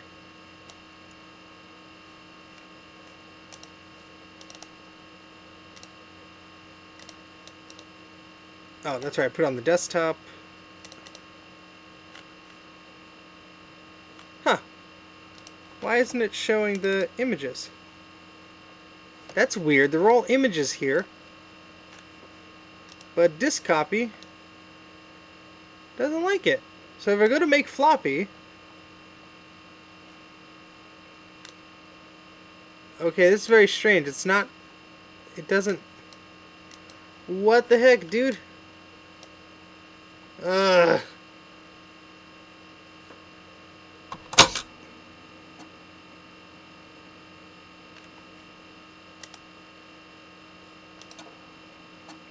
Let's just try manually copying the files for just one.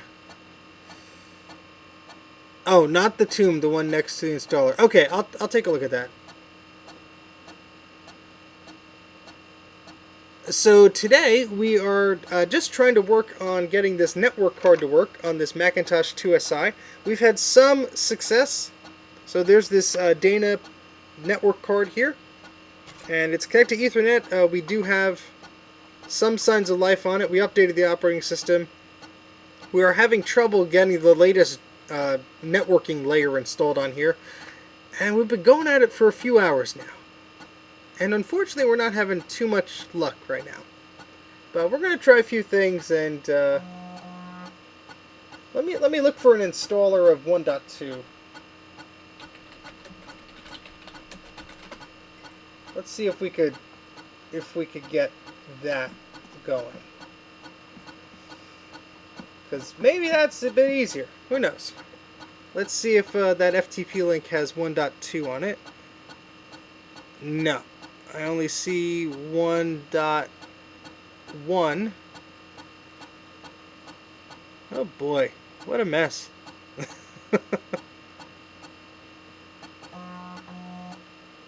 Yeah, no problem, David. Alright, let's do this. Let's just copy over this stuff onto here. It's silly, but maybe it'll work. Who knows?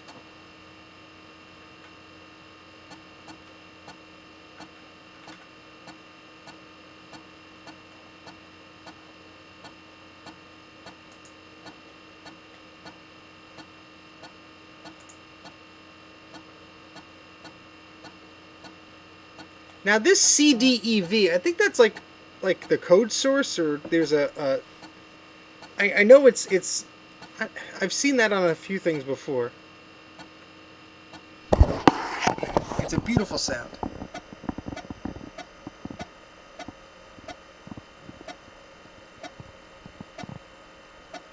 It's the sound of progress.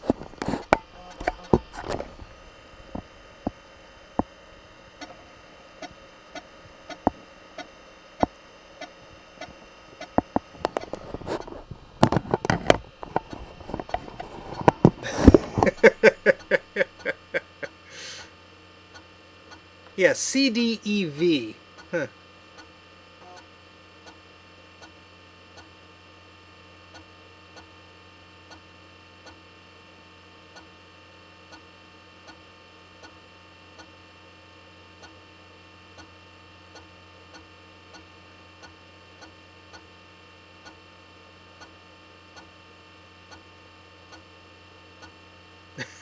It's not a bad microphone. I have a much nicer one upstairs I use for my voiceovers and my scripted videos and such. But it's fine enough to stream with, and I can turn on and off easily.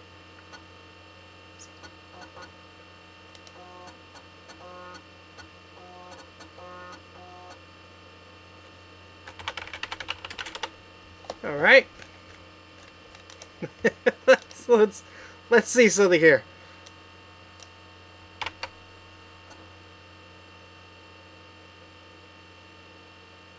Like rats axe picking a tunnel under a house. Well, I've never heard reading a floppy disk compared to that before, but you know what? I think I see what you're going with there. So I'm mounting all the disk images except the first one, and we're going to see if putting it on an actual floppy is enough to trick it. I'm going to try this one too and this folder too. Let's just try everything. It's going to be slow because it's reading off a floppy, but if it works, it works.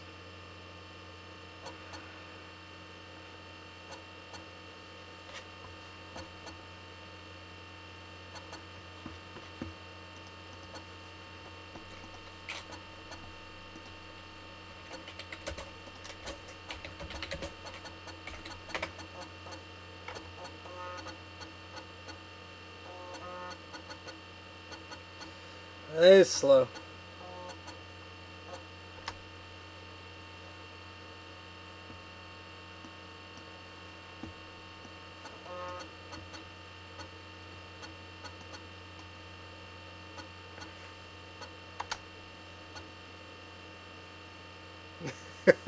It is. It's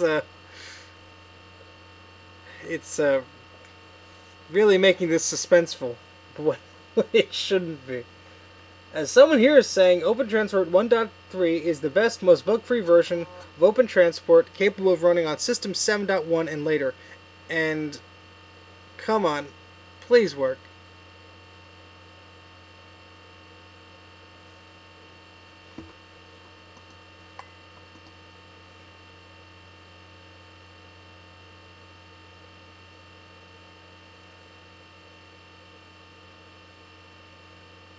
Ah, same garbage. Jeez.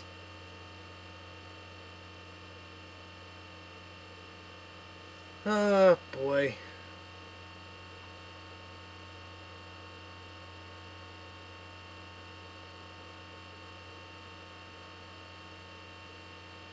I'm just reading a thread here, see if there's any help.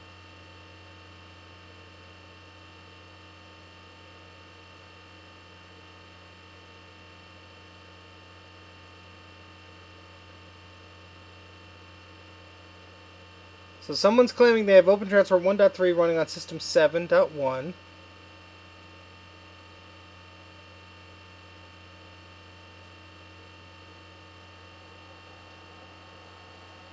Huh.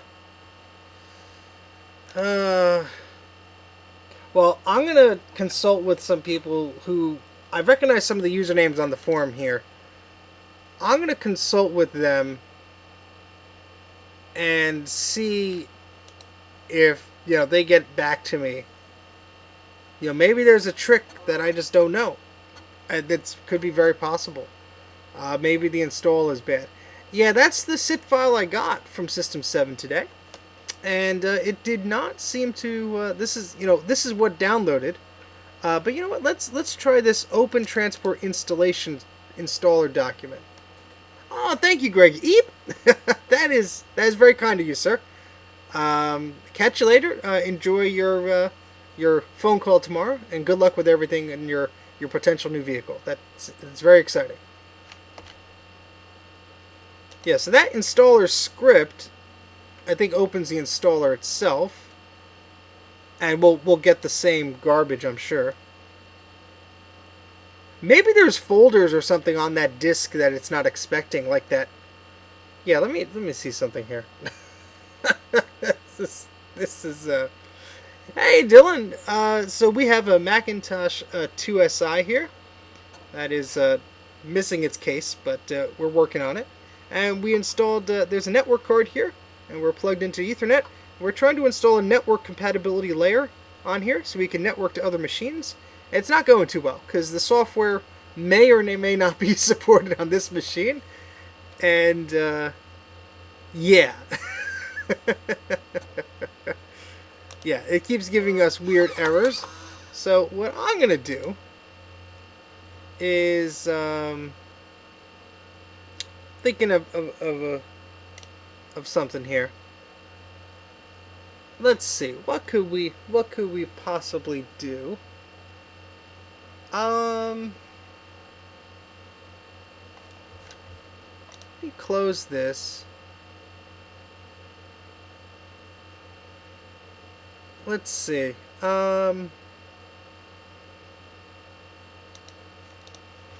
So I don't want to mess up the open transport that we have, but this is the thing. If I open this files folder here, yeah, see we have this. I don't think is. I think it's doing like a check on the disk when it tries to do the installation.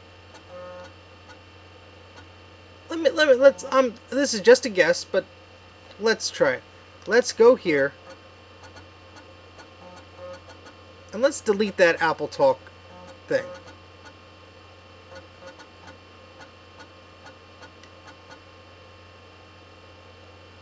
I don't know why I'm doing it off the floppy, but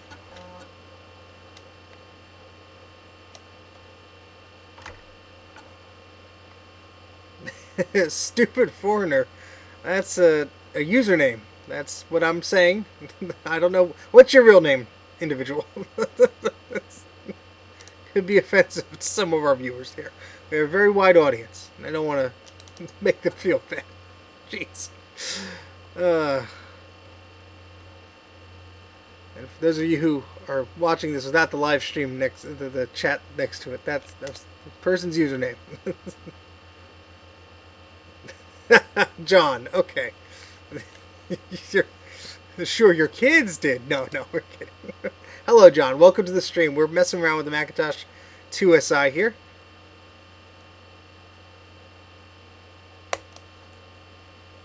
And we're trying to install some network stuff here, and it's not really happy. We're trying.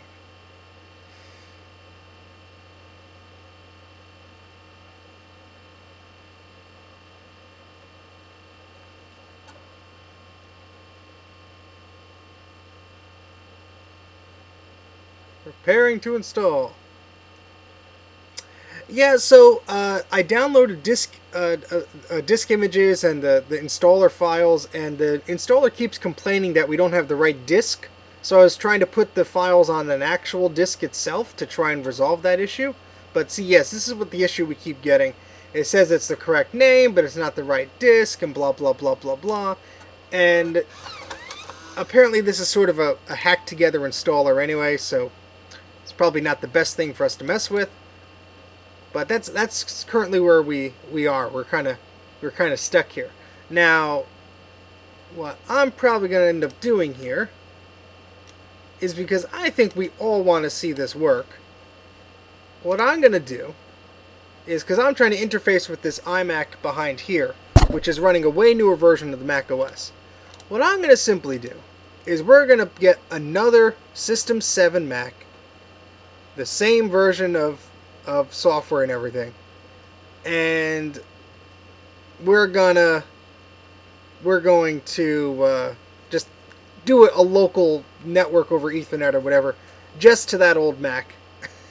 get rid of all this crazy open transport stuff, because it's driving me nuts right now. I don't know why it's acting so strangely here. It's quite frustrating, to be honest. Well, we could easily do a serial network, but I want to do it over the Ethernet card here. And I do have some other Macs with Ethernet cards.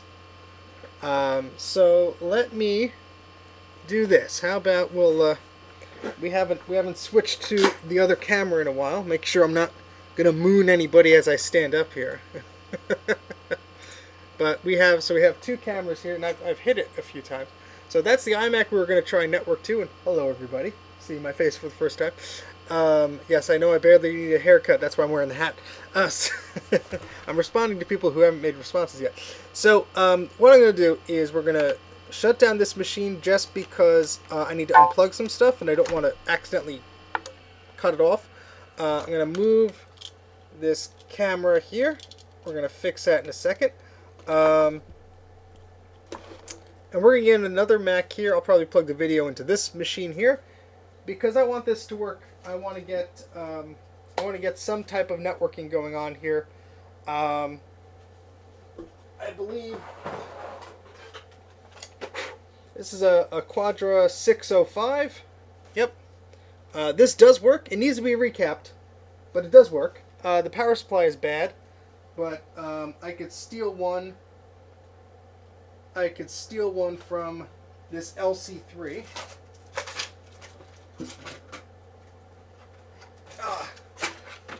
So we got computers aplenty for parts, and yeah, let's try and just hobble across the finish line here, because at this point,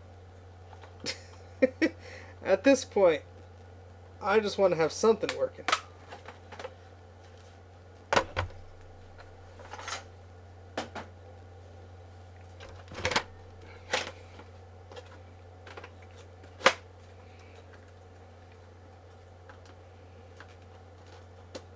Especially for those of you who are sticking around with me as long as you have.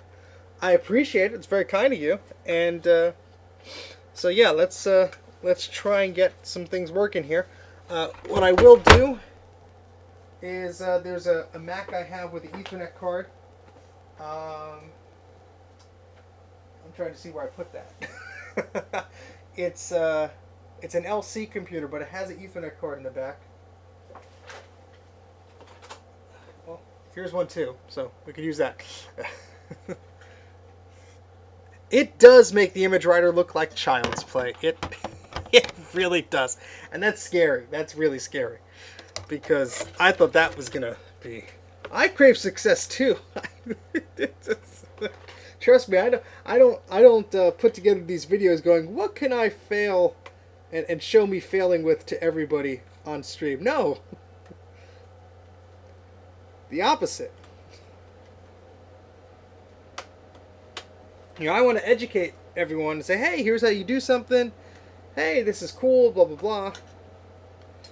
Hey, well, that was cool. I successfully took out the little plastic piece there on the Quadra 605 without killing it. I found a new angle. Yes. So, this is... What brand is this card? I don't know, but it's a Sonic T one. And it also has the math coprocessor spot in it. These are pretty cool. Where can I fail?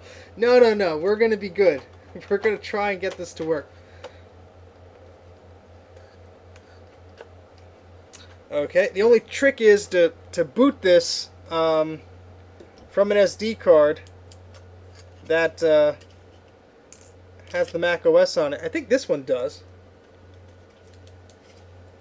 And I actually have an original hard disk here, but I don't know if what operating system is on there and such, so...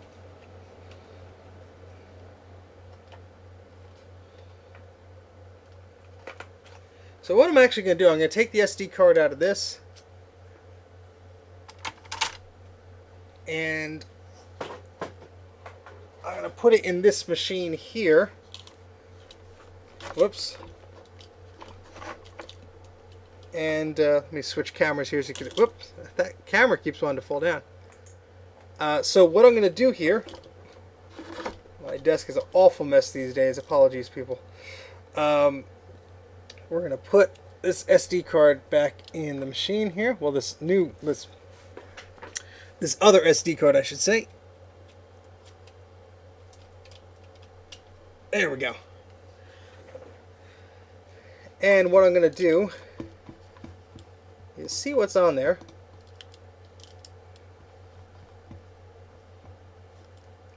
It doesn't look like it's reading the card. Let's take that out and put it back in.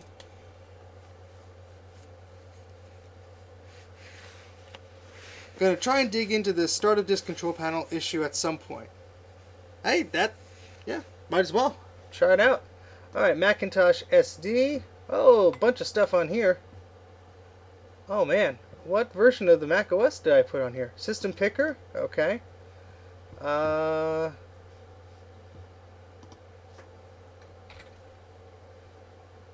not the Finder. I didn't want to. 7.1.4. System 7.5. That should work, actually. Okay, I have a good feeling about this. Now, hopefully this Quadra doesn't require a special system enabler or something like that. Oh boy. Okay. So first, just to test this out, what I'm doing is just putting the Quadra directly over, sorry, just adjusting the tripod here, directly over the LC, the 2SI rather, and I'm just going to plug in everything to this so I can just see if this machine wants to work. Got our keyboard, got our monitor, got our power.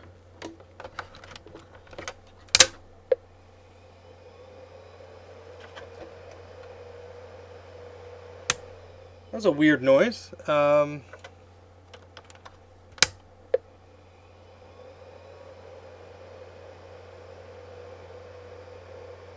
that's right. We don't need that. We don't need this extra adapter. That's only needed for the 2SI. This little DB15 thing at the end here, which I can't get off now.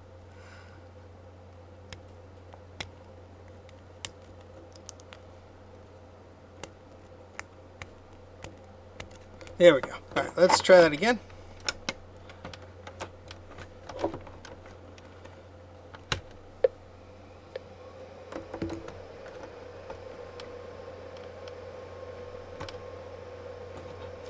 This video connector is going to give me problems. I know it. But with some of these, you gotta. Oh, jeez! Did I break anything? Please don't break any plastic. Please don't. It's very stupid of me to just put this on top of here, but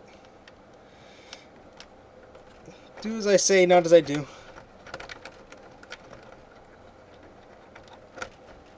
Yeah, let's just make sure this adapter is flush with the port. There we go. All right, let's try that again.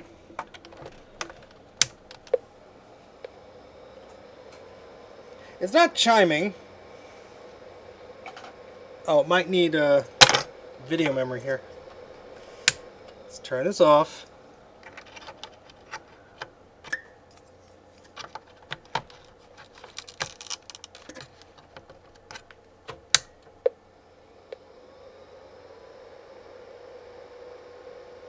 I swear this machine worked. I was messing around with it not too long ago.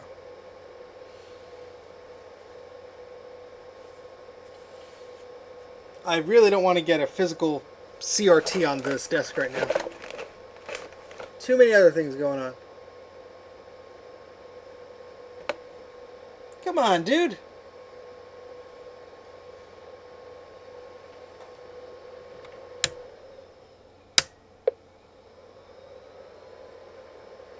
I mean, I got an LC3 I guess I could use.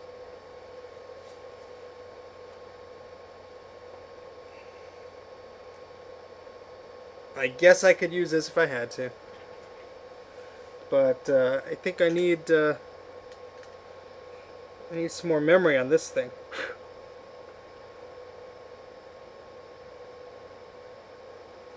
Because we're running System 7.5, we need some good memory.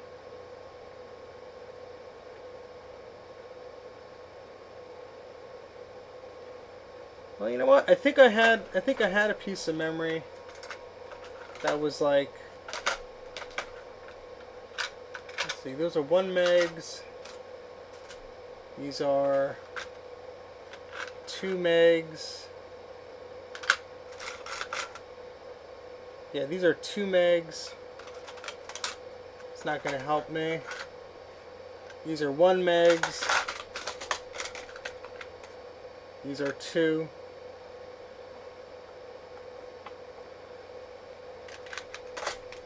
Oh boy.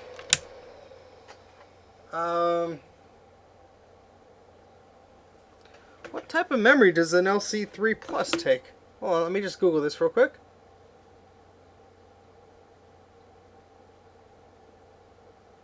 Sorry, just trying to make sure I'm aware here. 72 pin, that's right. Okay, so it's gonna be different.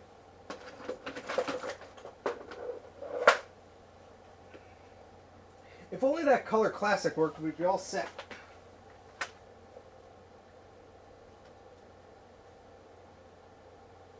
Let me put this down for 1 second.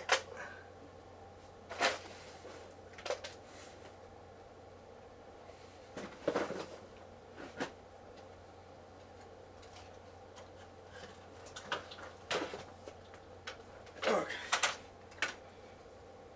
Alright, we're getting at the big guns. Hold on. Hold on.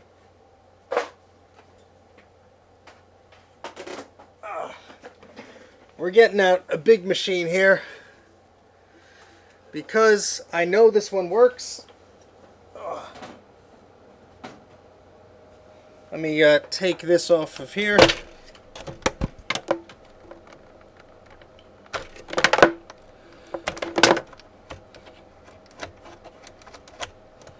No more guessing.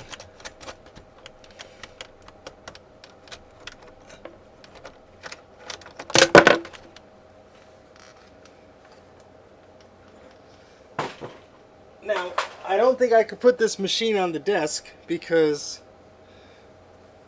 Well, yeah, I can. I gotta rearrange stuff. Hold on. Let's put the keyboard over here. Oh, everything's gonna fall. Let's take out this scuzzy CD drive. We don't need that anymore.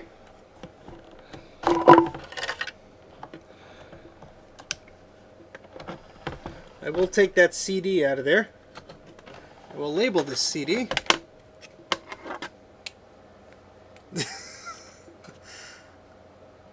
Yeah, I have a power book, but it doesn't work. I have a Performa. 1 second. I'm just labeling this.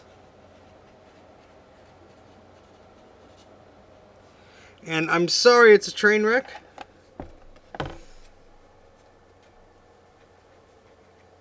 But it's a... You just can't look away, maybe. I don't know. Alright. We are moving this over here. Let me just lift this up. And we have a lovely Macintosh Performa 616 or 615, one of those. And yeah, this machine works fine. We actually have a G3 upgrade card in here. And I have one of those HDI 45 adapters for the video cable. I have several, actually. Which one do I want to use? That's a good question. Here it is.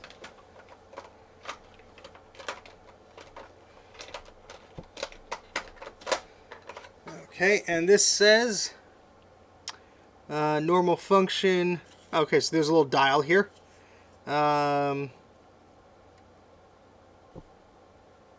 Special function. No, we don't need any. Notes. Normal function 1, 2, 3, 4 set off. Okay. Alright, and then this is, we just need 640 by 480. That should be fine. So let's set this to 3. That's good. So this is a weird little connector. Alright, sorry Dana. I swear this is the final straw. If this doesn't work, we're done. Because, yeah. This has been a crazy stream, guys. And everything that could go wrong did go wrong. Yes, that's a good way to sum this up. And in fact, what I'm gonna do is do this. We're gonna move this machine here. I'm gonna turn off the microphone for 1 sec. Well, I'm just gonna move it actually.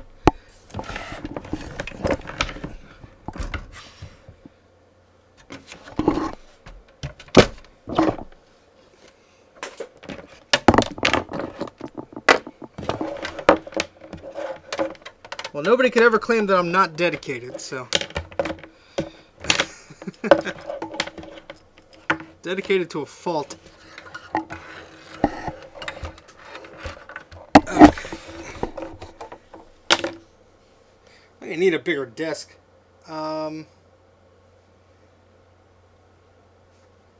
Let's see. How can I do this here? I don't want to put the case on this because it's plastic and it's not strong-ish. Hold on. I had a piece of wood somewhere.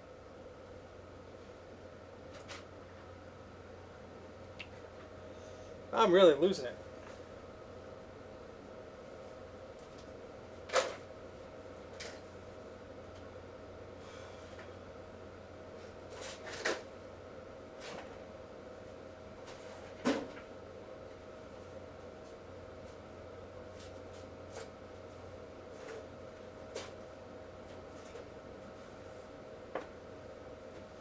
Okay. Let's turn this iMac off because we don't have to use it right now.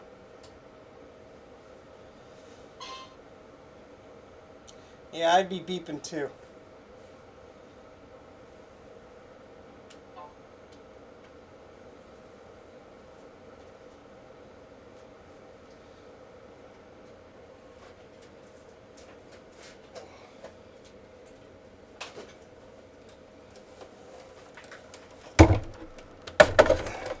This is what we've resorted to.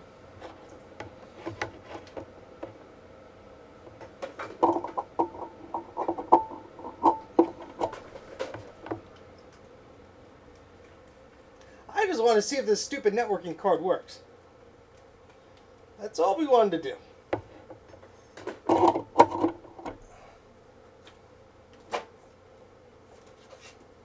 But no, it had to be difficult.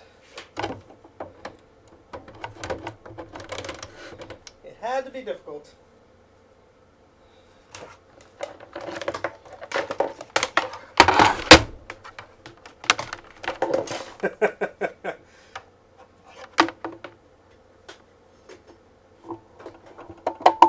Yeah, things are about to get a little crazy here.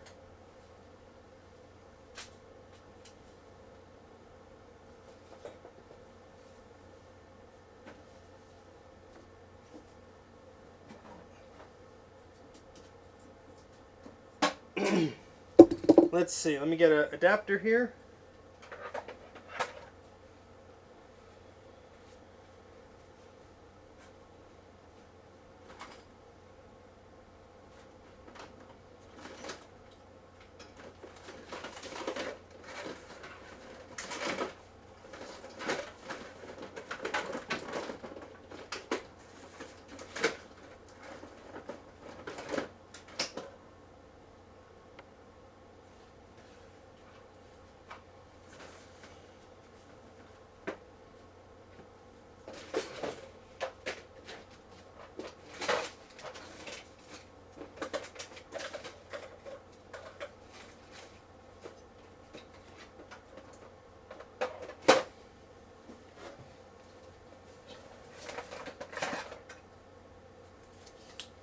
So we need a Ethernet adapter on this thing here. I just connected my Mac SE to the internet for the first time. Assigned to Ethernet card, Mac Web. See, that probably would have worked fine. No, we had to go get fancy.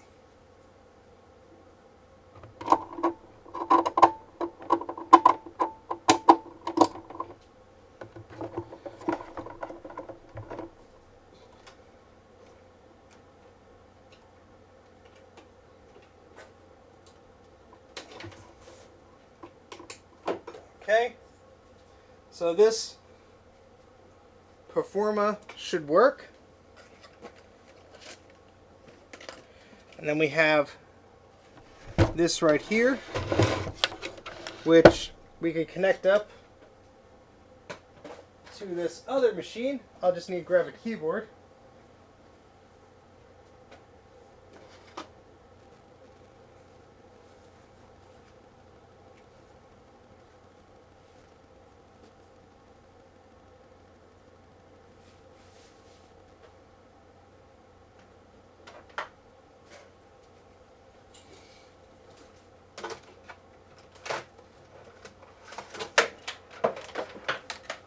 We've resorted to using Macintosh clone equipment now. This is a Umax keyboard, and it's actually a Japanese keyboard. It's a hiragana and English keyboard here, but that's what we're going to use.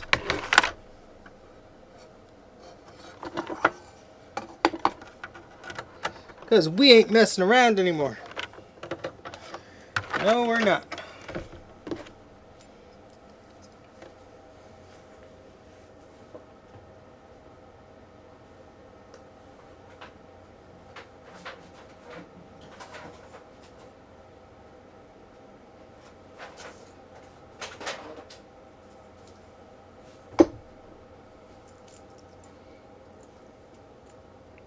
I hope it didn't break, because it says I am still streaming. Hi, Bruce. We hit a bit of a setback because Open Transport 1.3 doesn't work. The installer... well, just rewind to the 3-hour mark. So, essentially, Bruce, that 1.3 version of Open Transport on Macintosh Garden, and anywhere else, because you can't find it anywhere else, just seems to not work. And yeah, so it's a folder that when you unstuff it, it's just install 1, install 2, install 3, install 4. When you try and run the installer, it complains it found the disk, but it's not the right disk. And if you make disk images out of it, it still doesn't work. All I want to do is see if this networking card works, but Open Transport is failing on me. And so the last thing that we are doing here is I have a Performa here, and we have a 2 SI here. And I just want to network them. If you want to send me over a link to that, Bruce, or if you want to email it to mac84tv@gmail.com, that would be very much appreciated. We're having a heck of a time here. And that installer is probably going to be very helpful to those on Macintosh Garden. Okay, let's plug this. I'm going to move the camera over here because I have to get into a weird spot under this monitor. And I don't want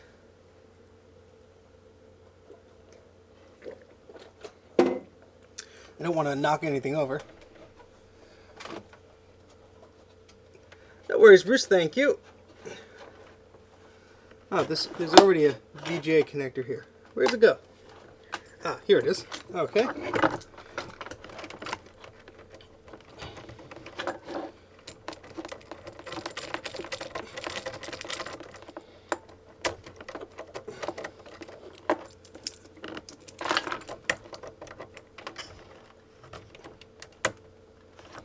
Okay.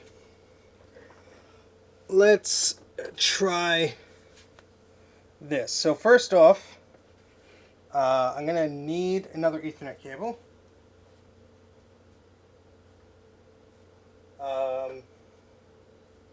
Where did I put that spare cable? Here it is.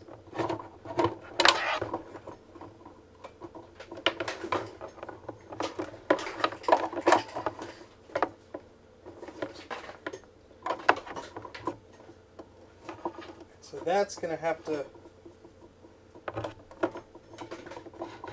around here. This is the craziest setup, guys. I don't even have room for myself in here. Let me move the camera so you can see what we're doing here. So we have a Performa here. The machine is under it. See? And then we have the 2SI here. It's the only real way I could fit 2 machines on my desk in such short notice, but we're going to do our best to try and finish this up. I'm enthralled now. Okay.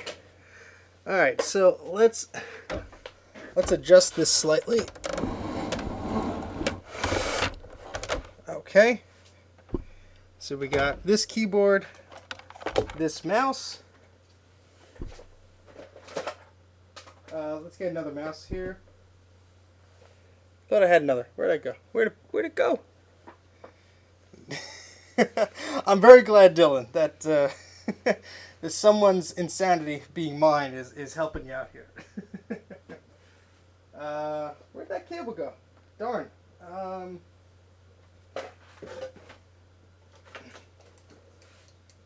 It's a good thing I have so many of these mice hanging around.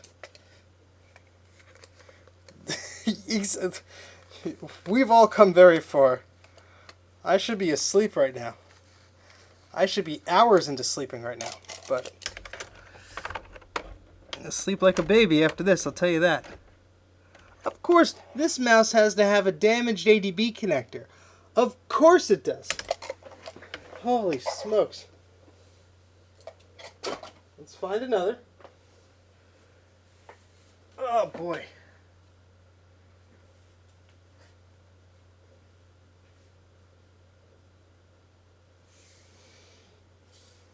I think it's safe to say that everything is going wrong. Including that.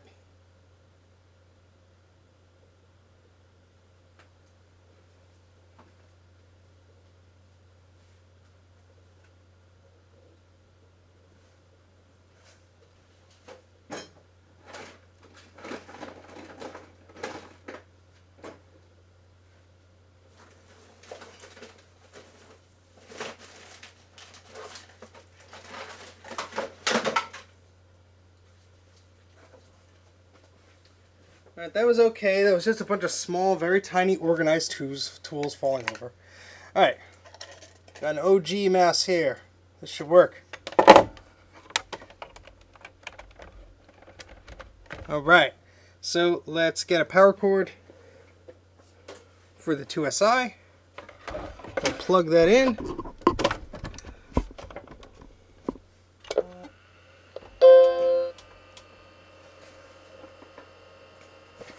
So this monitor should now be the 2SI. Hello, PJ's wife. Yay! Okay, that image works. Now let's hope we don't blow a circuit here. We are about to turn on the Performa. So I turn on the monitor. Good old CRT.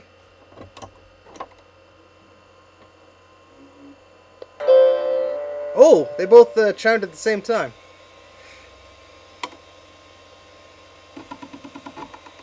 Now that's a hard drive you could hear. Probably you can't even hear me. Alright, so that's doing its thing. Come on.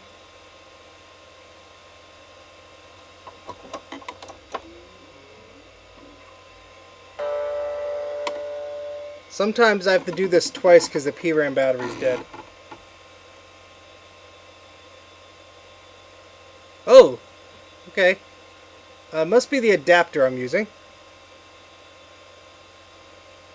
Well, I know I have a working adapter upstairs. Let me just go grab it. Unless there's one right here. Which there is not.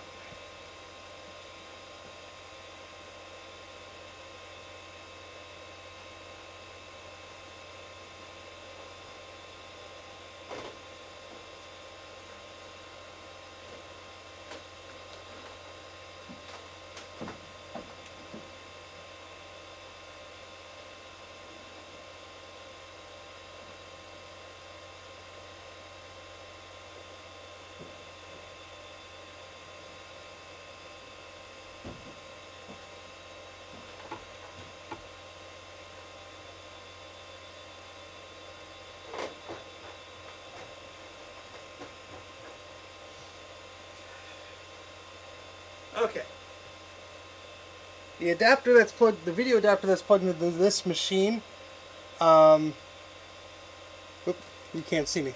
The video adapter that's plugged into this machine I got off Twitter. I don't know if it worked, but I know this one works. It's a weird thingy. It is. So let's unplug that video cord.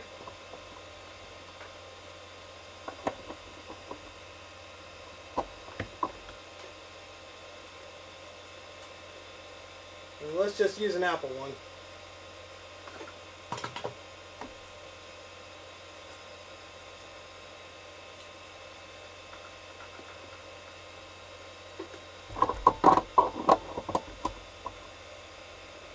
There we go. Whoa, whoa, whoa, whoa, why are you doing this? Your hard drive works, I know it does.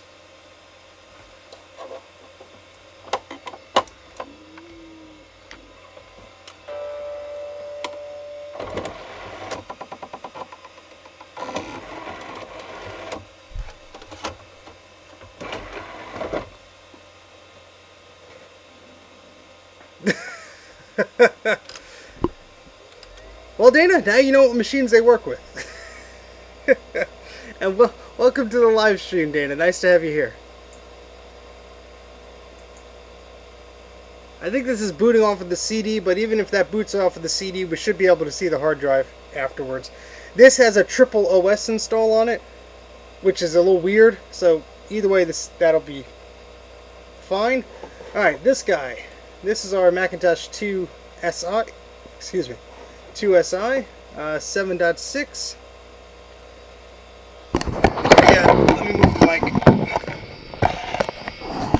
Performa is very strange.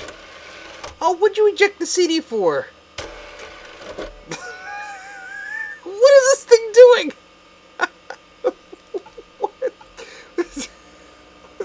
It ejected the CD, pulled it back in.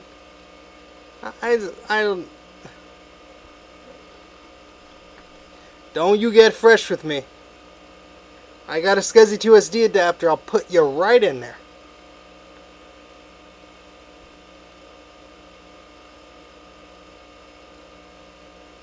Your older brothers had performance. Your first computer was a compact, then an iBook in college. Oh, an iBook. What color? That's the first question I gotta ask.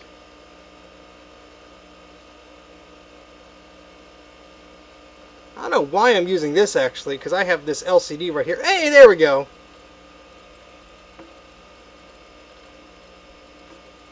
I think it's booting off of the CD. Yep. I guess I was thinking I'd plug the 2SI into this monitor, so I wanted to grab this, but whatever. We have a CRT. It's not a live stream without a CRT.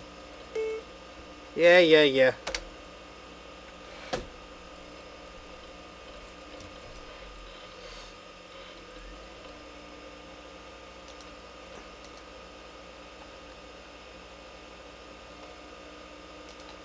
Okay, so it's not seeing the hard drive. What the heck, man? Well, I have a SCSI hard drive. We'll just put that in there for the heck of it. Jeez. Yeah, this CD drive is... Yeah, so Power Macintosh 6100, running system 7.5.6 with 60 megahertz processor.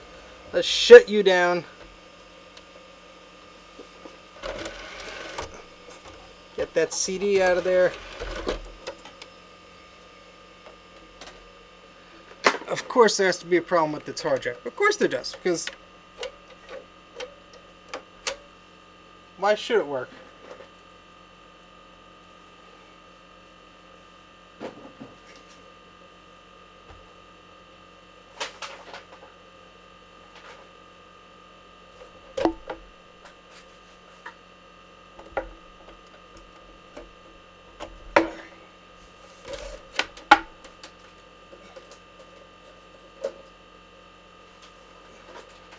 I'm going to be tinkering inside of it. The CRT has to go because I'm not going to lift that up time and time again.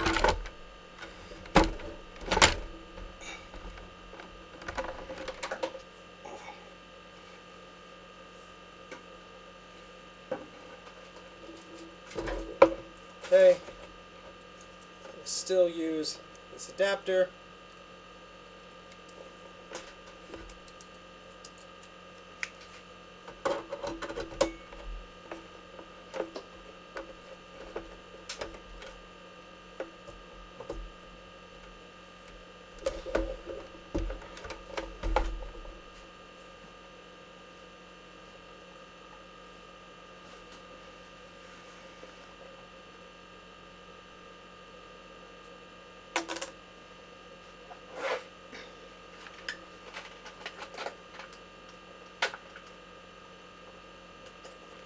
Okay. This better work. Oh, this freaking SCSI plug wasn't plugged in. Yeah, that would explain why the stupid hard drive doesn't want to boot. Alright, let's try this again.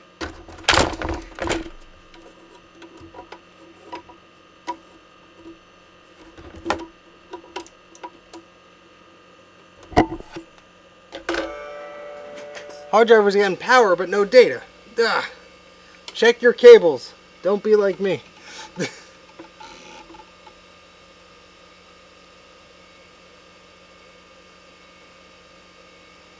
Now I bet it's the video adapter that doesn't want to work. Can I catch a break tonight, please?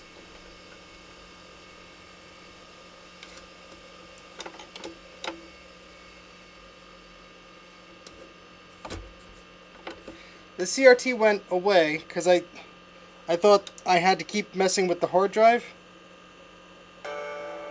But now this stupid monitor may not like the two adapters it's going through.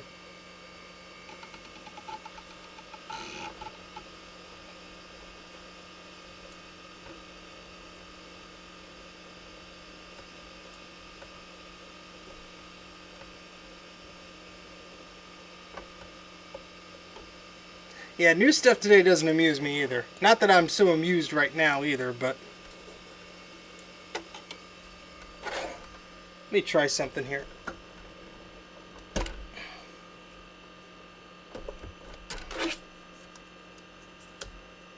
Oh, you know what am I doing? I know the CD drive will boot.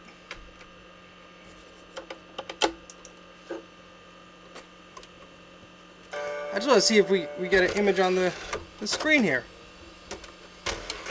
We should. I mean, come on.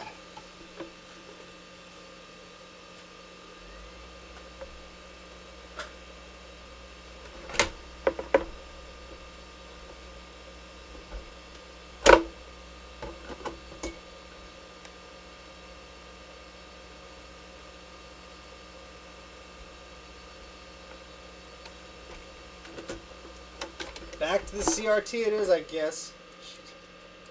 What a mess.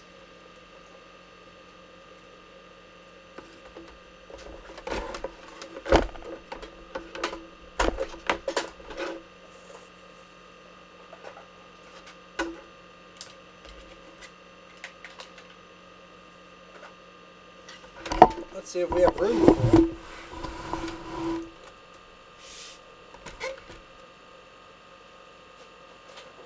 Oh boy.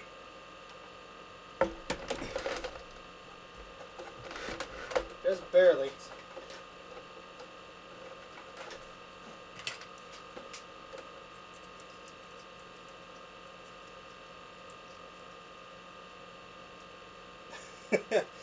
All we're trying to do is confirm that networking can work from one old machine to another, and it's been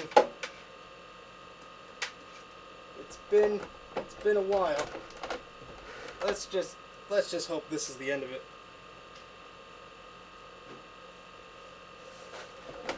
Whoop.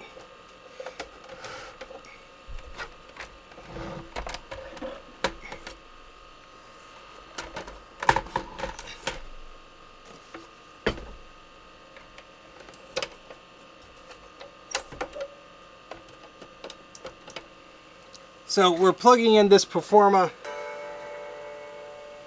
and the 2SI is happy, it's fine. This guy has been the annoying one.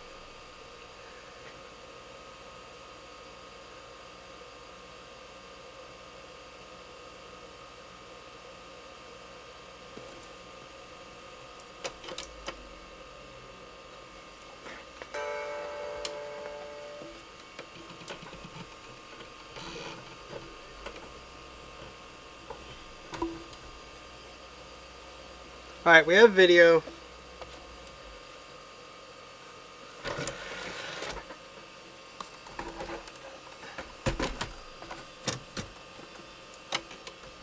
The hard drive ribbon cable should be plugged in.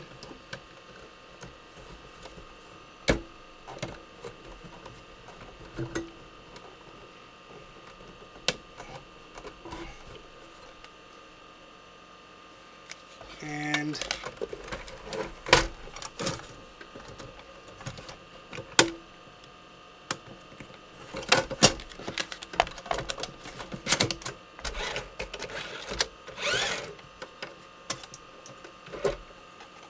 we're going to boot from a floppy. Oh, this is a labor of love, all right. And we're trying to boot off of that hard disk. Oh boy. This is not how I intended this stream to be. A few hours ago I was on the couch and I was thinking, should I stream? Maybe. Nah, it might be too much work. And I'm like, you know what? We'll do something simple. And this happened. We are using an Ethernet card on the 2SI. Now, why is this video... Is this dongle, like, not the best? Is that the problem with this here?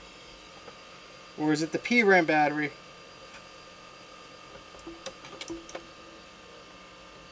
That is causing issues. There's too many variables here.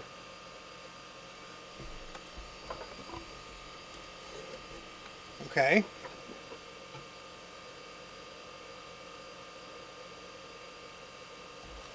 Cursor moves.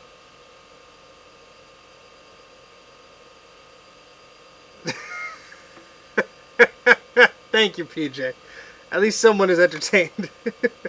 Alright, we got a happy Mac. It's reading off the floppy at least.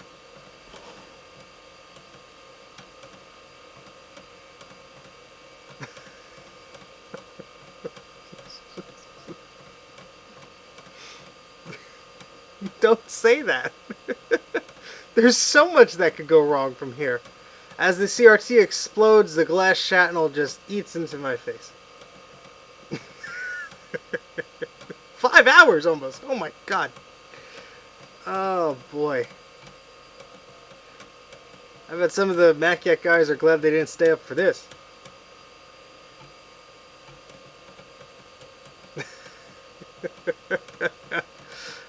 Alright, let's see how this is going to go here.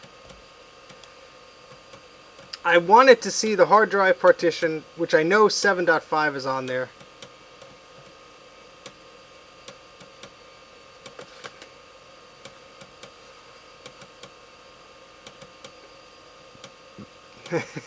Malto is waiting for the return on his investment. He needs to see this work, and so do I.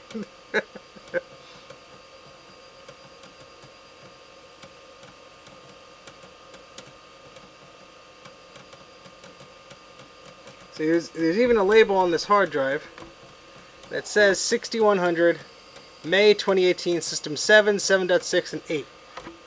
So I know that's on there.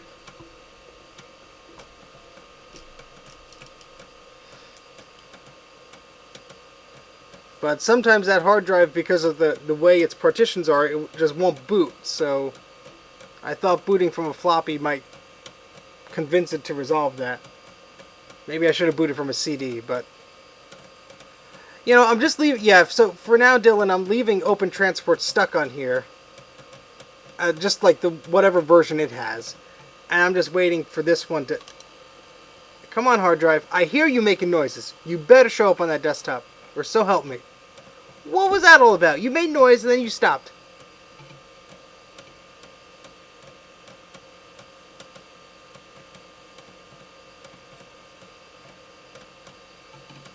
There we go. There's the hard disks. There they go. All the icons are showing up here. Has everyone ever donated to me before? I've had some computer donations, yes. I've had some Patreon donations.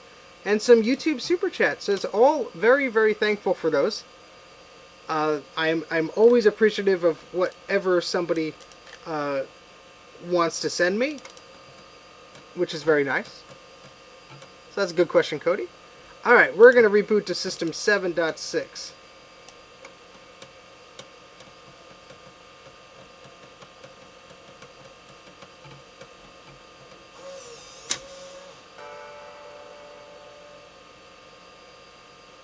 Okay, video came up right away. Let's wait for that hard drive light. Happy Mac?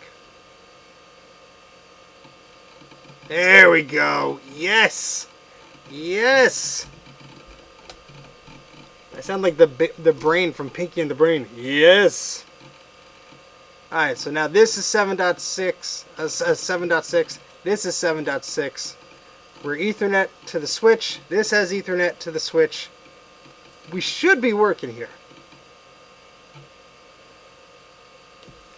Let's make sure we go here.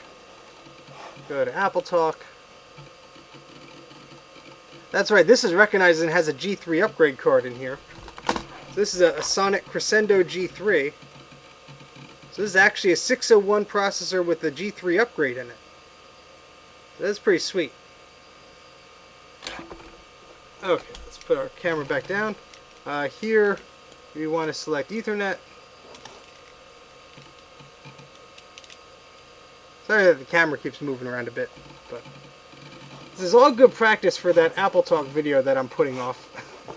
So you can see why things get complicated. Oh, Synology is pretty good. I have a Synology disk station that I enjoy. In fact, it's in pieces there because I think 2 of the USB ports on the back, I don't think they work anymore. So I was just trying to tinker around with that. Okay, let's go on here. Let's go to Control Panels, go to Apple Talk. Ethernet. That has Ethernet built in, so we don't have to worry about that. And okay. And let's turn on file sharing. File sharing cannot be enabled. Why? Oh, we didn't set it up, that's why. Let's just do Steven. Password will be normal. NORMAL. Just for a thing. And we're going to name this Performa.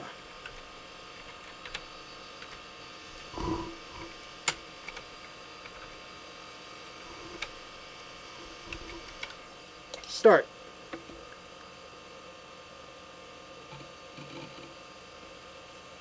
Yeah, I'm interested in doing that. I hear people have had success there. The only Synology thing I really have set up right now, SMB and Apple Talk, but I don't think I've messed around with the Apple Share client stuff. So maybe that's where I have to try again. Excuse me. File sharing is on. All right, this is the moment of truth, guys. If I go to the chooser and I see the Performa, then it frickin' works. Oh, what the heck? It should be there. Let's try the opposite. Ugh. If I go to here and I turn on my file sharing. File sharing. Let's see if the Performa sees it.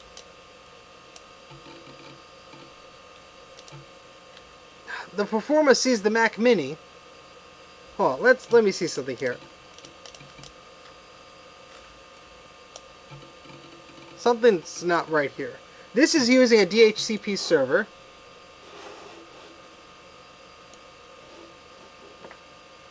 Maybe it's a bad Ethernet thing. I don't know if it's a bad cord. Alright, this is set to manually. Let's set this to Ethernet. And let's just set this to DHCP. So both of these will be the same here.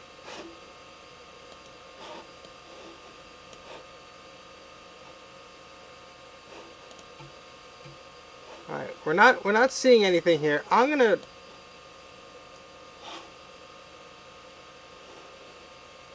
reboot this just for the heck of it.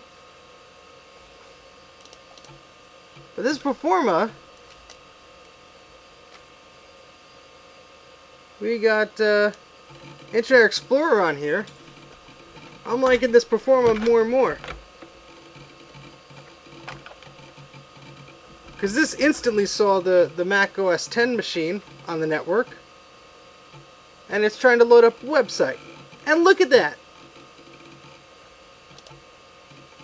It's freaking loading the internet here.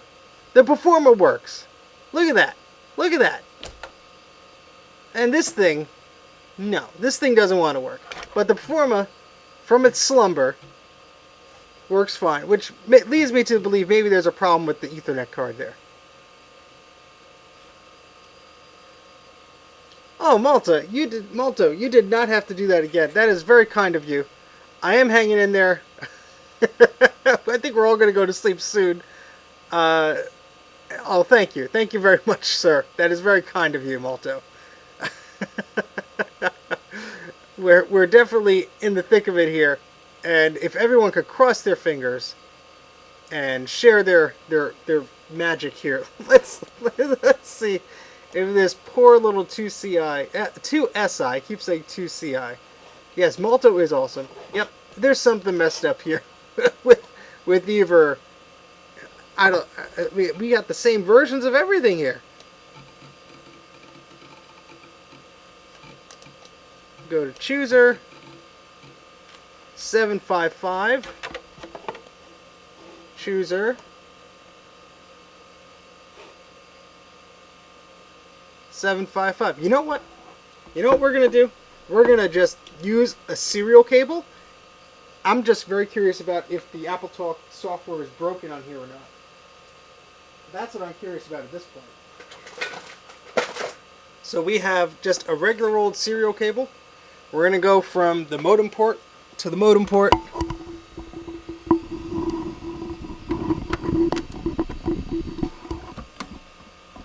There's no jumper on this card or anything weird like that. I mean, this is what's strange about this Ethernet card.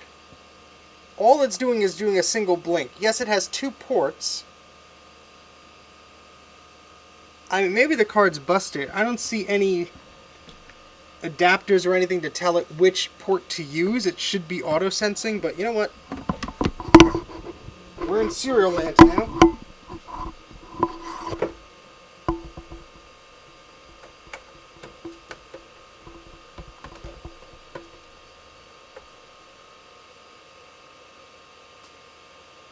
One modem port to the other.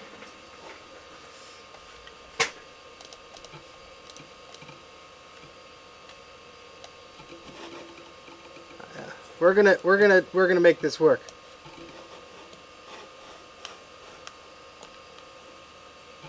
Oh, hey Christian. Yeah, we've been here for a while.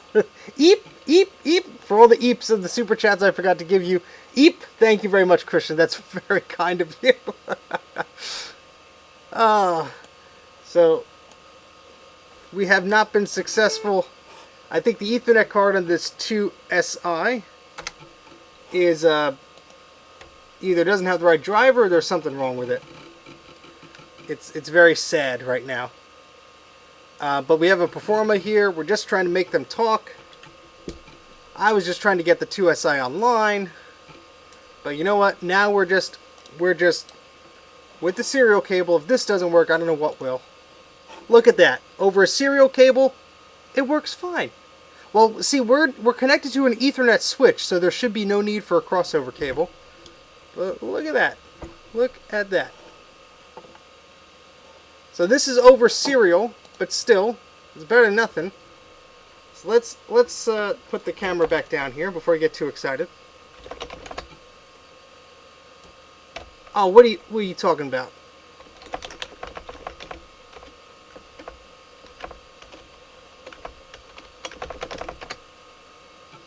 There we go.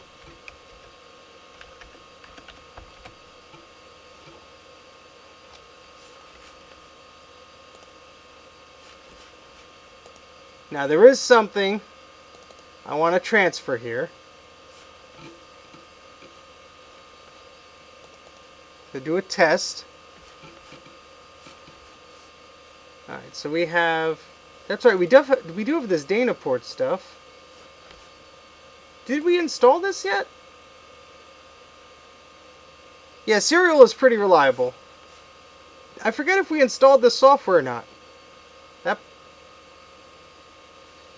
Yeah, you know what? Let's install this. Oh, that's right. It was doing that.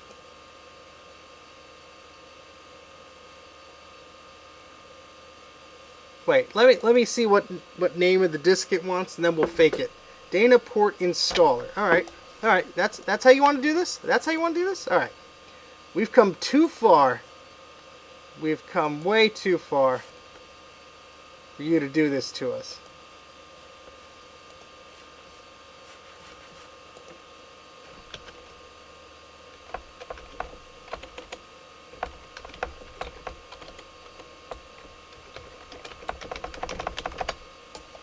You probably understand what I'm doing right now.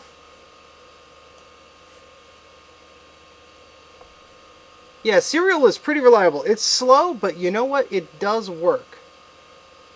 But I was trying to get a nice, Ethernet network here. That's the whole point of that little card. Oops, didn't want to do that. I wanted to copy that folder.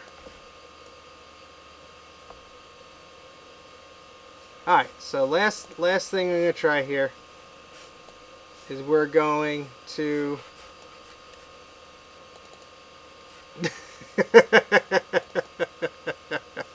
all you need is Serial. Serial is love, and love is Serial.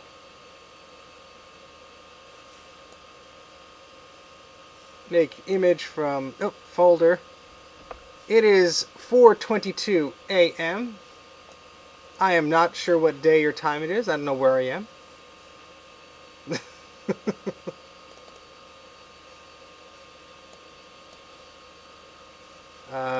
I don't even know what I'm doing anymore.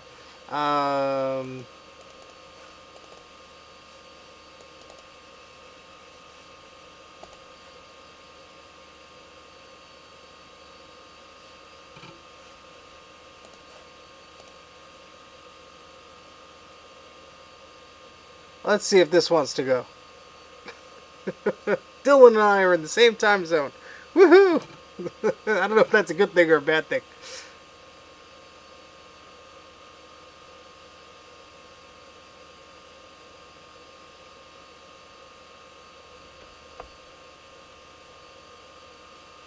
Alright, let's see if this stupid thing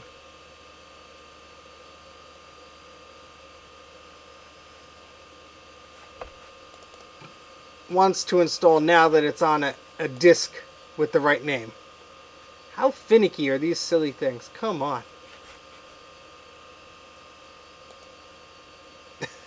I don't like that law.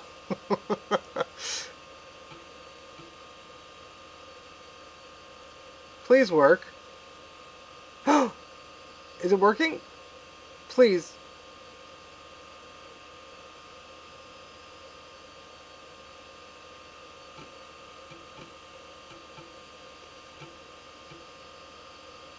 Come on.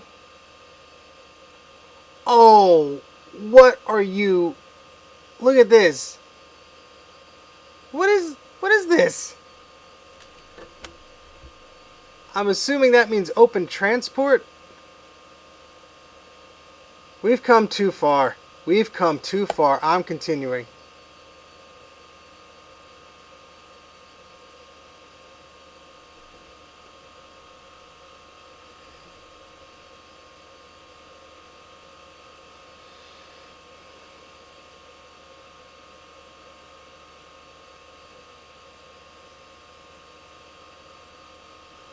We've had some weird moments on this stream.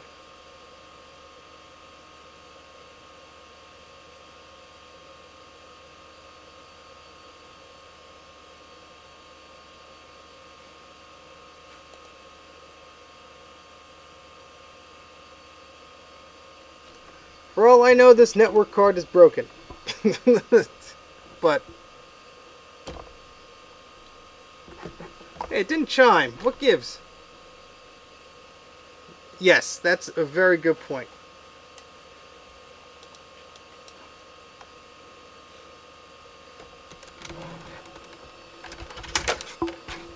Thankfully, this keyboard cable is long enough.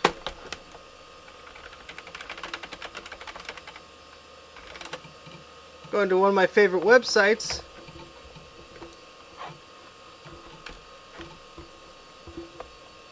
Macintosh Garden. Let's see how Internet Explorer 4 likes it.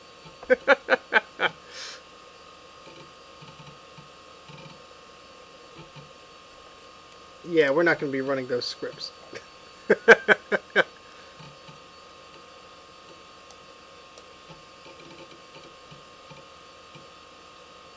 There we go. Perfect. Ah, boy. Will semi work. Yeah, this is Internet Explorer version 4.0. We've all been we were at his garden all day picking the fruit. All right, let's see something here. I am very curious.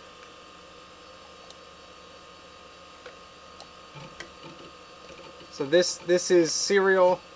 Let's change our Apple Talk in here.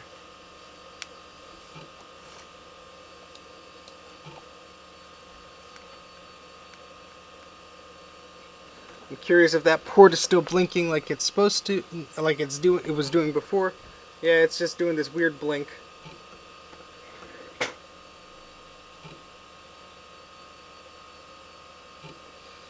Alright, setting it to Ethernet. Setting both of the machines to Ethernet. Alright.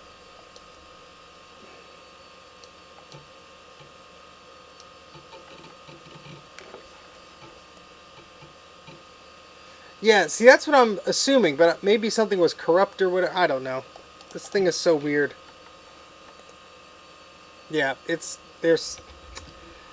yeah, I don't think this Ethernet card wants to work, or there's something either with the way the driver's set up. Maybe there's a dip switch on there. I don't see anything. Yeah, you know, I don't have a crossover cable, or I would try a crossover cable between the switch.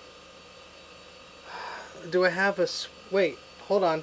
Wait, hold on. I have an idea. Hold on.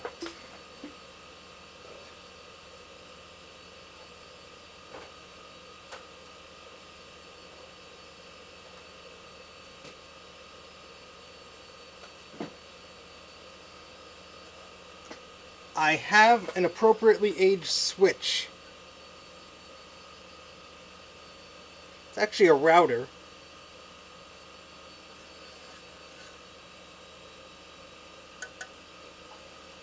Let's see. Let me get the power cord if I could find it.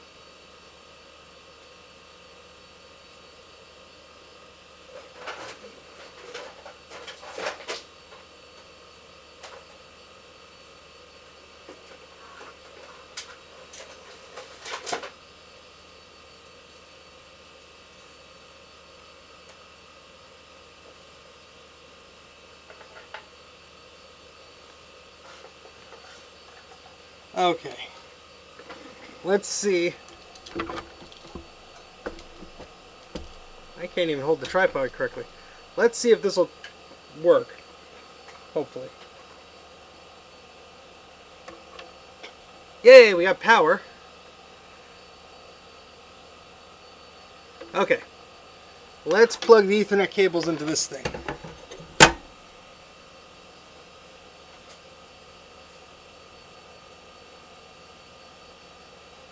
So the switch is back here. Hopefully I don't unplug myself from the stream. That would be bad.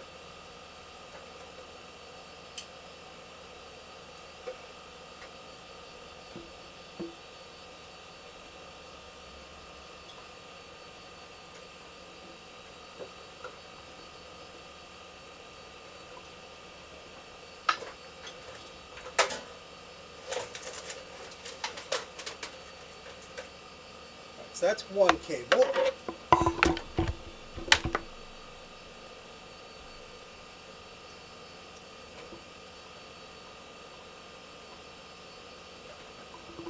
And here's the other cable. So port 1 is the Mac84.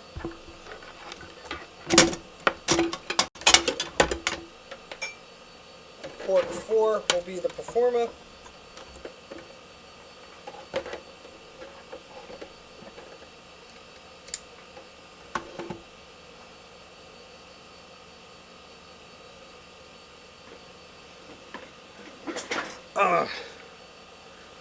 Oh boy. Alright, let's see what fresh new heck this gives us. Or hell, I don't even know anymore.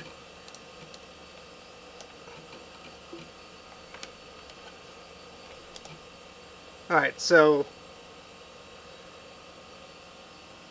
Oh, we're not getting any activity from this stupid machine. Let's try this other cable. I mean, that would explain a lot. Yep, there's no activity at all. No light on the router when this Ethernet cable is plugged in. So something is wrong with this card. I should have done that 5 hours and 21 minutes ago. Because this stupid blinking light means absolutely nothing, apparently. Well, now it's solid. And now we get a light. Okay, hold on. Hold on. Now there's a light there. Let's switch this around.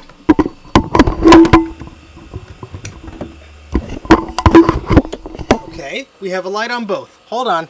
It's negotiating here. It sees it! It sees it! It sees it! It sees it! It sees it. Look, look, look, look!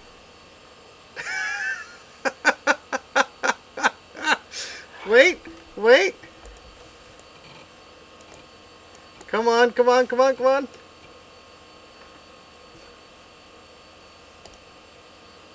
Yes! Yes! Oh my gosh. PJ, we got it. You can go to bed now. We can all go to bed now. Oh my. This is so stupid. Why? I'm using this switch from now on for any of these old things. Oh my gosh. Guys. Malta, we did it! Look at this. Look at this. Look at this. Let's connect. We gotta connect it. We gotta connect now. Everyone is free to go to bed if they wanted to, but oh wait, I spelled the username wrong. It's Steven with an N. There we go. That's what I'm talking about. Look at that. We're going to transfer things over the network like it's nothing. Drag, drop. Boom. It was very nice having everybody here. It was so nice having everyone here. Thank you, PJ. Thank you, Dylan. Thank you, Malto. Very generous of you. Thank you, Christian, of course. Oh, look how beautiful this is now. Copy all the things. Yes. We could copy things all over the place. We got it, Bruce. We got it. You want to know why? The problem we were experiencing? My gigabit router doesn't like, my gigabit switch doesn't like it. But this old Asante router is smart enough to determine the speed or whatever and negotiate. So now things are working correctly. I'm leaving this switch plugged in because this switch works and I'm happy now. But we got let's go back to the chooser there to prove it here. We got Apple Share here, and you know what? Let's while we're here, we got whatever horrible version of Netscape we were trying before when Dana was talking to me.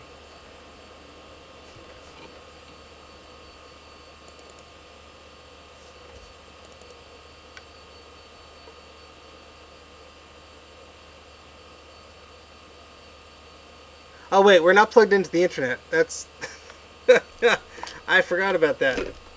I forgot we're not plugged into the internet here. But that's okay. That's okay. I'm pretty sure every time I plugged this router into my switch, my whole network goes down. So we're not going to do that. Hello, Jack. We're not going to do that today. We're not going to end our stream by breaking our connection. But you know what? This machine was going online fine. So I'm sure this card was the issue of whatever. Yes, we could play Age of Empires on LAN. We could play Spectre, however you say that. We do some Quake. Oh yes, I have been on the oldnet.com. Yes, we're gonna have to mess around with this old router to make it work, but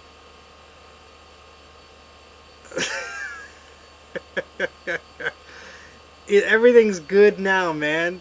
Everything's good now. I go to sleep. I'm gonna sleep till noon.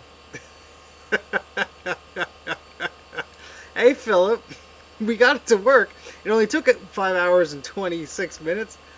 Oh my gosh. Alright, so we are going to shut down this little 2SI that has been a trooper, even though its network card is annoying.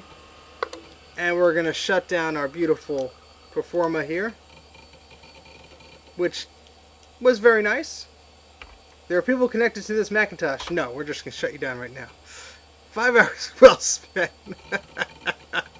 Yes, Bruce. I hope it was. But it is now safe to switch off your Macintosh. And I would like to sincerely thank each and every one of you who stopped by the chat, who was talking about all this fun stuff. Yes, you did, Philip. Who supported me via a super chat or just my Patreon supporters and all that fun stuff. It's now safe to switch off your Mac84. Yes, it is. I am going to go get some much needed sleep. Not the longest. I did a 7-hour or an 8-hour, but I did have a dinner break in between. I think this may be, it might not be the longest continual one, but I'm certainly feeling it. So we did get this Mac to connect to this one here. The key, again, was using this old switch because my gigabit switch did not like things working. But, oh, thank you, Bruce. Eep! That's very kind of you. I very much appreciate it. Everybody make sure you're subscribed to Bruce's channel as well. He does excellent recapping and troubleshooting videos on his Macs and some great upgrade videos as well. So go click on his little icon there and go to his YouTube channel. Make sure you subscribe to that. It's awesome. Jack, I wish it was 9 a.m. here. Well, no, I don't wish it was 9 a.m. because then that means I would have been here for another few hours. But it's 4:30 a.m. in the morning here, 4:38 rather. And yeah, it's time for me to go to bed. I am not defeated, so that's good. But I greatly appreciate everybody hanging around. And wow. Yeah, get some sleep, everybody. Thank you very much. You can follow me on Twitter and Instagram as Mac84TV. And very entertaining. Thank you. I'm glad everyone likes the channel. I will try and do more. We'll do some more scripted videos that would be less hard on my brain. So I'm going to steal your line, Dana, because I like it. It's now safe to switch off your Mac84. Good night, everybody. And as I fumble around, try to hit the end stream button. Thank you again. Take care, guys.